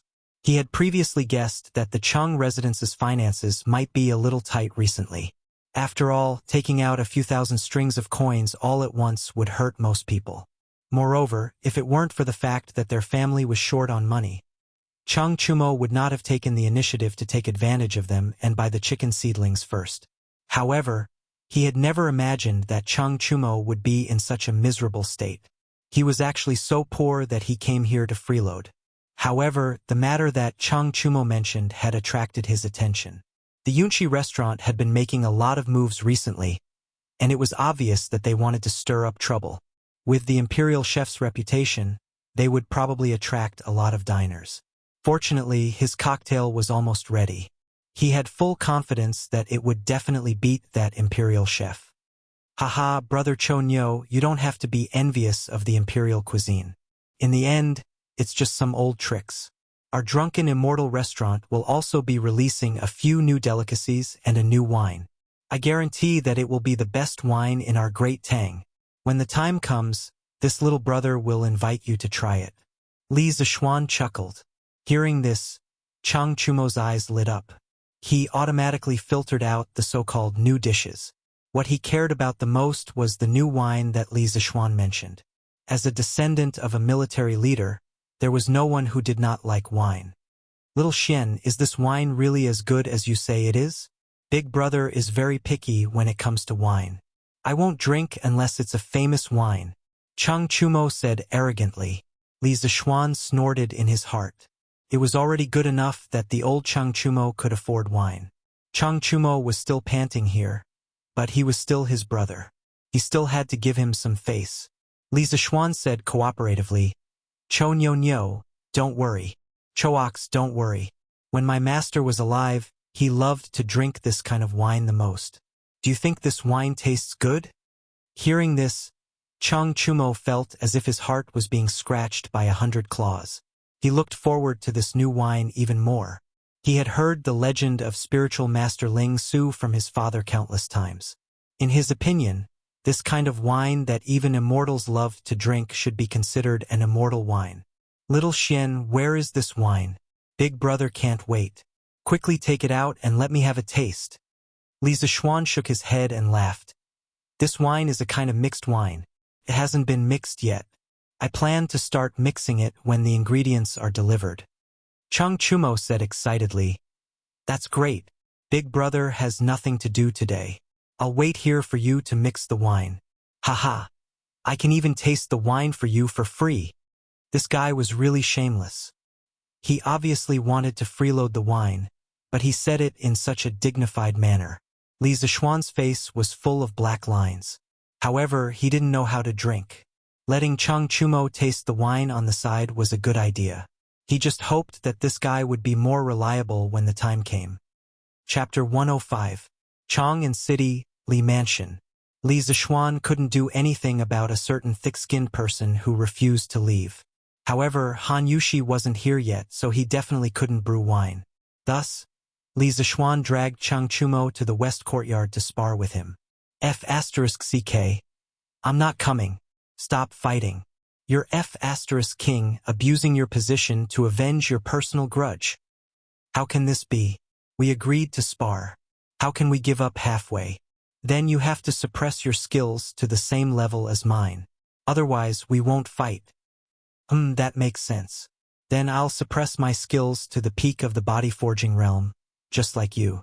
15 minutes later. F***ck. F***ck. F***ck. I'm not coming. I'm not coming even if you beat me to death. Xiao Xian, you pervert. I'll never spar with you again. Hey, Choax. I haven't seen you for a few days. Your skills have improved. Get up quickly. I'll suppress it to the middle stage of the body forging realm. Let's go again. I'm not coming. I'm not coming today.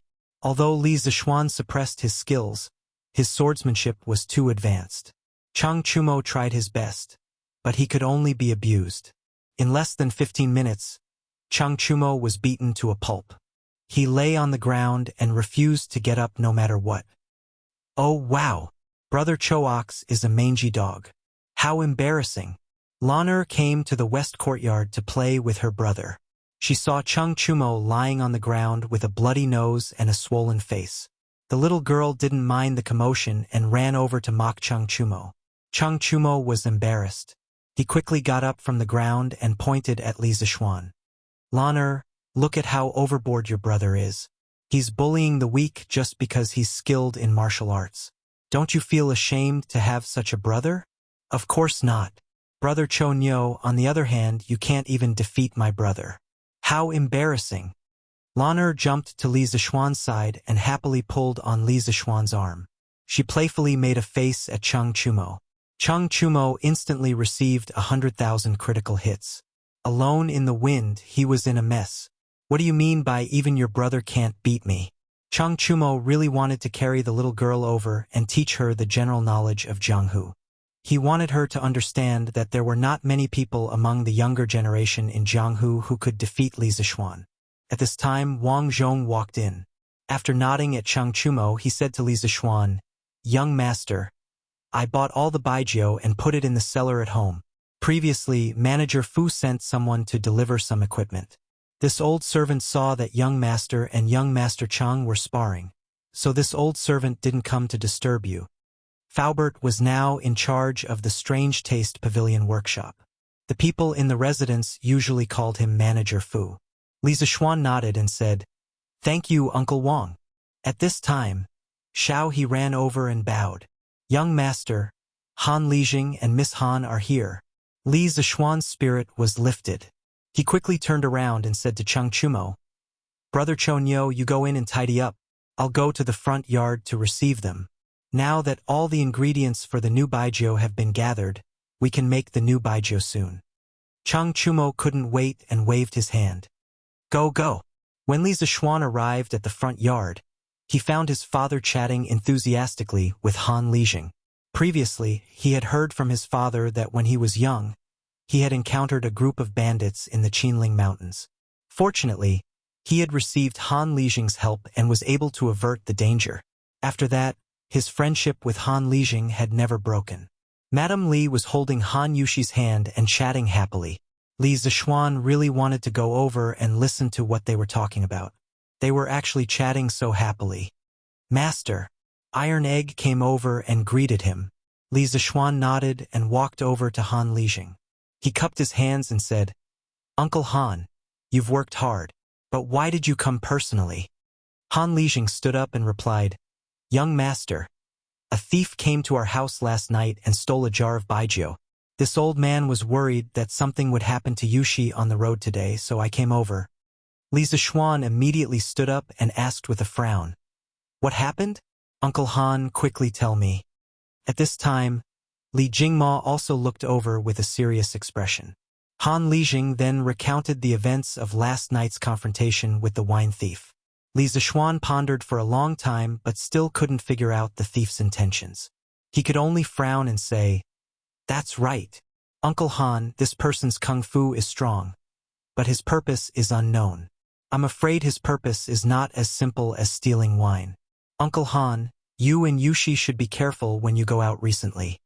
Han Lijing nodded. The few people in the house chatted for a while. Li Zixuan brought Han Yushi and Iron Egg to the west courtyard to prepare to mix the baijiu. Naturally, Han Lijing was accompanied by Li Jingma. He had to stay for lunch at noon. Cheng Chumo had just gone to get a basin of water to wash the dust off his face. At this time, he saw Li Zixuan and Han Yushi walking over side by side. The two of them were slim and graceful. The man was like a jade tree in the wind, and the woman was like a beautiful flower in the water. They were really a match made in heaven. Cheng Chumo was not a novice in love. When he saw Li Zixuan and Han Yushi looking at each other with some affection in their eyes, he knew that they must have an affair. This fool hurriedly went forward and winked at Li Zixuan. He said wretchedly, "Aya, little Xian, where did you kidnap this beautiful girl from? Why didn't you introduce her to your big brother?" Han Yushi instantly blushed and lowered her head to count ants. Li Zixuan glared at Cheng Chumo angrily. "Don't talk nonsense, Cho Nyo. This is Han Lijing's daughter, a master winemaker. She is the most important person for the new wine I want to mix. If you offend her, be careful that you don't have any wine to drink." Yushi, this is Chung Chumo, the eldest son of Lu Guogong and my brother. Don't treat me like an outsider. When Chung Chumo heard this, he wanted to give himself 2 big slaps. He quickly licked his face and said with a fawning smile, "Oh, Miss Han, don't be angry. I was just talking nonsense. It was a joke. Don't take it to heart." Han Yushi did not expect Lu Guogong's son to be such a lively clown. She quickly said, "Young Master Chung, you are too serious." Yushi did not take what you said before to heart. Chung Chumo breathed a sigh of relief and said, "That's good. That's good." Xiaoxian quickly mixed the wine. "I can't wait any longer." Li Zixuan nodded and led Han Yushi and Chung Chumo to a side room in the west courtyard. Li Zixuan handed the cocktail recipe to Han Yushi and said, "Yushi, these are the various ingredients needed for the cocktail. As for the ratio between the various ingredients, you can estimate it. First, make a cocktail with a mild temperament. Tai Dan and I will purify the liquor with a higher concentration. Then you can use the liquor to make some strong cocktails."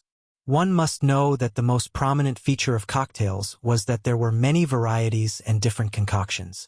There were mild cocktails suitable for women, such as Angel's Kiss, Summer Night's Tenderness, Pink Beauty, and so on. There were also strong cocktails suitable for men, such as Killer, Tequila, Scorpio Palace, and so on. Currently, the materials he had were only enough to make some mild cocktails. Therefore, Li Zixuan planned to obtain some strong alcohol through distillation and use it to make strong cocktails. Han Yushi held the cocktail recipe and nodded. Then, she sat down and began to meditate on how to make it. Li Zixuan brought iron egg to a room inside. This room used to be a kitchen. Li Zixuan had it transformed into a brewery. The brewing equipment sent by Faubert was also in place at this time. Now everything was ready. All that was left was the east wind. Chapter 106. Li Residence, West Courtyard. In a makeshift workshop, Iron Egg was making a fire. Li Zixuan was pouring white wine into the distillation pot and paying attention to the temperature in the pot. "Master, can we get stronger wine if we heat it up?" Iron Egg asked curiously. Li Zixuan saw that he had time now, so he decided to teach his cheap disciple some scientific knowledge. "Of course we can't get stronger wine just by heating it. Iron Egg, have you boiled water before?" "Yes, of course I have." "Then have you noticed that after boiling water, if you continue to boil it, the water in the pot will become less and less?" "Yes, master, it's true." Li Zixuan nodded and continued. "Actually, the reason why the wine we are drinking is not strong is because there is too much water and too little alcohol." "Oh, master calls the intoxicating thing in the wine alcohol. What master needs to do now is to steam out the water in the wine to make the wine more concentrated. Do you understand?" Iron Egg nodded thoughtfully and then asked doubtfully, "Then master, will you steam out the alcohol as well?" Li Zixuan praised.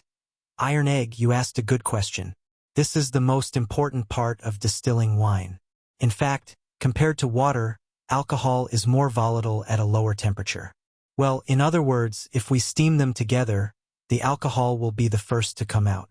Then we add a pipe with cold water to the back. The alcohol will become liquid when it is cold. Do you understand? The boiling point of alcohol is around 75 degrees. It can only be liquefied when the temperature drops below 75 degrees. At around 50 degrees, the evaporation rate is very fast. Therefore, the condensed alcohol must be cooled to below 50 degrees in the condensing pipe. Generally, it will only flow out when it is cooled to around 30 degrees. Of course, there are also ways to cool it at a lower temperature." Iron Egg shook his head in confusion and said, "Master, Iron Egg understands what you said. But when you said that the evaporated alcohol will turn into liquid when it enters the pipe, this Iron Egg doesn't quite understand." Li Zixuan patted his forehead and helplessly explained to Iron Egg that the solution vaporizes when it is hot and the steam liquefies when it is cold. Iron Egg finally understood. "Okay, don't be distracted. You still have a lot to learn in the future. Now focus on the fire and pay attention to the temperature." "Yes, master." Half an hour later, the condenser's thin pipe finally began to slowly flow of concentrated liquor. Suddenly, a strong aroma filled the entire room. Wow, it smells so good. Master, this wine smells much better than the wine my father usually drinks. Iron Egg sniffed at the side and said excitedly. Li Zishuan smiled faintly, not denying it. Little Xian, what kind of liquor is this? It smells so good. Cheng Chumo, who was outside the room, smelled the strong aroma of the liquor and immediately rushed in. This guy didn't know how to write the word polite. As he spoke, he came up to take away the wine jar under the condenser. Li Zishuan hurriedly stopped him. Stop, this first distilled liquor is poisonous. You can't drink it, ugly ox. This guy really didn't care about his life. Although the first distilled liquor had a high alcohol concentration and smelled very good, it contained a large amount of aldehydes, esters, ketones, and other substances with low boiling points. Drinking these substances could cause blindness or even death. Cheng Chumo said in disbelief. How can there be poison in the liquor? Don't lie to me. Hurry up and let me taste it. Don't be so stingy. Li Zishuan was too lazy to pay attention to this guy who didn't care about his life. He saw that more than 2 caddies of the first liquor had flowed out, so he replaced it with an empty jar. He took the jar with the first liquor and prepared to pour it out. Cheng Chumo saw through his intention and was anxious. If it wasn't for the fact that he couldn't beat Li Zishuan, he would have definitely snatched it. Li Zishuan poured the first liquor in the courtyard. Cheng Chumo stood there reluctantly and sniffed the remaining liquor aroma in the air. He muttered with a look of pity, Wastrel, wastrel. Li Zishuan ignored him and turned back to the room. 2 hours later, Li Zishuan came out with a jar of high alcohol concentration and placed it on the table next to Han Yushi. He looked at Han Yushi and asked, Yushi, how is it? Have you figured out the ratio of the ingredients? Han Yushi nodded and pushed a glass of red wine over. She said, Young master, after many attempts, I found that the wine with this combination is easier to drink. Try it. Li Zishuan looked at the wine and hesitated. Han Yushi smiled and said, Young master, don't worry, this wine won't get you drunk. Li Zishuan then picked up the wine glass and took a sip. There was the sourness and sweetness of the mountain fruit in his mouth. After tasting it carefully, there was a faint wine fragrance, mellow and sweet. Li Zishuan nodded with satisfaction. Han Yushi was indeed a genius in the field of winemaking. He only gave her a list of ingredients, but she actually figured out the ratio of various ingredients by herself. She was really amazing. Well, not bad, not bad. Yushi, you are really amazing. Just mix according to this ratio. When Han Yushi heard Li Zishuan's praise, she immediately felt that her hard work was worth it. She quickly agreed in a low voice and continued to mix the wine. At this time, Cheng Chumo walked in and looked at Li Zishuan bitterly. Then he suddenly caught a glimpse of the cocktail that Han Yushi had made. He immediately became spirited and shouted, Miss Han, is this the new wine you made? Quickly let me, a wine taster, taste it for you. Han Yushi couldn't help but laugh. Li Zishuan couldn't do anything about this thick-skinned person. Cheng Chumo poured himself a glass of cocktail, then held it in his hand and praised, Well, just by looking at the appearance, I can tell that it's not bad. Miss Han, Shaoxian is really lucky to be able to find you. These words were a little ambiguous. Han Yushi's pretty face blushed. Li Zishuan glared at him and said angrily, Hurry up and drink. Even good wine can't stop your mouth. Cheng Chumo laughed, picked up the wine, took a sip, smacked his lips, and then drank it all in one gulp. Cheng Chumo sighed and said, Miss Han, the taste of your wine is very novel. I have never drunk such wine before. Well, anyway, it's very delicious, but it's a little boring. Can't be compared to the wine that Shaoxian poured out just now. Han Yushi smiled and said, Young Master Cheng, this wine can also be matched with stronger wine. Please wait a moment. When Li Zishuan saw that Han Yushi had started to mix the wine again, he pulled Cheng Chumo out and said, Chon Yo, come over and help me carry some things? Well, don't you know how to ask the servants in your house to help you? Have you ever heard that if you want to drink good wine, then hurry up and follow me? Cheng Chumo could only follow unhappily. Li Zishuan dared to treat Lu Guogong's son as a servant. Li Zishuan asked Cheng Chumo to come over to help him carry a bag of saltpeter. Although it wasn't heavy, it was free labor. It would be a waste if he didn't use it. He didn't want this guy to be bored and picky again. Last night, Li Zishuan asked his father to help him purchase a few saltpeter mines. He didn't know how his father was doing. Li Zishuan wanted to get some ice cubes. If he didn't add ice cubes to the strong cocktail, it would burn the stomach. With ice cubes, it would be more comfortable to drink. Chapter 107. By the time Li Zishuan and Cheng Chumo returned, Han Yushi had already prepared a pot of strong cocktail. Cheng Chumo could smell the aroma of the wine from afar. He threw the bag of saltpeter onto Li Zishuan's shoulder and walked in impatiently. Li Zishuan really wanted to pull this guy over and give him a good beating. "Hey, Miss Han, is this the strong new wine you were talking about? Smells so good. Wait for me, old Cheng, to taste it." When Li Zishuan came in, he saw Cheng Chumo pouring him a full glass of wine. Then, he couldn't wait to raise his head and pour it into his mouth. Li Zishuan couldn't stop him in time. This was strong wine. Sure enough, after drinking a glass of wine, Cheng Chumo's neck turned red to the tips of his ears. He quickly put down the glass, bent down, and started coughing violently. His face suddenly turned as red as a monkey's butt. "Cough, cough, little Xian, this wine is really, really strong. But old Cheng, like it. Haha, cough, cough." Li Zishuan and Han Yushi looked at each other, speechless at this joker. Inside a room in Yunxi restaurant. "Young master, this is the wine that Flying Snake took from Han Tianhu's house. This subordinate has seen it, and it's exactly the same as the one they sold to our restaurant." The young master seemed to be in a good mood today. After hearing the middle-aged man's report, he turned around and opened the wine jar. He sniffed the fruit wine inside and said, "This wine tastes good. The taste is not bad. But if Li Zishuan wants to make a comeback with just this mountain fruit wine, isn't it a little too whimsical?"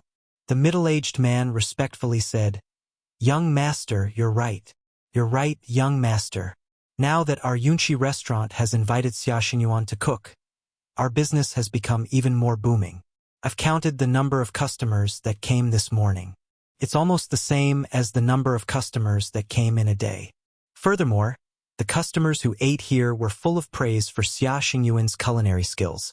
This subordinate believes that it won't be long before our Yunxi restaurant becomes the #1 restaurant in Chang'an." The young noble proudly chuckled and said, Not bad. Now that Xia Xingyuan has come to our side, release his granddaughter. Only then can he work wholeheartedly for our Yunxi pavilion."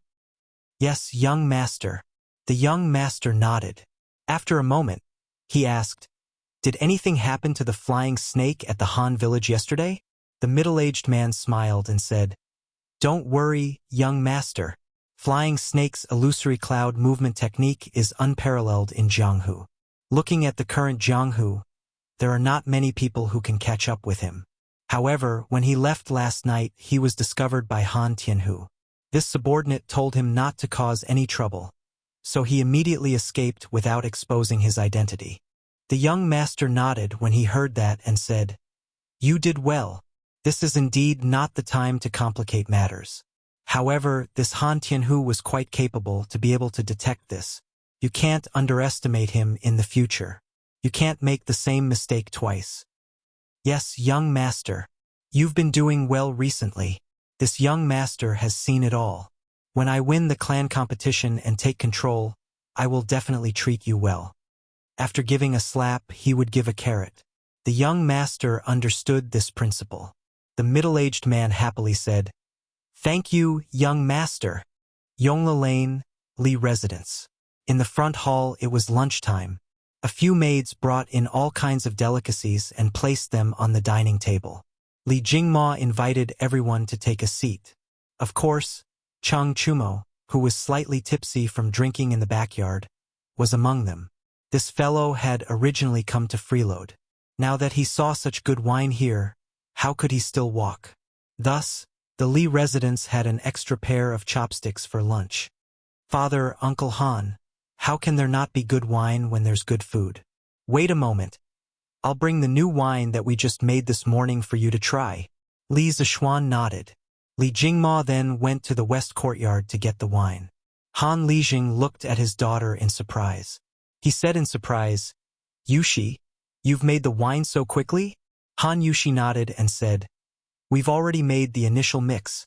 I'll try again in the afternoon to see if there's a better mix ratio." A moment later, Li Zishuan came back with 2 jugs of wine. "Xian'er, it's not like we don't have wine at home. Why do you have to make the wine yourself?" Madame Li saw that her son had been busy the entire morning just to make wine. She felt a little sorry for him. In her opinion, the family had endless money to spend, and she didn't need her son to think of ways to earn money. Now that her son had been conferred a title and had status, he only needed to enjoy life at home. There was no need to do all this. Li Zishuan knew that his mother felt sorry for him. She wanted him to be a second-generation rich kid who just ate and waited for death. However, in this era, there were no cell phones, no television, and no computers. Idling every day would probably make him sick. He had no choice but to find something for himself to do. "Mother, the wine that I made is not available on the market. You'll like it once you try it." Madame Li hurriedly waved her hand and said with a smile, "Xian'er, I don't drink wine." "Mother, don't worry. This wine won't make you drunk. The wine that I poured for you is specially made for people who don't know how to drink," Li Zishuan said as he brought over a glass cup. After filling it to the brim, he brought it to his mother. In this era, although the glass-making process was not mature, it was still possible to buy some glass-making products from merchants at a high price. The Li family was a wealthy family, so it was natural for them to have such luxury goods. Madame Li was originally wondering why there would be wine specially made for people who didn't know how to drink wine. However, when she saw the bright red mixed wine in the glass cup in front of her, her gaze was instantly attracted by the beautiful color. "Xian'er, what wine is this? The color is really beautiful." "Mother, try it first. I'll tell you later." "This child." Madame Li smiled helplessly.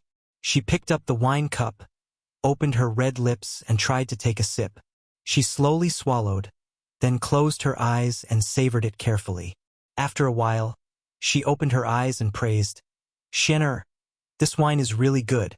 It's soft and mellow, and it leaves a fragrance in the mouth.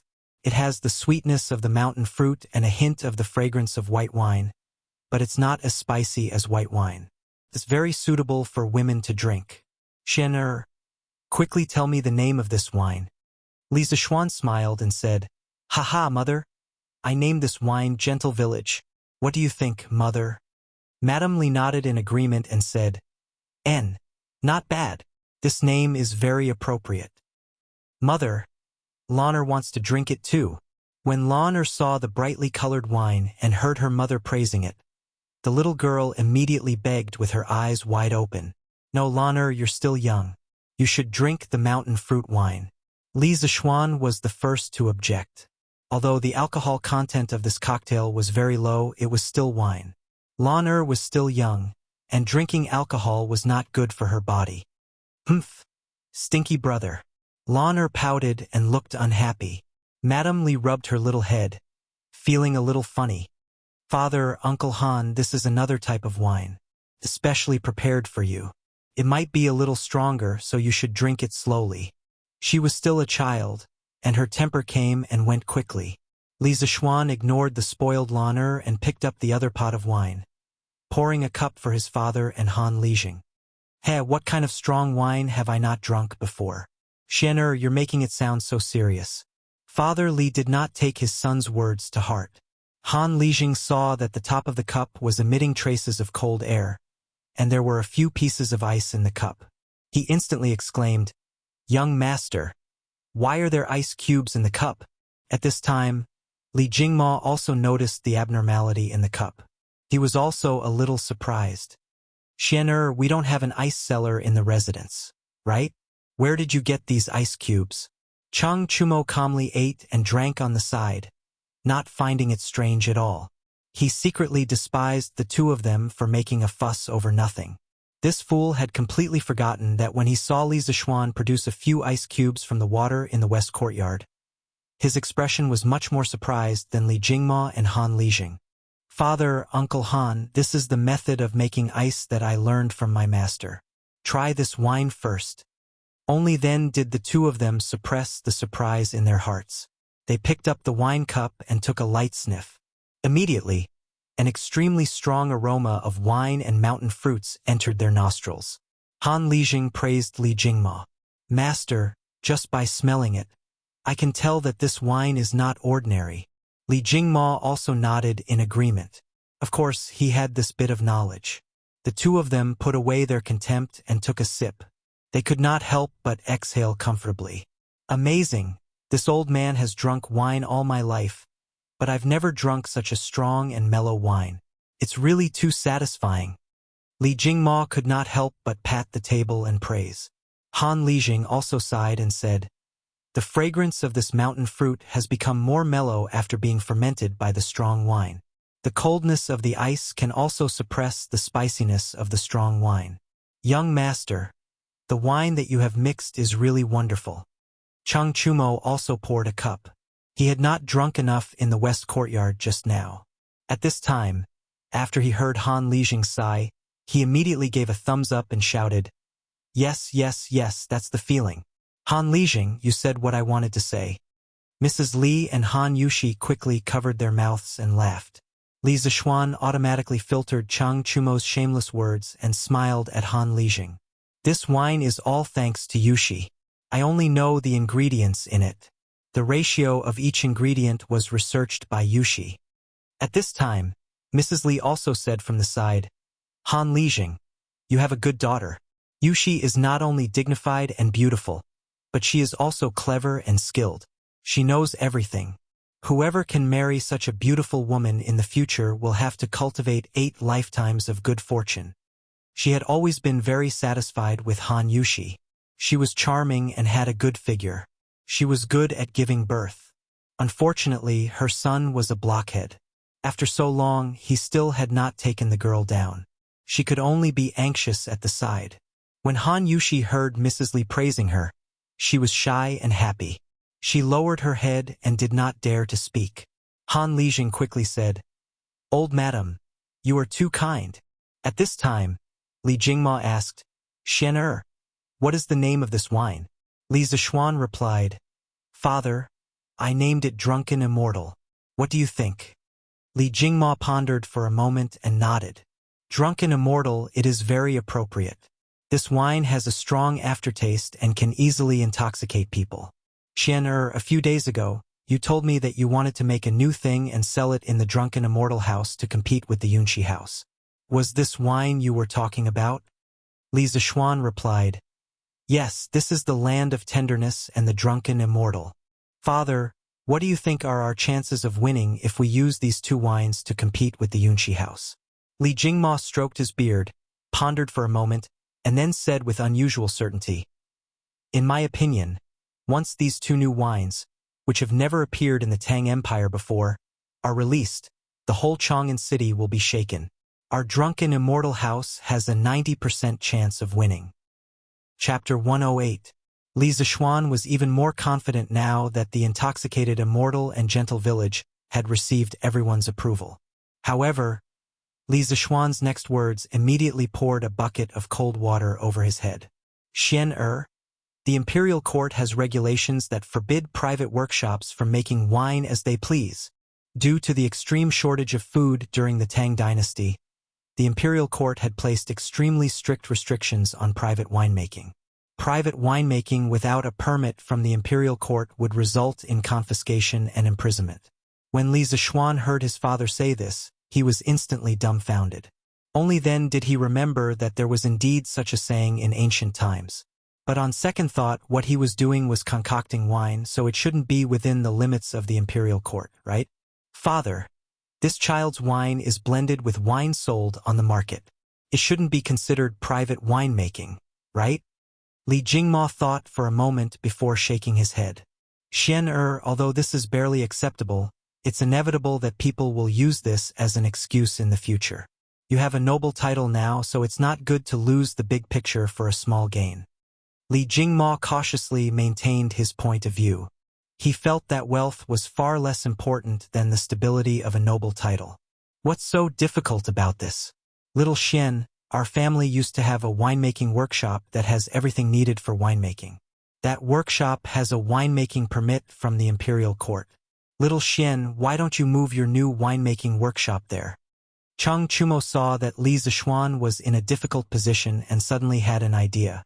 He slapped his thigh excitedly. If Li Zishuan agreed, then their Cheng family would never lack wine in the future. Now that he had drunk the intoxicated immortal, he was afraid that he wouldn't be able to drink any other wine. Li Zishuan's eyes lit up. Chang Chumo was usually quite amusing, but at crucial moments he was quite reliable. However, he was still somewhat hesitant. Cho Nyo, your idea is good, but I don't know what Uncle Chang is thinking. If Uncle Chang is willing, our family can fork out money to buy your winemaking workshop. Hey, we brothers don't need to talk about money. I'll go back and tell my father. My father will definitely agree. Chang Chumo was thinking about his family's winery. Since it had been in a slump, he might as well give it to Li Zishuan to make wine. When the time came, not only would Li Zishuan owe him a favor, but the Chang Chumo also believed that his father would definitely agree. Li Zishuan muttered, "Of course you can't refuse to pay. How about this? Your family uses this workshop to enter the partnership, and I'll give you 10% of the new wine shares. How about that?" No matter which era it was, the winemaking industry was a profitable business. This was especially true for monopolized wines. The profits were even more shocking. For example, Maotai in his previous life had a gross profit margin of 97%. The company's share price had once risen to more than 500, becoming the most expensive stock in China's stock market. Tenderness and Drunken Immortal undoubtedly held a monopoly in the Tang dynasty. It was very difficult for others to imitate them. In the future, the profits from these two wines would undoubtedly be astronomical. Therefore, giving the Cheng family 10% of the shares was definitely generous. Chang Chumo could also see the huge profits from this new wine. He clapped his hands excitedly and said, "Since Xiao Xian is so generous, I won't refuse. I'll go back and tell my father in the afternoon." After the matter was settled, everyone ate and drank freely. After the meal, the guests and the host enjoyed themselves to the fullest. Li Zishuan asked someone to send the drunk Chang Chumo back. He, Han Yushi, and Iron Egg returned to the west courtyard to continue mixing wine. "Io, young master, where did you drink so much?" In Duke Lu's residence, housekeeper Liang saw Chang Chumo staggering back with two servants.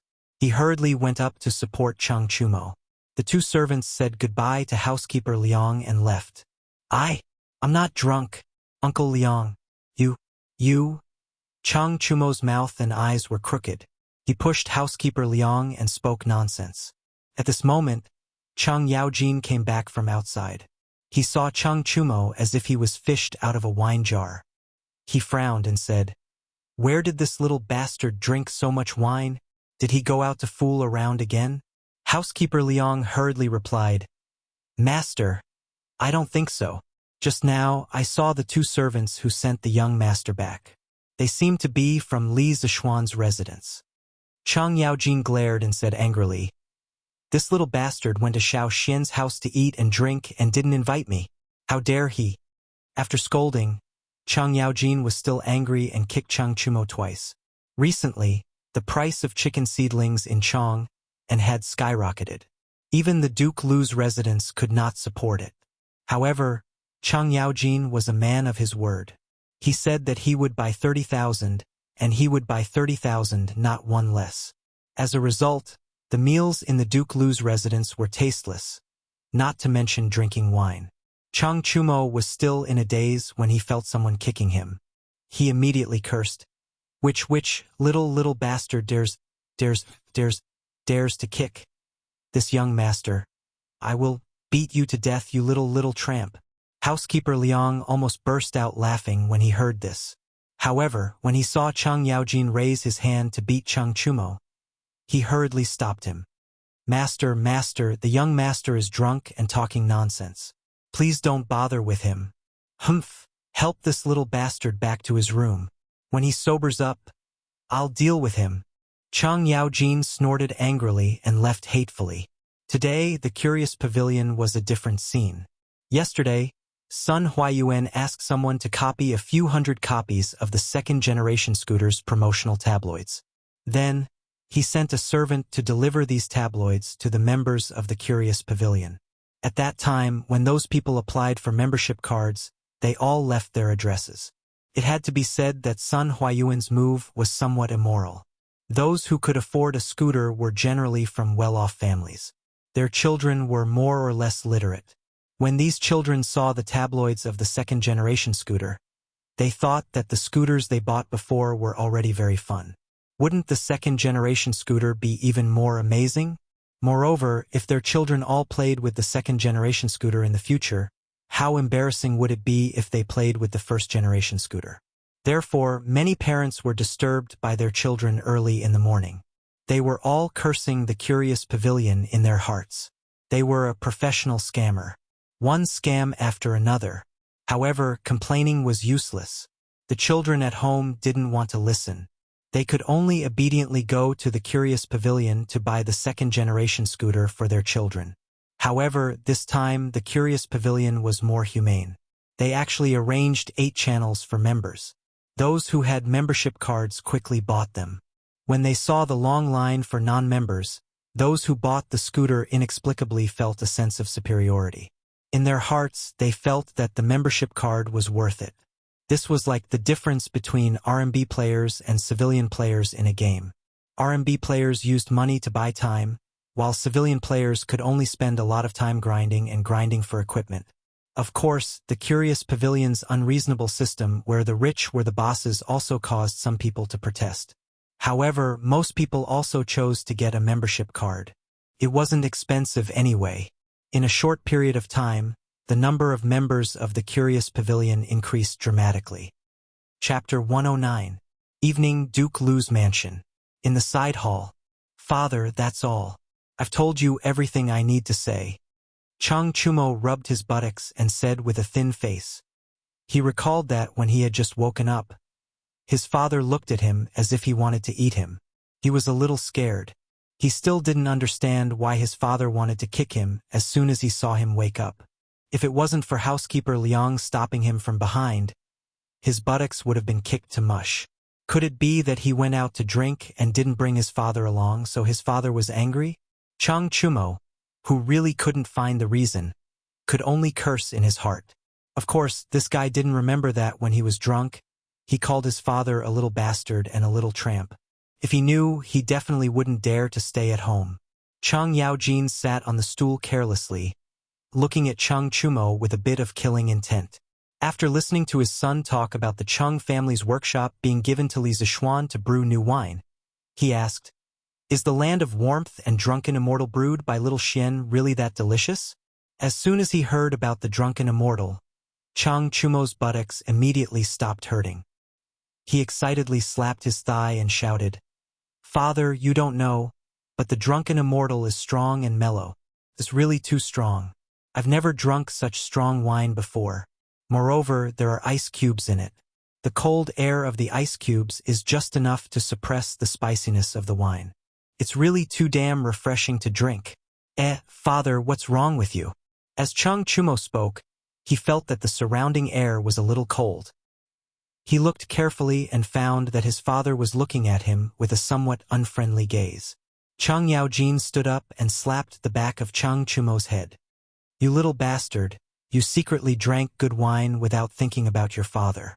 You're not allowed to eat tonight. You'll reflect on your mistakes behind closed doors." Chang Yaojin said hatefully and was about to leave. When he heard Chang Chumo describe the wine to the heavens, he almost drooled. But the more he wanted to taste it, the angrier he was. This stupid son of his was too unfilial. Chang Chumo rubbed the back of his head. He thought to himself that he was stupid, and his father still hit him on the head every day. No wonder none of the sons in the Chung family were smart. When he saw that Chang Yaojin was about to leave, he hurriedly asked, "Hey, father, should we take out our family's winery and cooperate with Shaoxian?" "Nonsense, of course we have to cooperate." Chang Yaojin, who had just walked out of the door, grumbled. The wine that even Li Zishuan's master liked to drink would definitely be popular in the whole of Chang. and when it was sold, 10% of the shares would be a lot of money, far more than the value of their winery. No matter how they thought about it, their family had gained a big advantage in this business. In the afternoon, Han Yushi mixed the wine with Li Zixuan for a while. After finally determining the best ratio of various ingredients, she went home with Han Lijing. Li Zixuan was a little reluctant. He felt that when he was with Han Yushi, time passed too quickly. But she was a girl, and it was not appropriate for her to stay in his house without special circumstances. Li Zixuan could only silently watch Han Yushi's back and sigh alone. Alas, although the beauty was beautiful, she was still not his. Li Zixuan really wanted to sing the song, "Love You Is Hard to Say," at this moment. It was difficult for him to confess to a beauty in person, who asked him to be an otaku. If they had mobile phones to chat with each other, Li Zixuan would definitely have the courage to take the initiative to pick up girls. Mrs. Li saw her son's dejected look and quickly pushed Li Jingma's arm to make him look over. Li Jingma asked softly, "Madam, what's wrong with Xian'er?" Mrs. Li rolled her eyes at him and said softly, "Are you stupid? Can't you see that Xian'er has grown up and wants to get married?" Li Jingma's jaw dropped when he heard that. After a while, he said in shock, "Madam, you're saying that our son and Han, you just realized it now? Lower your voice. Our son's skin is very tender." Mrs. Li was speechless at her husband's EQ. She secretly wondered if her son was so slow in the field of relationships. Could it be that he inherited it from his father? Dad, Mom, what are you guys talking about? Li Zixuan turned around and saw his parents mumbling something to each other. He couldn't help but ask curiously, It's nothing. Today's weather is really good. Xian'er, go to your thing." Li Jingma coughed dryly and pulled Mrs. Li to the east courtyard, leaving behind a confused Li Zixuan. In the east courtyard's living room, "Madam, you're saying that Xian'er has taken a liking to Han Yushi?" Li Jingma sat on a stool and asked with a concerned expression, "How could it be fake? Only a blockhead like you wouldn't be able to see it. I'm guessing that all the servants in the manor have seen it." Hee. Old man Li laughed awkwardly. Mrs. Li rolled her eyes and said with a sigh, "Old master, our Xian'er isn't young anymore. It's time to talk about marriage." A few days ago, Xian'er was conferred a noble title. Many matchmakers heard the news and came to talk about marriage. I didn't dare to casually agree. Xian'er is a very opinionated child. As his parents, we can't just randomly matchmake him. Li Jingma nodded in agreement. "Madam, you're right. According to what you said, you're planning to help Xian'er go to Han Lijing's house to talk about marriage?" Mrs. Li said angrily, "Xian'er takes after you in this aspect. If he continues to dawdle like this, when will we be able to hold a fat grandson? Seeing that other children are already married at this age, how can I not be anxious as a mother?" Li Jingma said awkwardly, "What does this have to do with me?" Mrs. Li said angrily, "How is it none of your business? Back then, how long did you make me wait before you married me? If it wasn't for my mother asking someone to remind your father, were you planning to wait until I'm old before marrying me?" Li Jingma immediately felt ashamed and hurriedly interrupted, "Madam, we're talking about Xian'er. Don't stray from the topic. Let's continue talking about Xian'er." "Humph." Mrs. Li snorted in dissatisfaction and continued, "So, I'm planning to ask a matchmaker to ask Han Lijing's opinion in a few days. I see that Miss Han doesn't hate our Xian'er, so this marriage is more or less possible." Li Jingma said hesitantly, "Madam, is this Miss Han really suitable for Xian'er? After all, she's just... Mrs. Li didn't wait for old man Li to finish and slammed the table. Her phoenix eyes were filled with anger. "Just what? Just a peasant girl? You've just become a baron's father and you're already having prejudice against family backgrounds? Then one day, will you chase me out of the house and marry a rich family's daughter?" Li Jingma's face was covered in sweat. He was flustered and hurriedly said, "Madam, your husband definitely didn't mean that. Definitely not. Your husband also thinks that Han Lijing's daughter is quite good. Madam is really wise to let you make all the decisions." "Humph, that's more like it." Mrs. Li sat down in satisfaction, but the corner of her mouth raised into an almost undetectable smile. This book was very difficult to write because swordsmen aren't full-time workers and are very busy every day. But even under these busy circumstances, swordsmen still manage to never stop updating. While others are sleeping, I'm writing. Swordsmen are using their health in exchange for a wonderful story. It's going to be published tomorrow. I hope that you can subscribe 2 chapters to support it. If there aren't many people reading the original version, it's easy for it to be unpublished. Piracy is the main reason why there are so many unpublished books. I hope that everyone can come to QQ or Qidian to support Yiha. Actually, it's not expensive. It only costs you 20 cents a day. If it falls on the ground, you probably won't pick it up. Do you think that swordsmen can't even exchange it for 20 cents of encouragement? In addition, it's actually beneficial for you to read the original version. Chivalrous Assassin would always send it out without checking it because he's in a rush. After sending it out, he would check and correct the typos. After I've corrected it, the original website will show that there are no typos. On the other hand, the pirated website won't update it. They'll only grab the first version and won't continue to update it. This will greatly affect your reading experience. Also, reading the original version will allow you to interact with swordsmen. If you have any characters that you want, you can tell them in the comments section. If the swordsmen feel that it's okay, they will add it into the book. The price you need to pay for it is only 20 cents a day. You can't even bear to spend 20 cents? Swordsmen really want to write this book well and finish it. Because I like some of the characters in the book very much, I sincerely hope that readers can come to QQ or Qidian to support the original version. Swordsmen will definitely repay you with more wonderful stories. Chapter 110. The next day, early in the morning, Chang Chumo, like an idiot, stepped on a skateboard that was specially developed for young people by the Strange Interest Pavilion workshop and wobbled to Li Zixuan's door. His flashy appearance attracted a lot of attention along the way. Of course, he didn't buy the skateboard from the Strange Taste Pavilion. Firstly, Chang Chumo didn't have much pocket money right now. Secondly, he didn't have the patience to wait in line. He got this skateboard through the back door. Now, everyone in Chang'an City knew that he and Li Zixuan were so close that they almost wore a pair of pants together.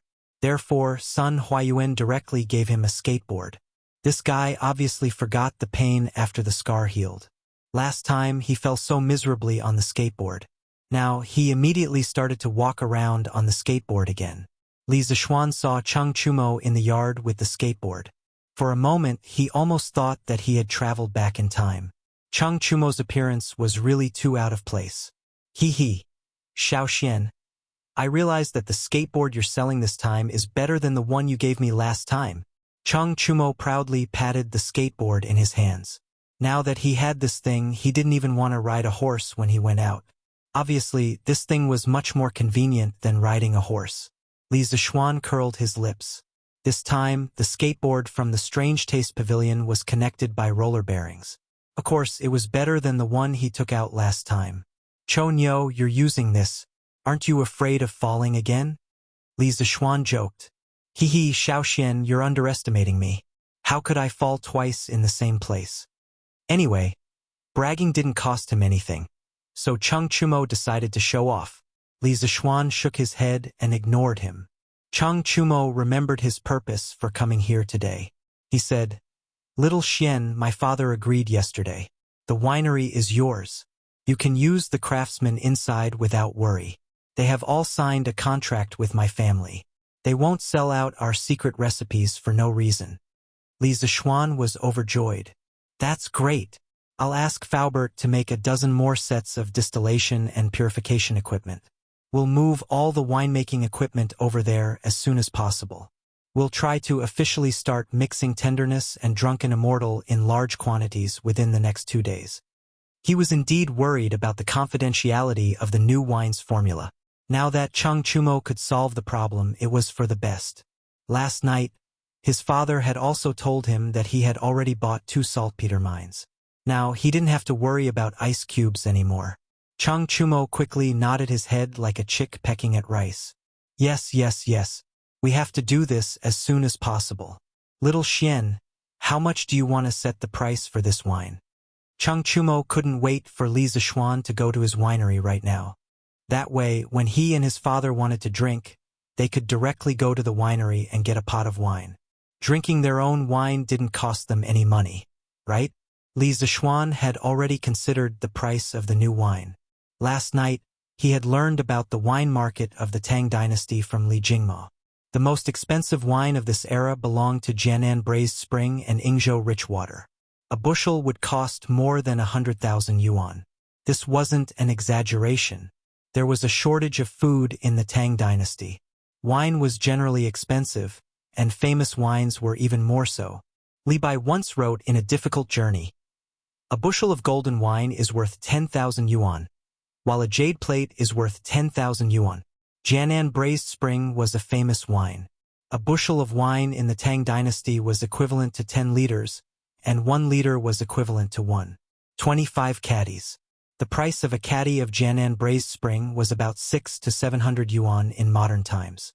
Of course, this was only based on the exchange rate of copper coins to gold and silver. However, there was a problem that couldn't be ignored.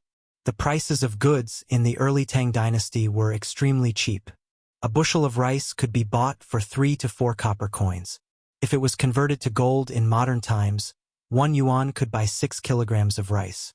Therefore, if one were to compare the prices of the time, the copper coins used for 500 grams of Jianan Braised Spring were equivalent to the purchasing power of 15,000 yuan in modern times.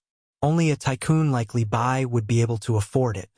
His good friend Du Fu, in his later years when he was poor and destitute, he could only drink 300 copper coins a bucket of inferior quality wine. Otherwise, how could Du Fu write a poem like, "Come early, drink a bucket of wine, have 300 copper coins?" Li Zishuan pondered for a moment and said, "Cho Nyo, I plan to set the price at 2 strings per liter for our tender village. I plan to set the price at 5 strings per liter for the immortal drunken wine. What do you think?" The alcohol concentration in the tender village was lower, so it could be sold at a cheaper price. However, the immortal drunken wine used distilled and concentrated alcohol. Just the cost alone was much higher, so the price couldn't be cheap. These words were earth-shattering. Cheng Chumo opened his eyes wide and said in disbelief, "I say, Shaoxian, have you gone crazy thinking about money? 5 strings per liter? Why don't you go rob a bank? Who would be willing to drink such expensive wine?" Li Zishuan shook his head and said, "Don't tell me you think that the immortal drunken wine isn't worth that much." Upon hearing this, Cheng Chumo couldn't help but recall the taste of the immortal drunken wine. The moment he recalled it, his gluttonous bug was hooked. He smacked his lips and said with difficulty, "The taste of the immortal drunken wine is indescribable. I'm afraid that we won't be able to find such a good wine in Tang. However, the price of 5 strings per liter is too high. Ordinary people really can't afford to drink it." Li Zishuan smiled and said, "This wine is not for ordinary people to drink in the first place. Moreover, the wine used in the immortal drunken wine is a famous wine that has been concentrated several times. 3 caddies of Jianan roasted spring is only enough to condense 1 caddy of the raw spirit we need. After mixing in other ingredients, the cost of 1 liter of immortal drunken wine is more than 3 strings of cash. Therefore, the price of 5 strings per liter isn't expensive." After Li Zishuan said this, Cheng Chumo understood. He quickly said, "It seems that it's not expensive. Let's set it at this price." The Cheng family also had 10% shares in the winery. The more the immortal drunken wine made, the more money they would get. After agreeing on the price of the new wine with Cheng Chumo, Li Zishuan sent someone to inform Faubert of the workshop to get another 20 sets of distillation equipment. Then, he brought Cheng Chumo to the Drunken Immortal Inn. The conditions to launch the new wine were ripe. He needed to inform manager Lu. Cheng Chumo followed Li Zishuan because he wanted to have a free meal at the Drunken Immortal Inn. "Uncle Lu, why is it so quiet here today?" Li Zishuan walked into the Drunken Immortal Inn and was shocked to find that there were only 3 or 4 tables of people eating in the main hall on the first floor. "Sai, young master, you don't know. Although the Yunchi restaurant launched the nibbling chicken to compete with us in the past, there were still some diners who were willing to stay and eat at our Drunken Immortal Inn. But yesterday, They found an imperial chef and launched many famous imperial dishes. Our already few diners became even fewer. Now, those who are willing to eat here are those who live close to us. Manager Lu frowned and sighed as he poured out his grievances. The drunken immortal in's performance was not good. He was somewhat ashamed to meet his boss. Li Zixuan patted Manager Lu's shoulder with a smile and comforted, "Uncle Lu, don't worry. I've brought a few new things to the Drunken Immortal Inn. The Drunken Immortal Inn will soon become popular again." Cheng Chumo, this clown, also winked and said, That's right. Shopkeeper Lu, you can rest assured. I, Old Cheng, guarantee that in 2 days, the Drunken Immortal restaurant will be hard to find. Haha! Apart from Li Zixuan, perhaps no one was more confident than Cheng Chumo in the land of warmth and immortal Drunken Immortal Inn. Chapter 111. Drunken Immortal Restaurant. Cheng Chumo sat alone in the main hall of the first floor, waiting for something in boredom. He was waiting for Li Zixuan. More accurately, he was waiting for Li Zixuan's new dishes. As there were not many customers in Drunken Immortal Restaurant today, Li Zixuan did not plan to go to the private room upstairs. When Li Zixuan told Manager Lu that he had brought a few new things to Drunken Immortal Restaurant, he did not only refer to Gentle Fragrance and Drunken Immortal. He also wanted to teach Wang Eru a few new dishes to compete with Yunqi Restaurant's palace delicacies. Inside the kitchen of Drunken Immortal Restaurant. Eru, do you have pork here? Li Zixuan wanted to make some red braised pork first, but he remembered that in the transmigration novels he had read in his previous life, the pigs of the Tang dynasty were not castrated and were extremely smelly. The pigs were seen by the nobles as cheap meat that only the commoners could eat. Lord Zhu, of course we have pork. Wang Eru replied curiously. Li Zixuan was a little surprised. Then go get me 4 pounds of pork belly. Yes, Lord Zhu. A moment later, Wang Eru walked over with a large piece of pork belly. Lord Zhu, do you think this is enough? Li Zixuan nodded and leaned over to smell it curiously. He then frowned and muttered, There's no smell. This doesn't make sense. Wang Eru was dumbfounded. Lord Zhu, what are you talking about? What do you mean? Nothing. Eru, was this pig castrated when it was alive? Li Zixuan changed the topic. Wang Eru laughed foolishly. Hey, Lord Zhu, this is a sow. Li Zixuan was speechless. Then are all the boars sold in the East Market castrated? Li Zixuan held back the words that were about to come out of his mouth and continued to ask. Wang Eru laughed and said, Hey, Lord Zhu, look at what you're saying. Of course, they've all been castrated. If this boar wasn't castrated, how smelly would it be? Li Zixuan slapped his head. Sure enough, the stories in those transmigration novels were all lies. Some authors were simply irresponsible. According to historical records, castrated pigs appeared as early as the Western Zhou dynasty. The Book of Changes, Big Beast Hexagram, had a saying, The teeth of a castrated pig are auspicious. It meant that castrated pigs were no longer aggressive, and their teeth were not to be feared, so it was auspicious. The reason why pork had declined to become a cheap meat was due to specific historical reasons. After the fall of the Western Jin dynasty, a large number of nomads from the north went south. After more than 300 years of war, they first unified the Sui dynasty and then the Tang dynasty. Although the Li clan that founded the Tang dynasty was Han, they had already been heavily Hu. The royal family was like this, and so were the nobles and bureaucrats who could afford meat. The Hu naturally preferred to eat mutton, and pork gradually declined. It wasn't until the Northern Song dynasty when Su Shi invented Dongpa pork that pork became popular again. Since pork didn't have that kind of fishy smell, Li Zixuan planned to make a few more famous pork dishes. He had been in the Tang dynasty for so long, but he had never eaten pork before. The Li clan was a wealthy clan, so of course, Mrs. Li wouldn't let her son eat pork. 2 hours later, Li Zixuan looked at the 4 famous pork dishes in front of him. Red braised pork, red braised lion's head, Dongpa pork, and twice cooked pork. He nodded with satisfaction. The only thing lacking was that the Tang dynasty didn't have vermicelli, so he couldn't make pork stewed with vermicelli. Eru, I heard that Yunqi restaurant offered twice the price to poach you. Why didn't you leave? Li Zishuan saw that Wang Eru was tired and sweating, so he asked casually. When Wang Eru heard this, his expression immediately became serious. He was no longer laughing and joking like before. He used his sleeve to wipe the sweat off his face and bowed his fat body seriously. Lord Zhu, although I, Wang Eru, didn't study, I definitely can't do something ungrateful. In the past, I was just an ordinary cook. Lord Zhu, you thought highly of me and taught me how to make gnawing chicken. Later on, shopkeeper Lu also increased my salary by a lot. My wife and children at home all have new clothes to wear. My mother also has meat to eat. All of this was brought to me by Lord Zhu. If I were to do something ungrateful, would I, Wang Eru, still be human? Not only me, but there are so many chefs in Drunken Immortal Restaurant. If one of them dares to betray Lord Zhu, I, Wang Eru, will be the first to fight him to the death. Wang Eru became a little emotional as he spoke. Every word he said was powerful and resonant.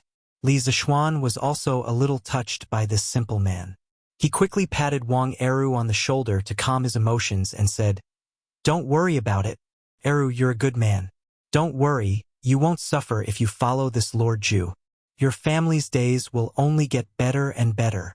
Wang Eru nodded heavily and said, "Lord Zhu, Eru understands."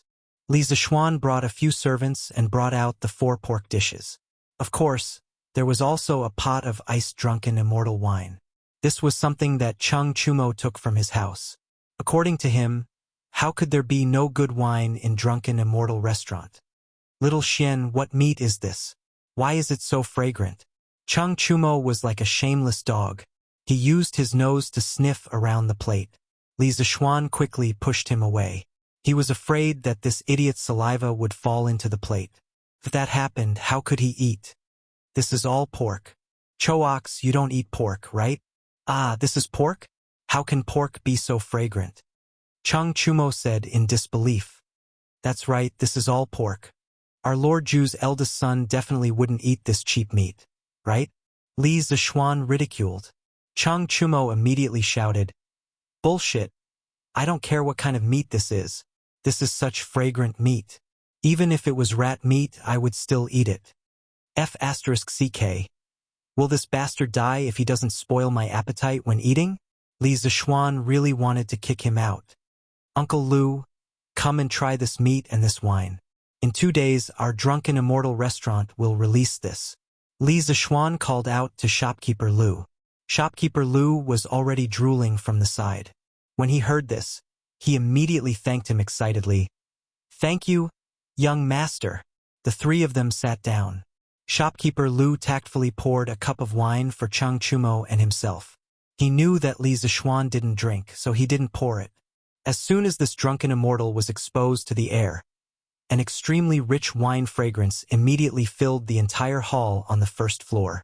The fragrance was so strong that it even overshadowed the dongpa pork and other famous pork dishes on the table.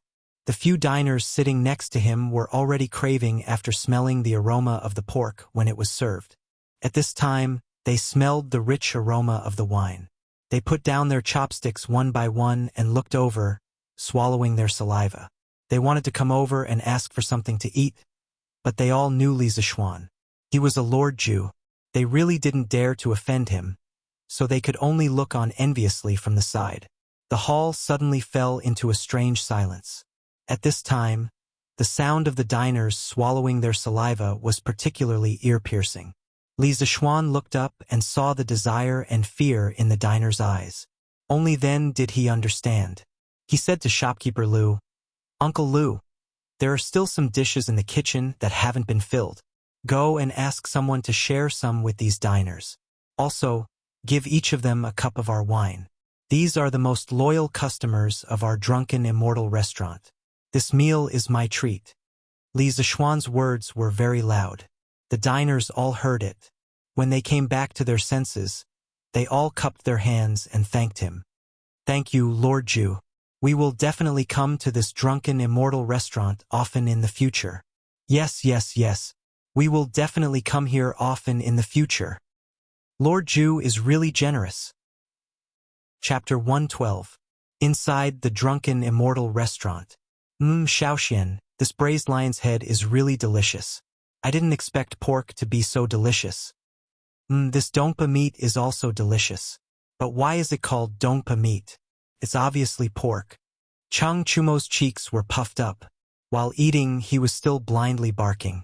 Unlike shopkeeper Lu, who had been silently eating, Li Zixuan wondered if all the food on the table would be enough to fill shopkeeper Lu's fat belly. Cough cough this wine. Manager Lu was a little thirsty. He picked up the wine cup and poured it into his mouth, but he almost choked to death. After a long time, he sighed and said, "Young master, this wine is really too strong. I, old Lu, have been drinking wine for most of my life, but I have never drunk such a strong wine. It's really satisfying." Manager Lu is right. It's not an exaggeration to call this wine an immortal brew. This old man has tasted all kinds of wine in the world, but I have never drunk such a strong wine with such a unique taste. It's even better than Jianan Braised Spring. A customer in his 40s or 50s echoed with an intoxicated look. Brother Zhihua is right. I thought Jianan Braised Spring was the best wine in Tang Dynasty, but I didn't expect that I was just a frog at the bottom of the well. Once this wine is released, I'm afraid all the wines in Tang Dynasty will be overshadowed. I just don't know the name of this wine. Another diner also voiced out. Li Zixuan stood up and said with a smile, "This wine is called Drunken Immortal. It's a very strong wine. There's also a milder wine called Gentle Softness." 2 days later, these two wines will be released together with these new dishes. At that time, I invite everyone to come and support us. Several customers quickly cupped their hands and said, Of course. If we don't drink this immortal brew to our heart's content, wouldn't we regret it for life? Yes." After eating and drinking to their heart's content, everyone left the Drunken Immortal restaurant. Those customers became the first batch of promoters of the new wine and dishes. Of course, Li Zixuan wouldn't just rely on these people to help him advertise. He still had other tricks up his sleeve. Chang Chumo ate until he was full and drank until he was full. This guy had learned to be smart. After eating and drinking, he did not plan to go home first. He wanted to go out and have some fun to disperse the smell of alcohol so that he would not be kicked when he went back. Li Zixuan couldn't be bothered with him, so he let him be. It just so happened that he still needed to bring this fellow along in the afternoon. He had people move the ingredients and equipment needed to concoct the Drunken Immortal and Gentle Fragrance to the Chung family's winery. This fellow was eating for free, so he should at least contribute a little, right? The next day, a group of children on first-generation scooters suddenly appeared in the streets and alleys of Chang'an City. The children sang as they ran, "Drunken Immortal, Drunken Immortal. 2 liters are free if you're not drunk. Gentle Village. Enjoy gentleness. Drink at Drunken Immortal Restaurant." At this time, Li Zixuan racked his brains to come up with a rhyming advertising slogan.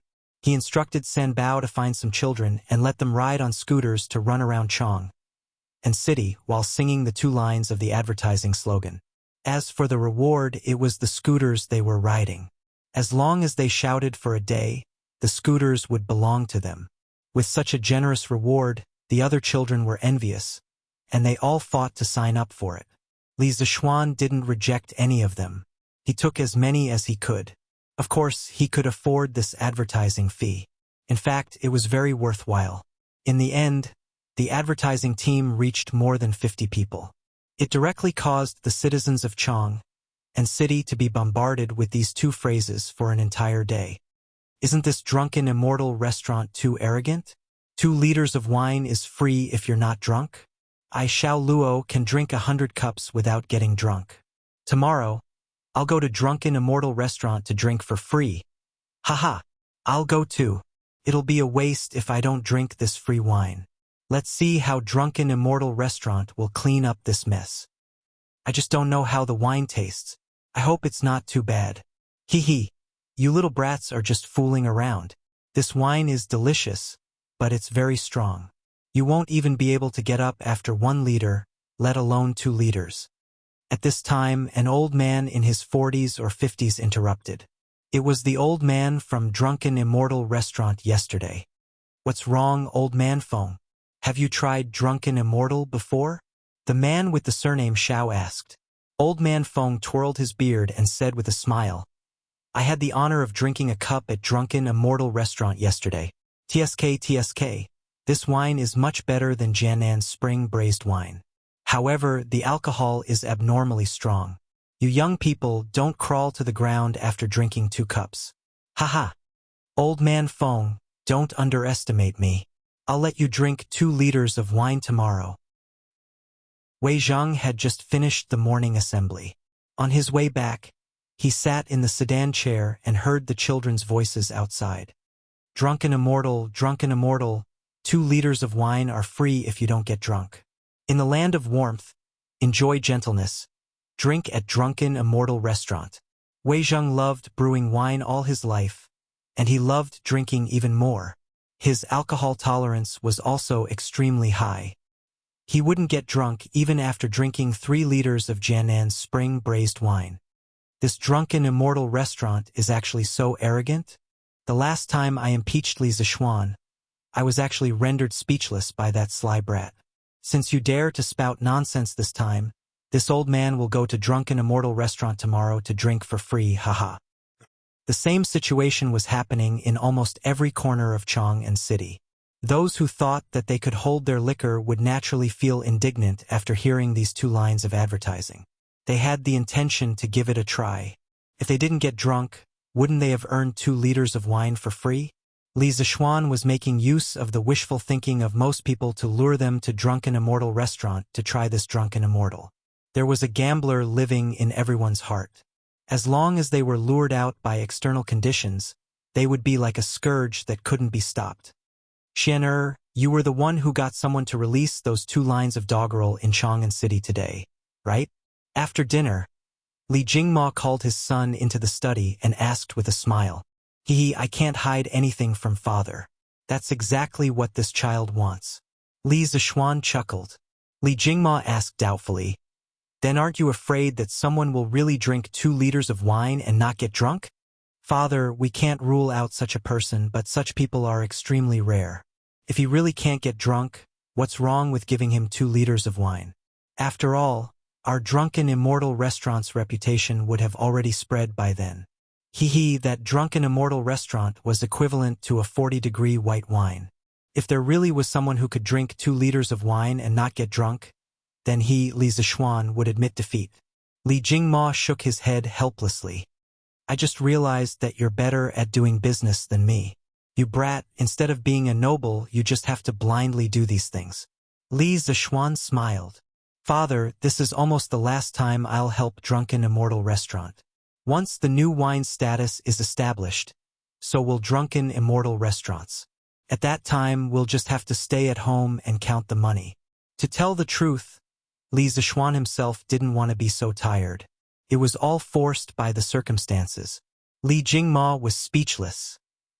Chapter 113. On this day, before the door of Drunken Immortal opened, there was already a circle of people outside.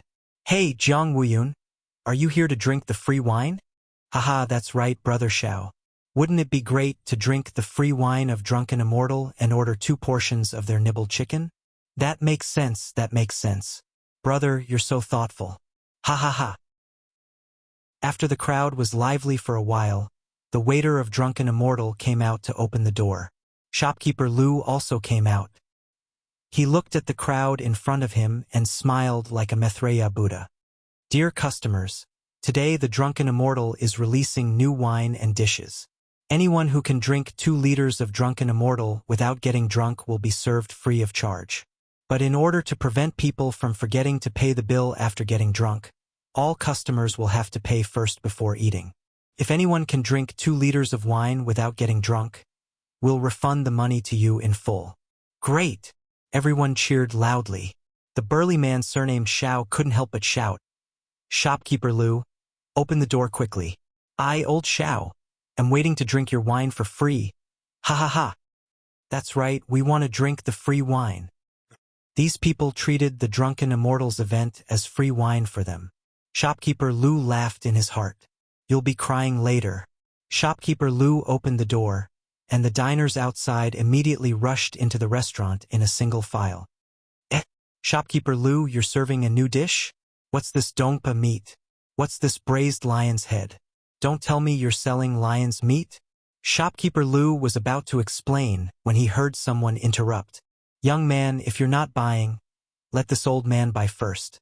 Waiter, give this old man a portion of braised lion's head, a portion of braised meat, and half a liter of drunken immortal. The speaker was the old man who talked to Li Zixuan that day. His name was Feng Zhihua, and he was also a rich businessman. That's right, if you're not ordering, let us order first. Another diner who had eaten the new dish and drank the new wine with Feng Zhihua last time chimed in. These people were not lacking in money. They had said that they would come to support, and now they were all here. All right, sir. That's a total of $4,400. Please pay the bill first. The waiter said respectfully. Feng Zhihua pointed at the waiter and said with a smile, "You're looking down on this old man. How could this old man get drunk with just half a liter of wine?" Despite saying that, Feng Zhihua still took out a golden biscuit and handed it to the waiter. The surrounding people who didn't know what was going on gasped. Someone couldn't help but ask, "Waiter, this person only ordered so little and he wants 5 strings of cash?" The waiter didn't show the slightest bit of impatience. While receiving the golden biscuit from Feng Zhihua, he politely explained to the rest. Replying to the esteemed guest, "Our store's God's nectar is 1 liter for 5 strings of bones. Twice cooked pork, braised lion's head in soy sauce, dompa pork, and braised pork in soy sauce are all priced at the same price. 5 strings of cash per liter?" The rest of the people were frightened by the high price, and some of the people who wanted to come to the Drunken Immortal restaurant to take a gamble began to retreat. "Waiter, just give me a portion of gnawed chicken." However, there were also people who were extremely confident in their drinking capacity. They thought that no matter how expensive the wine was, as long as they didn't get drunk, they would still return the money. Thus, 7 or 8 big men began to shout, "Waiter, give me 2 liters of immortal drunken wine and a portion of gnawed chicken. Waiter, give me 2 liters of immortal drunken wine and 2 portions of gnawed chicken." There were more people who ordered the gnawed chicken than the new dishes. After all, everyone hadn't eaten those new dishes yet. When Feng Zhihua's dishes were served, the rest of the people realized that they were wrong. "Phew, it smells so good. Yeah, what kind of meat is this braised lion's head? Why can't I tell from the outside? Goo goo. I can't stand it anymore. Waiter, give me a portion of braised lion's head. Give me another portion of braised pork. I want a portion of dongpa pork." At this time, the number of diners who ordered pork gradually increased. Half an hour later, almost all the diners' dishes and wine were on the table. "Oh, this braised lion's head is so delicious. What kind of meat is this? Why does it taste like pork? It can't be. How can pork taste so good? Hurry up and try this immortal drunken wine. It's so cold and strong." Shopkeeper Lu wasn't bragging. "This wine is so strong. I've never tasted such strong wine in all my travels. Not only that, it even has the taste of mountain fruits. This is too strange. It's even better than Jiannan's spring braised wine." A burly man with a full beard took a sip of the wine and suddenly exclaimed, "Hiss cough cough, this immortal drunken wine is really strong. This name is really apartment. If a deity were to drink this, he would probably be drunk as well. However, this shopkeeper is quite generous. He added ice cubes in such a hot day. Otherwise, drinking such strong wine would really burn people to death. Yeah, this shopkeeper sure is extravagant. This wine is 5 strings of coins per liter. It's not that expensive. Holy shit, what a strong wine. It's even stronger than Jiannan's spring braised wine. Looks like old Xiao, will have to hand over my 200 jin of meat to this drunken immortal inn." The burly man with the surname Xiao said with a tragic expression. He just took a sip and knew that it was impossible for him to drink 2 liters without getting drunk. "Ha-ha! Xiao Qixiong, didn't you just say that you can do it? Ha-ha!" A middle-aged man in his 30s laughed. "Miao Lauer, don't just laugh at me. Didn't you also order 2 liters of wine? If you have the guts, don't get drunk after drinking it." "Haha, I don't plan to finish it. I'll take the rest home and slowly drink it. It's a pity that I don't take this wine home and slowly taste it. Xiao Qixiong slapped his head and said, Yeah, I'll take it home and slowly drink it. He knew that he would get drunk if he drank too much and was destined to lose this bet. Why would he drink it all at once? He might as well take it home and slowly taste it. After all, this wine was 5 strings of coins per liter. It wasn't cheap. Many of them felt that this was a good idea and secretly planned to do it. But these people were too perfect. Good wine was like opium. Once you drink it, you will get addicted. How could you stop? Half an hour later. Why is this wine cup moving? Ugh! Don't pull me. I'm not drunk. Help me up. I want to drink more. Who hit me? I'll hit your mother. When Wei Zheng finished the morning court, it was close to noon. He remembered that he was going to the Drunken Immortal restaurant to drink free wine today, so he quickly asked the old servant to drive the carriage to the Drunken Immortal restaurant. Outside the Drunken Immortal restaurant, there were still 2 lines of doggerel hanging on the door. Drunken Immortal, 2 liters are free if you don't get drunk. In the land of tenderness, enjoy tenderness, drink at the Drunken Immortal restaurant. Wei Zheng smiled disdainfully and walked into the Drunken Immortal restaurant with his hands behind his back. As soon as he came in, he saw a floor full of drunkards.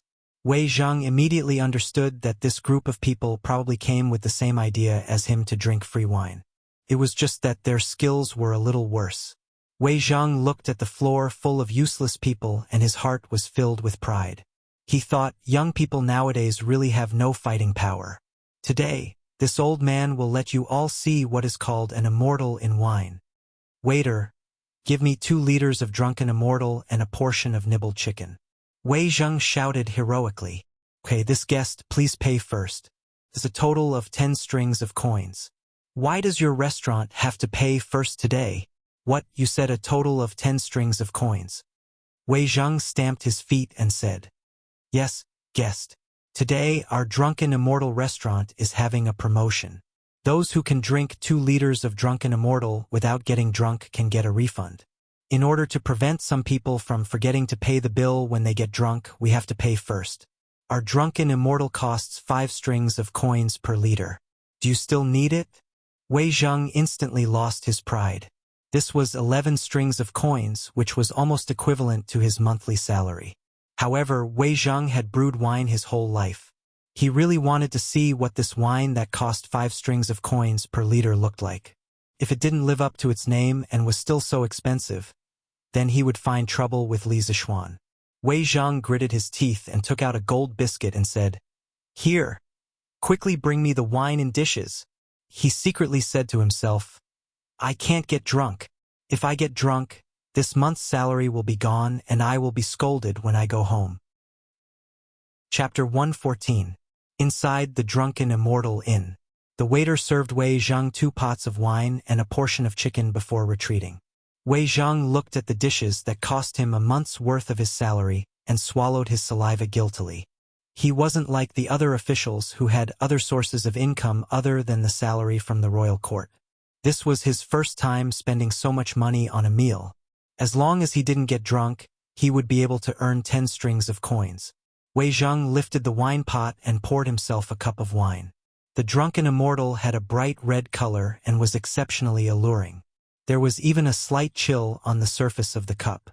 This Drunken Immortal, in sure, is extravagant. They even added ice. Wei Zheng couldn't help but mutter to himself.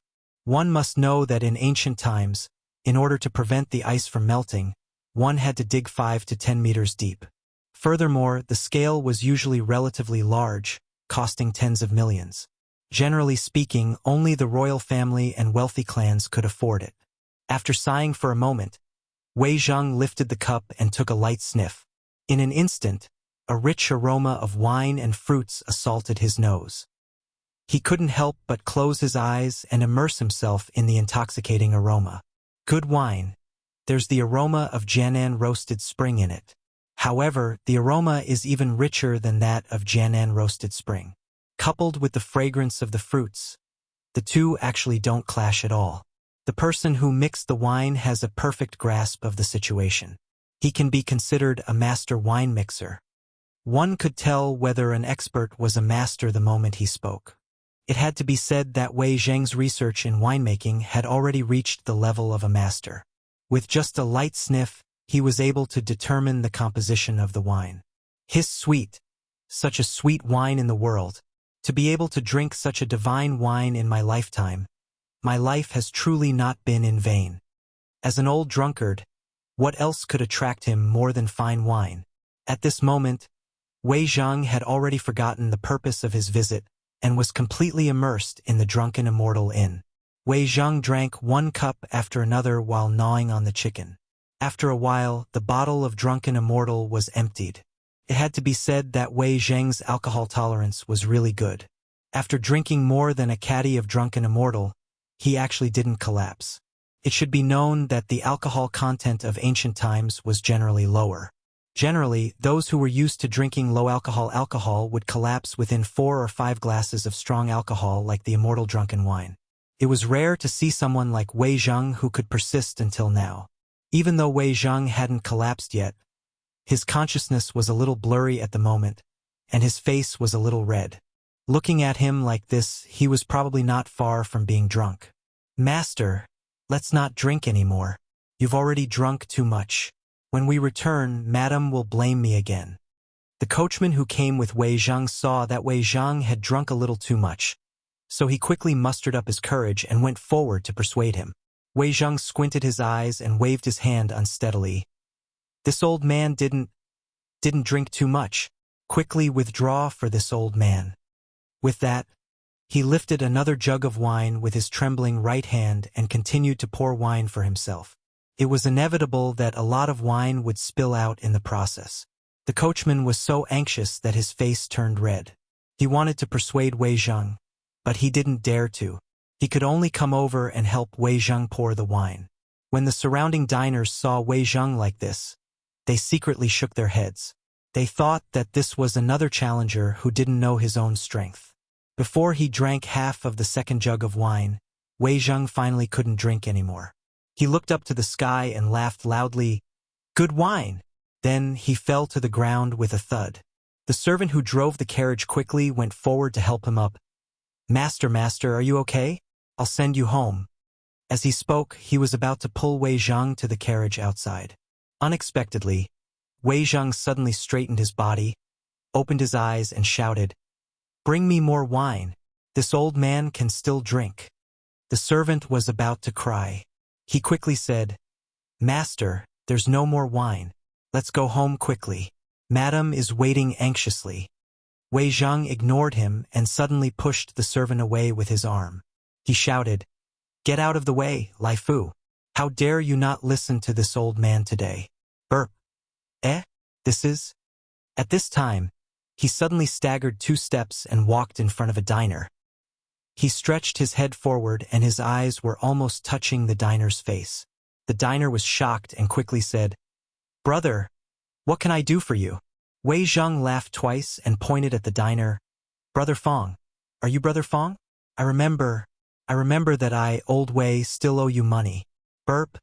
Lai Fu, quickly go and pay Brother Fong back. The diner quickly waved his hand and said, No, brother. You've got the wrong person. My surname is Wang, not Fong. You don't owe me money." "Who said that? How could I get the wrong person?" Burp.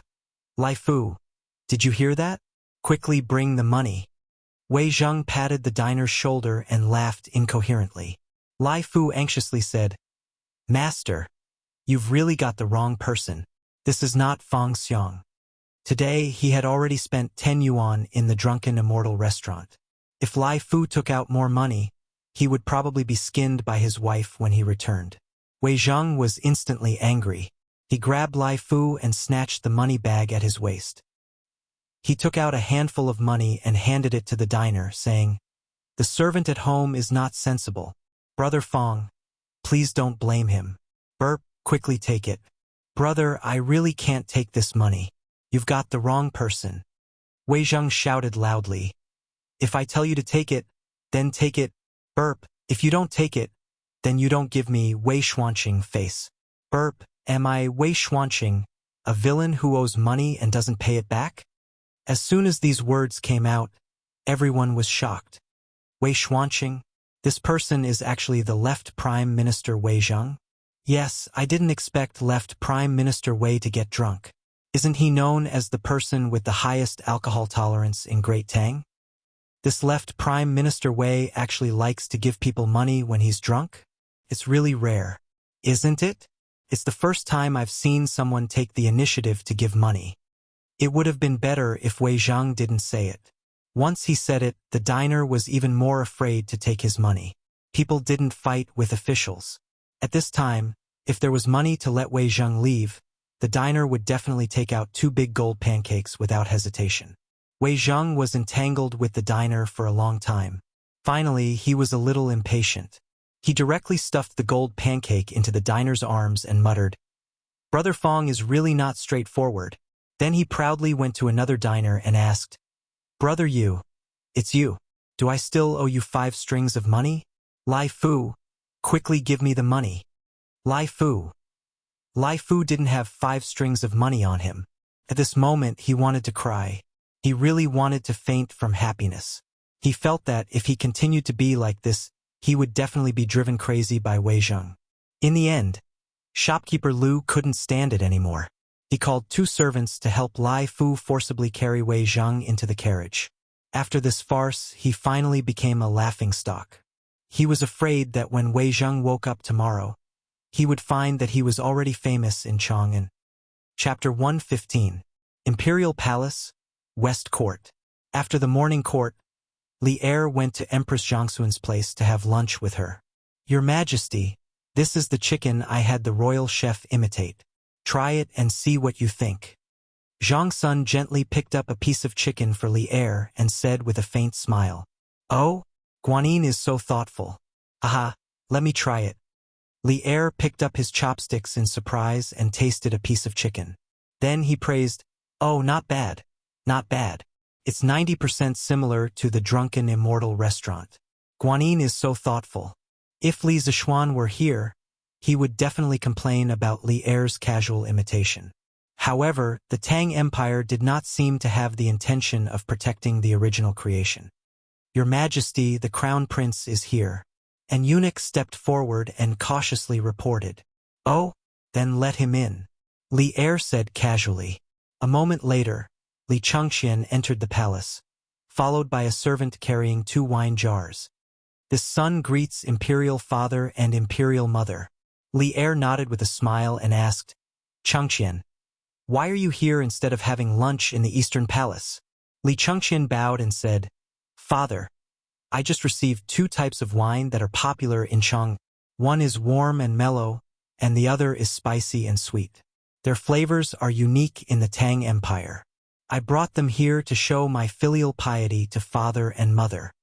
Yesterday, when the winery made the first batch of wine, Li Zishuan used ice to seal 4 jars of wine. Today, he had someone send them to Li Chengxian.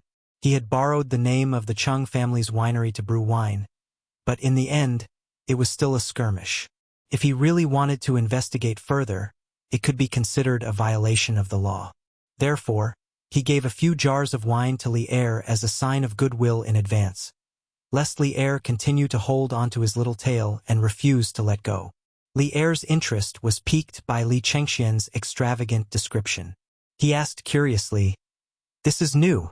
There's wine in Chang, and that I haven't tried before? Chengxian, bring it up for your mother and me to see." Li Chengxian took the wine jars from the servant and personally poured a cup of Drunken Immortal for Li Er. The bright red liquid flowed down the sides of the cup, and the fragrance of the wine filled the entire palace. Zhang Sun said in shock, "Chengxian, what wine is this? The aroma of the wine is actually so strong." Although she didn't know how to drink, this was the first time she had seen wine with such a strong fragrance, so she couldn't help but ask. A trace of astonishment flashed through Li Er's eyes, and he also cast an inquiring gaze towards Li Chengxian. Li Chengxian hurriedly replied, replying to Imperial Mother, "This wine is called Drunken Immortal. Using a special method, Jianan Braised Spring was condensed and mixed with mountain fruit wine according to a certain ratio. The alcohol is extremely strong. When Imperial Father drinks it, please enjoy it slowly." Zhang Sun couldn't help but chuckle and say, "Immortal drunken, the person who named it sure talks big. I wonder if this wine can really make immortals drunk? Your Majesty, please have a taste.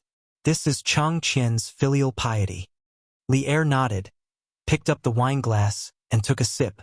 He could not help but grin and praise, "Maid Guanyin, I'm afraid that this wine can really intoxicate an immortal. I have never drunk such a strong wine before. It's really delightful." Zhang Sun covered her mouth and laughed. "As long as your Majesty likes it." At this time, Li Chengqian picked up another jar of wine and poured a glass for Zhang Sun. He smiled and said, "Imperial Mother, there's another type of wine here. The alcohol is mild and mellow. It's specially prepared for people who don't know how to drink. Imperial Mother, please have a taste. It won't make you drunk." The wine glasses used in the palace were colored glass cups offered as tribute by foreign countries. After the pink and soft wine was poured into the colored glass cup, it reflected the sunlight like a pink spring. Zhang Sun was somewhat moved just by looking at the beautiful color. She couldn't help but ask, "Just looking at the color of this wine, it's exceptionally enchanting and charming. Chengqian, what wine is this?" Li Chengqian replied, replying to Imperial Mother, "This wine is called gentle and soft wine. It's taken from the meaning of warmth and softness. It's not easy to get drunk." Li Er couldn't help but clap his hands and laugh. "Gentle and soft wine. This name is good. This wine is most suitable for a gentle and refined woman like Maid Guanyin to drink." Zhang Sun's pink face immediately reddened, and she glanced charmingly at Li Er. How could Li Er show off his love in front of his son like this? Li Chengqian was caught off guard and fed a mouthful of dog food by his parents. He hurriedly lowered his head and stood to the side, pretending that he hadn't heard anything. In order to hide her embarrassment, Empress Zhang Sun hurriedly raised the wine cup and said, "Since Chengqian says this wine is not intoxicating, then Imperial Mother will try it." Li Chengqian hurriedly bowed and took his leave, saying, "Imperial Father, Imperial Mother, please take your time. I will leave first." He was afraid that if he stayed, Li Er would drink too much and hear something he shouldn't hear. This drunken immortal wine made people drunk very quickly. Li Er was also a bit embarrassed. Hearing this, he waved his hand and said, "Go!" Li Chengqian felt like he had been pardoned. He hurriedly bowed and left. 15 minutes later, in the main hall. "Oh, good wine. This reminds me of the wedding night with Maid Guanyin. So many years have passed. Maid Guanyin, you are still as beautiful as before, but I have grown old." Li Er was clearly drunk. At this moment, he grabbed Zhang Sun's hand and said emotionally, "Your Majesty, you are in the prime of your life. How can you say you are old? You have drunk too much. I will help you to rest." Zhang Sun was a bit embarrassed by the first half of Li Er's words. She hurriedly dismissed the palace maids and eunuchs in the hall and supported Li Er, comforting him gently. Li Er waved his hand stubbornly and leaned on Zhang Sun. He closed his eyes and recalled, "No, I wasn't drunk. Sai, it was still the best back then. I was still very close with big brother and third brother, talking about everything. I even married a peerless beauty like you, Guanin's servant. I felt that there was no one happier than me in the world. At that time, there were no endless memorials to read, and there were no brothers fighting against each other. Although I am the emperor now, I am not happy. Maid Guanin, do you know? Every night in my dreams, I would wake up from my dreams in fright at the sight of big brother and third brother's bloody skulls and angry eyes. Is this heaven's punishment for killing my brothers and imprisoning my father? Do you want me to never have peace for the rest of my life? Maid Guanin, did I really do something wrong?"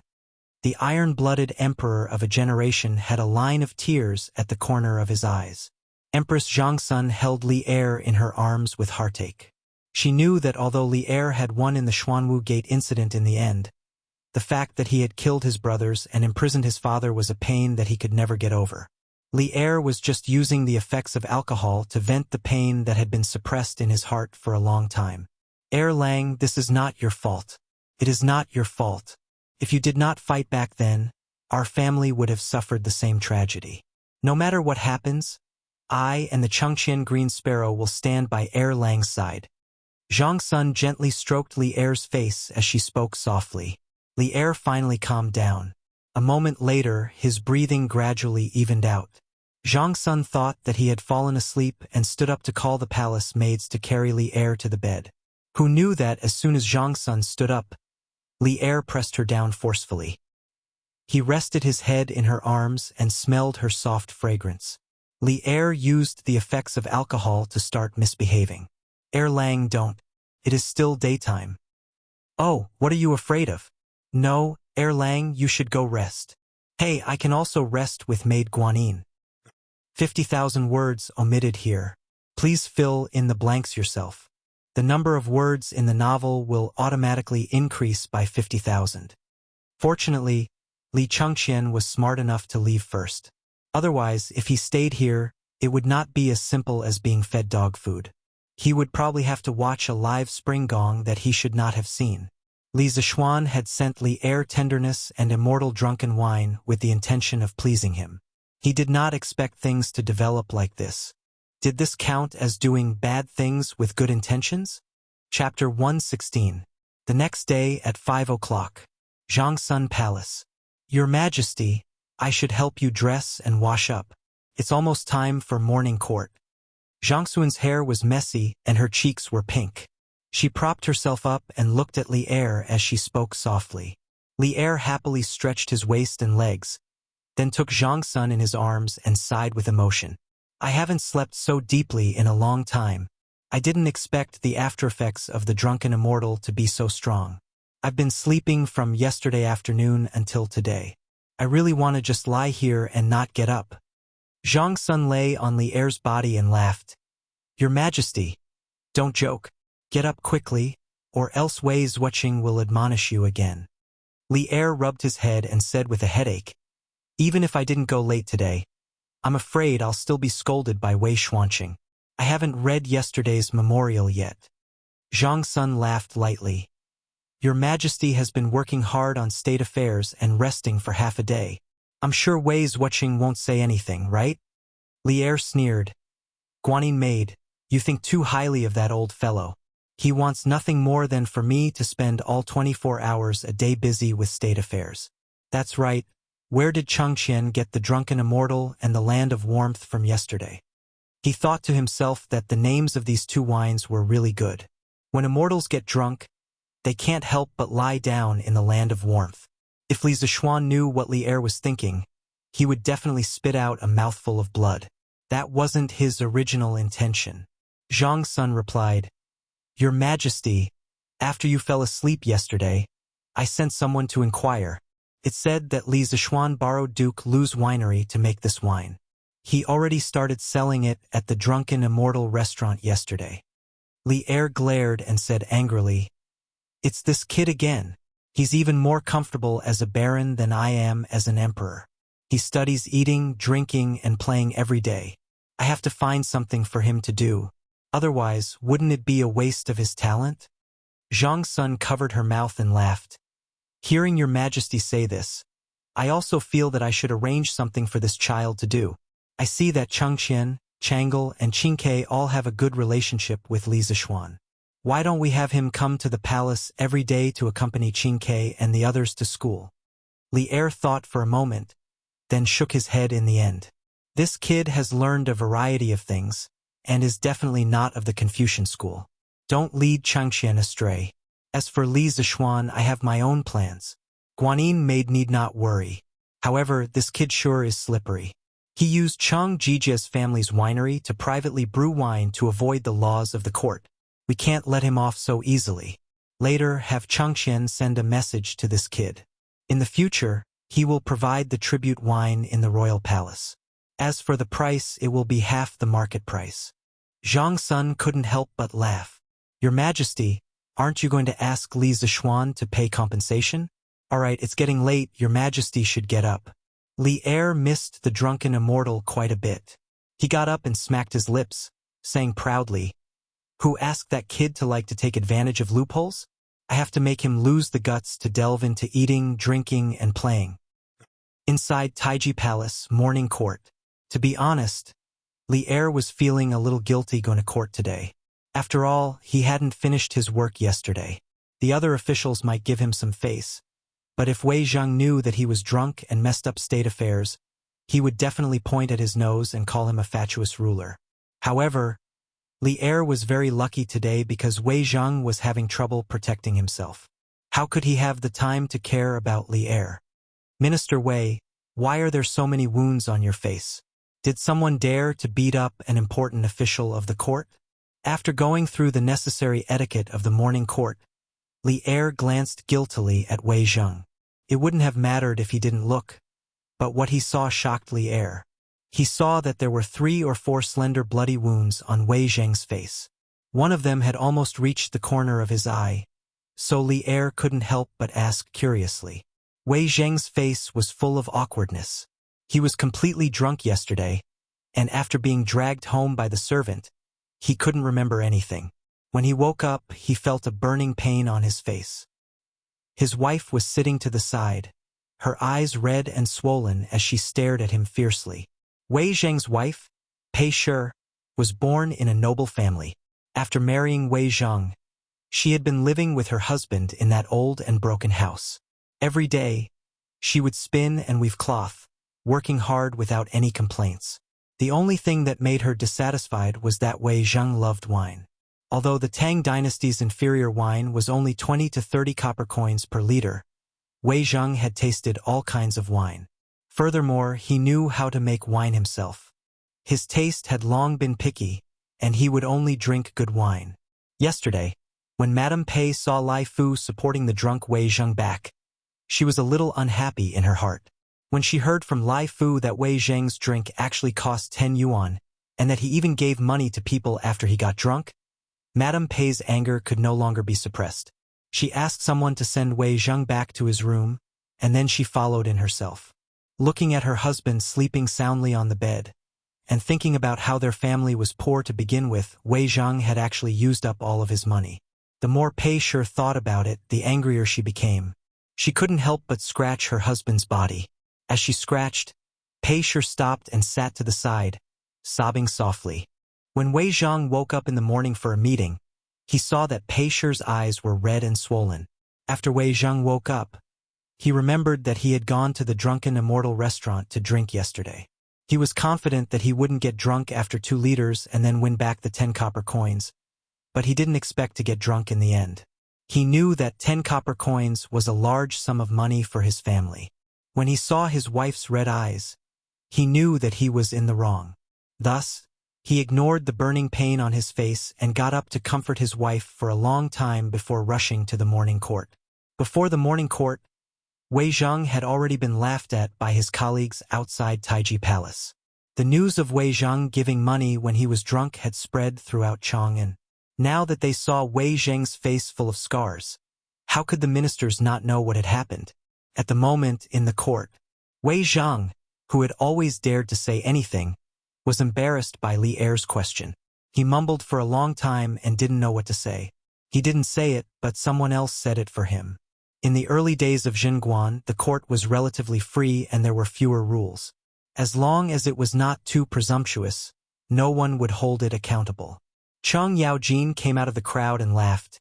"Your Majesty, I heard that Wei Zuoqing was drunk at the Drunken Immortal restaurant yesterday and took the initiative to give money. I guess that the injury on his face was caused by a fall on the way home. Haha." The ministers in the court were amused by Cheng Yaojin's obvious teasing words. Wei Zhang blushed and glared at Cheng Yaojin. Li Er thought about it carefully and instantly imagined the whole thing. He couldn't help but find it funny, but he still had to hold back his laughter. Otherwise, it would be too hurtful. Fang Xinling was kind and didn't want to embarrass Wei Zhang too much. In fact, he also somewhat sympathized with him. His wife was the founder of Jealous Women. In fact, she was 10 times or 100 times more ferocious than Lady Pei. Fang Xinling didn't know how much domestic violence he had suffered over the years. "Your Majesty, these are just the family affairs of the ministers. It's really inappropriate to discuss it in the court. I suggest that we put this matter aside and discuss the state affairs." Fang Xinling came out of the crowd and bowed to Li Er. Wei Zhang secretly cast a grateful look at Fang Xinling. Li Er held back his laughter and pretended to be serious. Ahem, Minister Fong is right. Let's discuss the state affairs. If you have something to say, please report. If not, the court is dismissed. But he was laughing in his heart. He didn't expect Wei Xuanqing to have such a day. It was really satisfying. Chapter 117. Outside the imperial court, it was another scene. Chang'an City, West City. Have you heard? Yesterday, the Drunken Immortal restaurant sold immortal drunken wine. They said they would refund you if you didn't get drunk after 2 liters. I have. What happened after that? Did the Drunken Immortal restaurant lose a lot of money yesterday? Nonsense. It is said that the people who went to challenge the Drunken Immortal restaurant yesterday were all defeated. Most of them got drunk before they finished 1 liter. One of them drank the most, but he only drank 1.5 liters before he couldn't hold on anymore. Ah, this wine is so strong. Then who drank the most? Ha ha. It was Wei Xuanqing, the minister of the imperial court. Ah, isn't Wei Xuanqing the master brewer of our imperial court? How could he get drunk? Hey, that's nothing. What's more interesting is that Wei Xuanqing held someone's hand after he got drunk and insisted on giving him money. Hey, that's right, that's the man. Hey man, you're here today too? Yes, the Drunken Immortal restaurant's immortal drunken wine is really an immortal brew. The braised pork and braised meatballs are also rare delicacies in the world. I couldn't forget them after tasting them yesterday. Later, I heard that the Drunken Immortal restaurant also has a kind of wine called Gentle Village, which is specially brewed for people who can't drink. So I brought my wife here today to try it. This man was the middle-aged man whom Wei Zheng mistook for Fang Xianling yesterday and insisted on giving him money. Haha. You couple are really affectionate. But man, is the Drunken Immortal restaurant's immortal drunken wine really that good? The middle-aged man nodded without hesitation and said, Of course, but this wine is very easy to get drunk and shouldn't be overdosed. Not only that, their new dishes are also unique delicacies in our Tang Empire. They are very delicious. Now that you mention it, I'm a little greedy. I have to go in and try it today. Hey man, why didn't you take the money that Wei Xuanqing gave you yesterday? Another young man next to him teased. The middle-aged man. Ha ha ha. The surrounding crowd suddenly burst into laughter. Young master, the new wine and dishes are too popular. After deducting the cost, just the new wine and dishes alone made a profit of more than 400 strings of coins yesterday. It's really amazing. Within a private room in the Immortal Indulgence Inn, Manager Lu reported to Li Zixuan with extreme excitement. Now that the Drunken Immortal restaurant had come back from the dead and made a shocking reversal, apart from Li Zixuan, the most excited person was Manager Lu. Li Zixuan nodded his head calmly. The Drunken Immortal and the pork dishes were just released yesterday. Not many people knew about them yet. The profits would definitely get bigger and bigger later on. He casually agreed and said, that's good. Uncle Lu, from now on, the affairs of the Drunken Immortal Inn will depend on you to manage. I will no longer interfere in the affairs of the Drunken Immortal Inn. Today, he brought Lan Er to try the new dishes. The little girl was eating until her mouth was full of oil and had no time to pay attention to him. When Manager Lu heard that Li Zixuan didn't intend to interfere in the affairs of the Drunken Immortal Inn, he was shocked. He had indeed become dependent on Li Zixuan. Whenever there was a problem in the Drunken Immortal Inn, the first person he thought of was Li Zixuan. Young master, why is this? Li Zixuan did have his reasons for doing this. First, he had other things to do. How could he stay in the Drunken Immortal Inn every day? Second, he found that Manager Lu and Wang Eru had become dependent on him. When they encountered problems, they didn't want to solve it themselves. Instead, they wanted him to help them. How could this be? A qualified leader would never do everything personally. Uncle Lu, I still have other things to do. In the future, you should encourage Eru and the others to invent new dishes. You can't just sit there and do nothing. If the Drunken Immortal Inn wants to develop healthily, it must constantly innovate. You can't just rely on me. Li Zixuan said solemnly.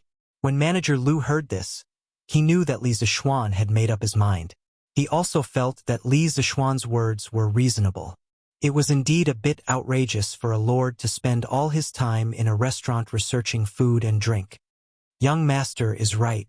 Don't worry, young master. Old Lu, will definitely take good care of the drunken immortal in according to your wishes. Li Zixuan nodded slightly and continued eating with Lan Azure Dragon Ward. Within the courtyard of the mansion. TSK. This drunken immortal truly lives up to its reputation. It looks like we'll have to hurry up and discuss cooperation with Li Zixuan. The white-clothed young master held a cup of wine and carefully savored the taste. Young master, the drunken immortal's new wine and dishes are now hard to come by. I'm afraid that the second young master won't be able to sit still at House Yunxi any longer. The white-clothed young master couldn't help but smile. He said, "Yes, I'm afraid my second younger brother is in a hurry right now. We'll go meet this Li Zixuan tomorrow. It'll be best if we can cooperate." Lu Yun couldn't help but ask, "Young master, both the scooter and the drunken immortal are extremely popular in Chong, and right now, why would Li Zixuan be willing to cooperate with us?" The white-clothed young master shook his head and said with a smile, "You don't understand. The Li family has risen too quickly. Their foundation naturally can't compare to our 1,000-year-old families. The scooter and the drunken immortal are only popular in Chang'an. They might not be popular in other places. If Li Zixuan cooperates with me, there will only be benefits for him. It's a win-win situation for both of us." Lu Yun suddenly understood and nodded. At this moment, a woman in white clothes suddenly floated down from behind Lu Yun. Yes, it was Liao. This woman's skin was whiter than snow and her figure was slender. She suddenly appeared behind Lu Yun without making a sound. She directly placed her sword and its scabbard on Lu Yun's neck and coldly said, "Lu Yun, you're getting bolder now. Why does the young master need to explain to you what he wants to do?" Lu Yun's legs trembled from the cold scabbard and the bone-chilling voice. He quickly begged for mercy. "Miss Yu Yao, please spare my life. This little one definitely didn't mean that." The white-clothed young master also smiled and said, "Lu Yun was just asking casually. Don't scare him, Yao." The woman named Yu Yao patted Lu Yun's shoulder with the scabbard when she heard this.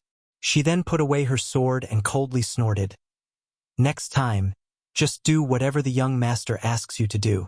If you talk so much nonsense again, be careful that I'll cut off your tongue." Scram! Lu Yun quickly bowed to the white-clothed young master and then to Yu Yao as he apologized. "This little one won't dare to ask any more next time. This little one will take his leave now. This little one will take his leave now." Lu Yun wiped the cold sweat off his forehead and hurriedly retreated. "Yao, why are you here?" The white-clothed young master smiled and shook his head. When he saw that Lu Yun had already retreated, he asked.